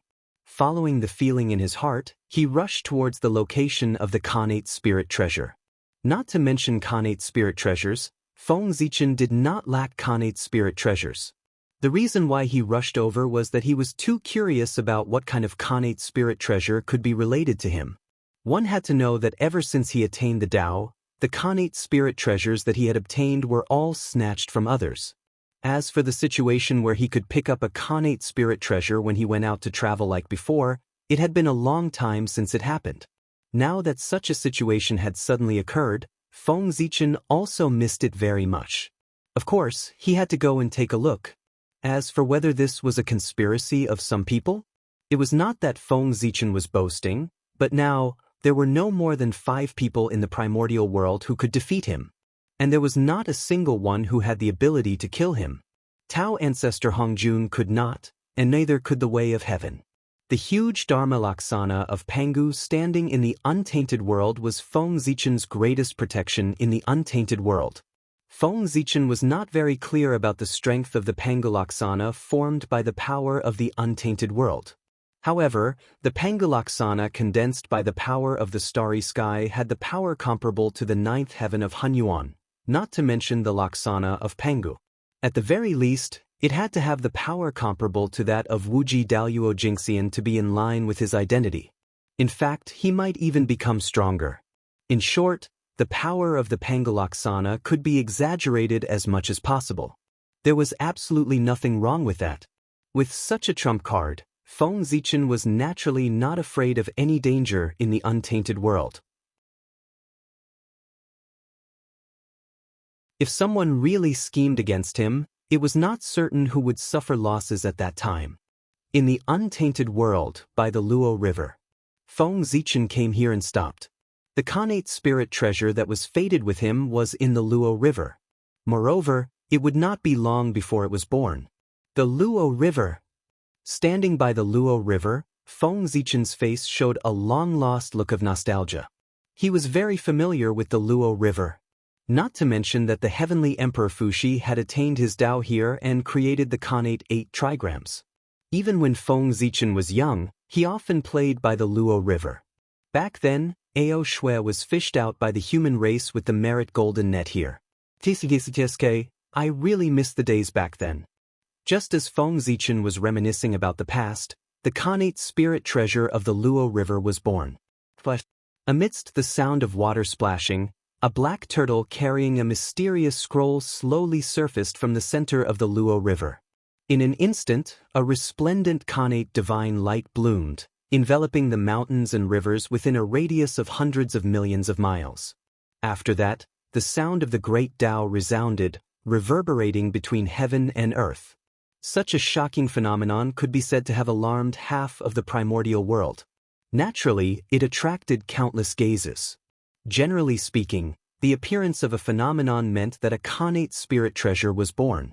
Moreover, the larger the scale of the phenomenon, the higher the level of the Khanate spirit treasure that was born. The appearance of this phenomenon had alarmed half of the primordial world. That meant that the Khanate spirit treasure that was about to be born was at least a high-grade one. It was also because the current primordial world was not as good as before. Otherwise, if a phenomenon like today had alarmed half of the primordial world, the worst Khanate spirit treasure that was born would be a supreme grade one. However, even so, it did not stop everyone from rushing towards the source of the phenomenon. A high-grade Khanate spirit treasure was not bad. If it was a cultivator, it would be in existence at the level of a mighty figure. Even a great divine ability expert would be tempted. A high-grade Khanate spirit treasure? Not bad, not bad. Without seeing Feng Zichen do anything, the newly born Khanate spirit treasure automatically fell into his hands. At the same time, the origin of this treasure naturally appeared in his mind. The 9 Palaces 8 Trigrams diagram was the name of this Khanate spirit treasure. It was a high-grade Khanate spirit treasure that contained 32 Khanate divine restrictions. The 9 Palaces 8 Trigrams diagram? Looking at the black tortoise that carried out the 9 Palaces 8 Trigrams diagram, Feng Zichen seemed to know the origin of this treasure. If he remembered correctly, this black tortoise should be the one that presented the book to Fuxi back then. Back then, Fuxi had created the Khanate 8 Trigrams diagram here. Because of this place was inevitably contaminated with some of the Dao runes of the Khanate 8 Trigrams diagram. The He Tu and the Luo Shu had also appeared here and left behind the Dao runes of the Khanate 9 Palaces Dao. For some reason, these 2 Dao runes of the Great Dao had fused together and become a Khanate spirit treasure under the nurturing of the origin of the Luo water. The boundless world was really full of strange things. This item was indeed fated with Feng Zichen.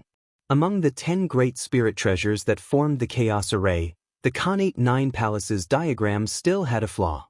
Fusing the Khanate 9 Palaces 8 Trigrams diagram could make up for this flaw. It saved me a lot of trouble.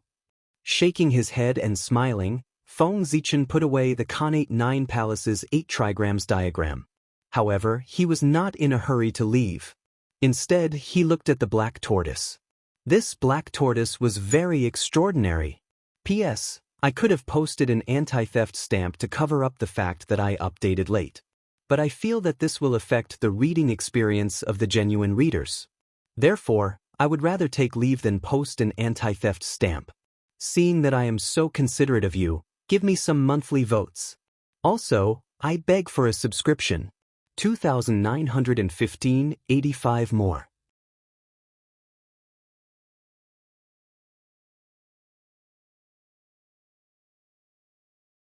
Chapter 704.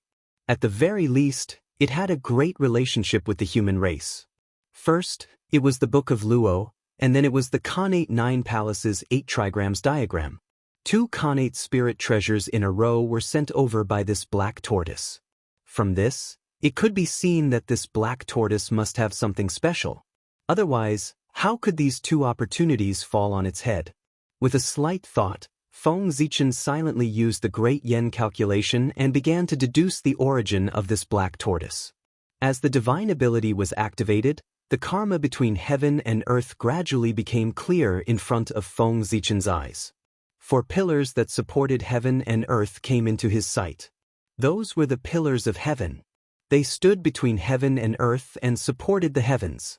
After that, the pillars of heaven disappeared and were replaced by endless resentment. So it's this. After coming back to his senses, Feng Zichen said in surprise. He had calculated the origin of the black tortoise. It was indeed shockingly big. In the past, Mount Buzhou collapsed. In order to find a replacement, the Grandmaster of Heaven killed a peerless black tortoise in the North Sea and took its 4 limbs to turn into pillars of heaven to support heaven and earth. Since the creation of heaven and earth, the black tortoise had been living in the North Sea. It never caused trouble, nor did it incur hatred with others. It could be said that it was very honest. Originally, it could live to the end of heaven and earth like this. However, it did not expect that a sudden calamity would take its life. It was really a case of sitting at home and disaster came from the sky. The collapse of Mount Buzhou had nothing to do with the black tortoise. However, at the last moment, the saint actually wanted to use its 4 limbs to replace Mount Buzhou and use it as the pillars of heaven? Don't you think it was wronged? How could the black tortoise not hate its inexplicable death? The black tortoise in front of Feng Zichen was the reincarnation of the unlucky North Sea black tortoise in the past. It had the merit of supporting the heavens. Don't you think its background is great? If this black tortoise could embark on the path of cultivation, It would definitely be a future great magician. However, logically speaking, shouldn't this black tortoise be taken in by the Grandmaster of Heaven? This was what they had agreed upon back then. Before the prime of Tong Tian killed the North Sea black tortoise, he had promised to take its reincarnation into his sect and help it attain enlightenment. It was precisely because of this that the North Sea black turtle was willing to stretch out its neck and be cut into pieces by the prime of Tong Tian. Otherwise, did they really think that the black tortoise of the North Sea was dead?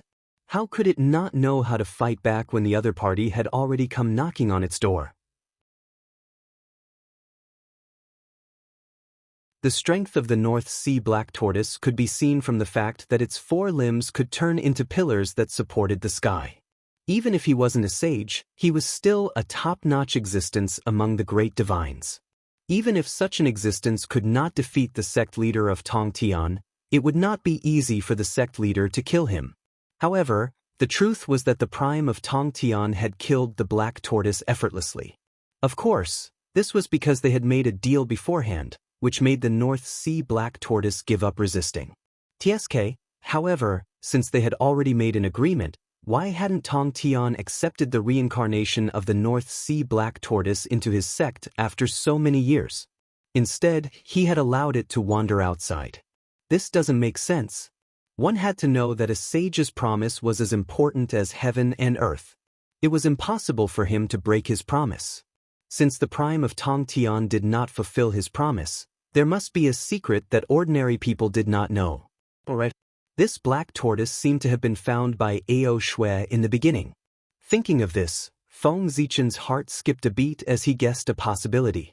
Without hesitation, he activated the purple eye of the heavenly path and looked at the black tortoise. Sure enough, he found the problem. Feng Zichen saw a faint trace of dragon qi on the black tortoise's body. Although it was faint, it was extremely pure. Obviously, it was made by the ancestral dragon. Good heavens! What's this again? Why is the ancestral dragon fighting with the prime of Tong Tian all of a sudden? Seeing this, Feng Zichen understood that the ancestral dragon had schemed against the prime of Tong Tian. Otherwise, after tens of millions of years, with the prime of Tong Tian's strength, he would have been able to find the reincarnation of the North Sea black tortoise. As the ancestor of the Water Clan, it was much easier for the ancestral dragon to find the reincarnation of the North Sea black tortoise than for the prime of Tong Tian.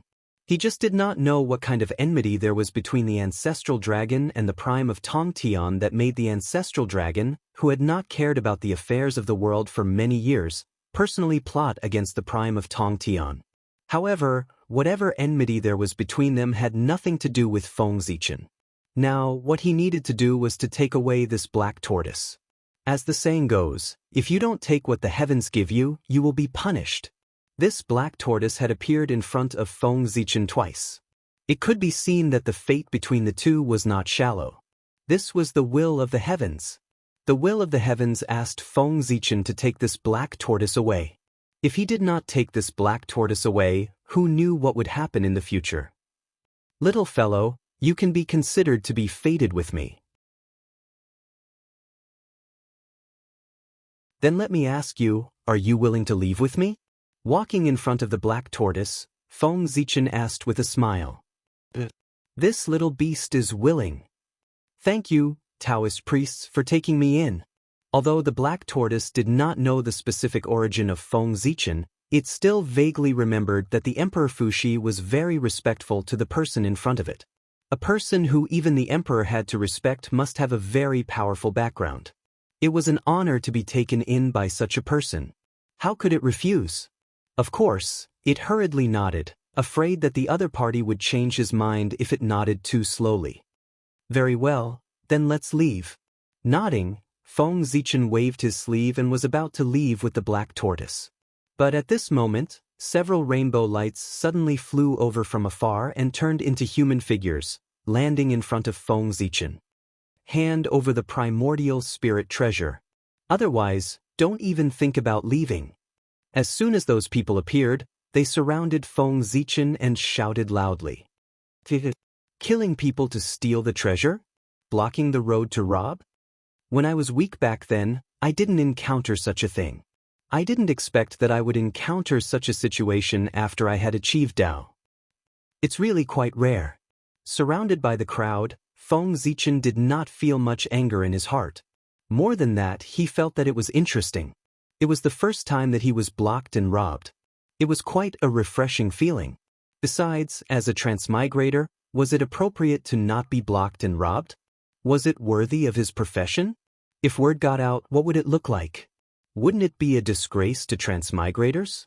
The people surrounding Feng Zichen were the most powerful cultivators who were alarmed by the phenomenon of the Khanate 9 Palace's 8 trigrams diagram.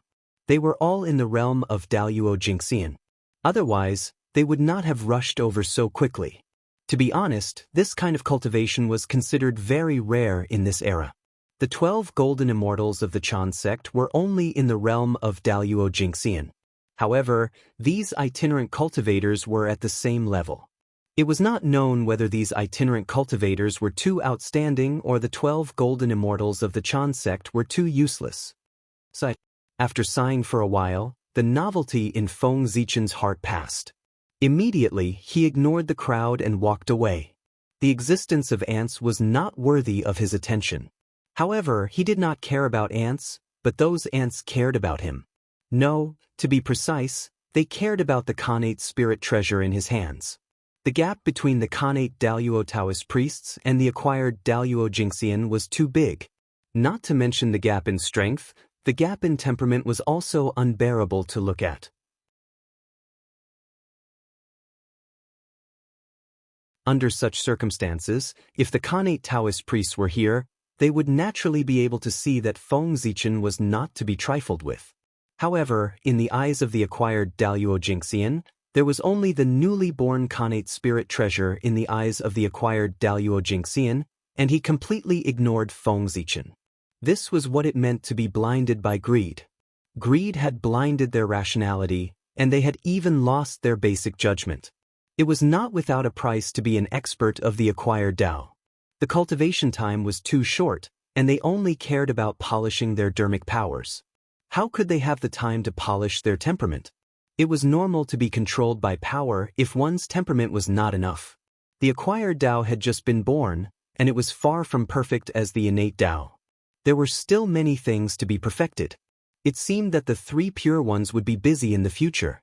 Just patching it was enough for them. Bastard! If you don't hand over the Khanate spirit treasure, don't even think about leaving alive. Perhaps provoked by Feng Zichen's arrogant attitude, everyone was furious. They cursed at him loudly as they took out their dermic treasures and attacked him. Rumble! However, before their attacks fell on Feng Zichen, they saw the Khanate divine thunder striking down from the sky and killing everyone present on the spot. This was not done by Feng Zichen, but by the spontaneous operation of heaven and earth. Who was Feng Zichen? He was the head of the 4 great gods, the supreme of heaven and earth. All the living beings in the untainted world, including the group of people who had just surrounded him, could be said to be his people. They dared to attack Feng Zichen, which was called offending their superiors.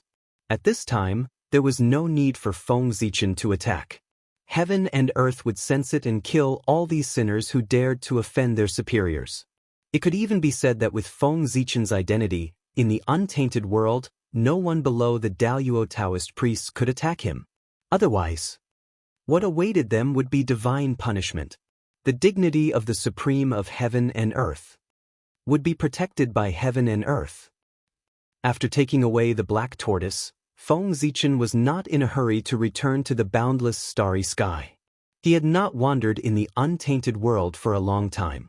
Today, he was thinking of traveling after a long period of silence. He planned to travel and relax. Moreover, he had not been to the human race for a long time. Now that he was relaxing, he could take the opportunity to take a look. Now, the human race should be under the rule of the Shang dynasty. It was good to take a look and see how different it was from the great Xia. In this way, Feng Zichen wandered around the untainted world. However, this state did not last long before it was destroyed by an accidental discovery. Just as Feng Zichen was traveling around, he suddenly sensed a trace of Taoist Kundi's aura. This aura was extremely weak, almost undetectable. It was only because Feng Zichen was very familiar with the aura of Saint Kundi that he realized that something was wrong. Otherwise, he would not have discovered it. Since he had discovered the traces of Saint Kundi, Feng Zichen was not in the mood to continue traveling. He immediately gave up his original plan and followed the aura to track down the whereabouts of Saint Kundi. Although he did not know the purpose of Saint Kundi secretly coming to the untainted world, it was not wrong for him to destroy it. Just like that, Feng Zichen followed the aura all the way. It was not until he arrived in front of an ordinary farmhouse's courtyard that the aura stopped abruptly. Curious, Feng Zichen walked closer and saw an ordinary family of 3. It was not ordinary. The child in this family should be the reincarnation of a disciple of the Western sect. The reincarnation of a disciple of the Western sect in ancient times. A proper Tai Jingxian, born as a Khanate life form. What? Is the reincarnation of an ordinary disciple of the Western sect worth Saint Kundi secretly coming to the untainted world? Even if he swaggered over and took him away, what's the problem? Something's wrong. There must be something wrong. There must be something wrong. Feng Zichen felt that since Saint Kundi was unwilling to leak the news and sneaked over, it meant that there must be something special about this disciple. With that thought in mind, Feng Zichen activated the purple eye of the heavenly Tao and continued to look at the child. However, the result was the same as before. Apart from being the reincarnation of Tai Jingxian, there was nothing special about that child. That was strange. Since there was nothing special about this child, why did Saint Kundi treat him so cautiously? He could not understand. He really could not understand. With doubts in his heart, Feng Zichen simply transformed into an ordinary human and settled down to observe the child closely. He wanted to see what Saint Kundi was up to. As for why he did not use the divine calculation of Great Yen to deduce? Of course, that was because Feng Zichen did not want to alert the enemy. Any heavenly secrets related to the saint could not be deduced. No matter how exquisite the deduction method was, it could not be done. Because when one's strength reached the realm of the saint, even if one muttered their names, they would be sensed by them, let alone deducing the heavenly secrets related to them. They would definitely be sensed by them. Feng Zichen had yet to figure out what Saint Kundi wanted to do. Naturally, he could not alarm him in advance and force him to give up or change his plan. A mortal's life was only 100 years. To Feng Zichen, it was only the blink of an eye. He could afford to wait. Therefore, he waited here. Once Saint Kundi had any plans, he would not be able to escape Feng Zichen's eyes. And this wait lasted for 18 years. 18 years had passed. Back then, it was just an ordinary family. Now, it was developed and completed a magnificent transformation from a farmer to a landlord. It could be said to be a reversal of life. Not only did they move to the city to live, but they also owned a big house and became a famous rich family in the city. And that child who was crying piteously for food back then had now grown into an adult. Ordinary looks and ordinary talent. Other than having rich parents, there was nothing special about him. He was the kind that couldn't be found in a crowd. That's not right. This child was especially kind. He was a famous honest person in the surrounding villages. This was not a compliment. P.S. 2922. There are still 78 left. Please subscribe. You're tuning in to the Dreamy Chapters YouTube channel. We're so grateful for your support, and don't forget to subscribe to join us on this incredible journey through captivating stories. Your generosity through donations truly makes a world of difference, as it's the primary source of revenue that allows me to expand and enhance this channel for you. Thank you from the bottom of my heart for being a part of this adventure.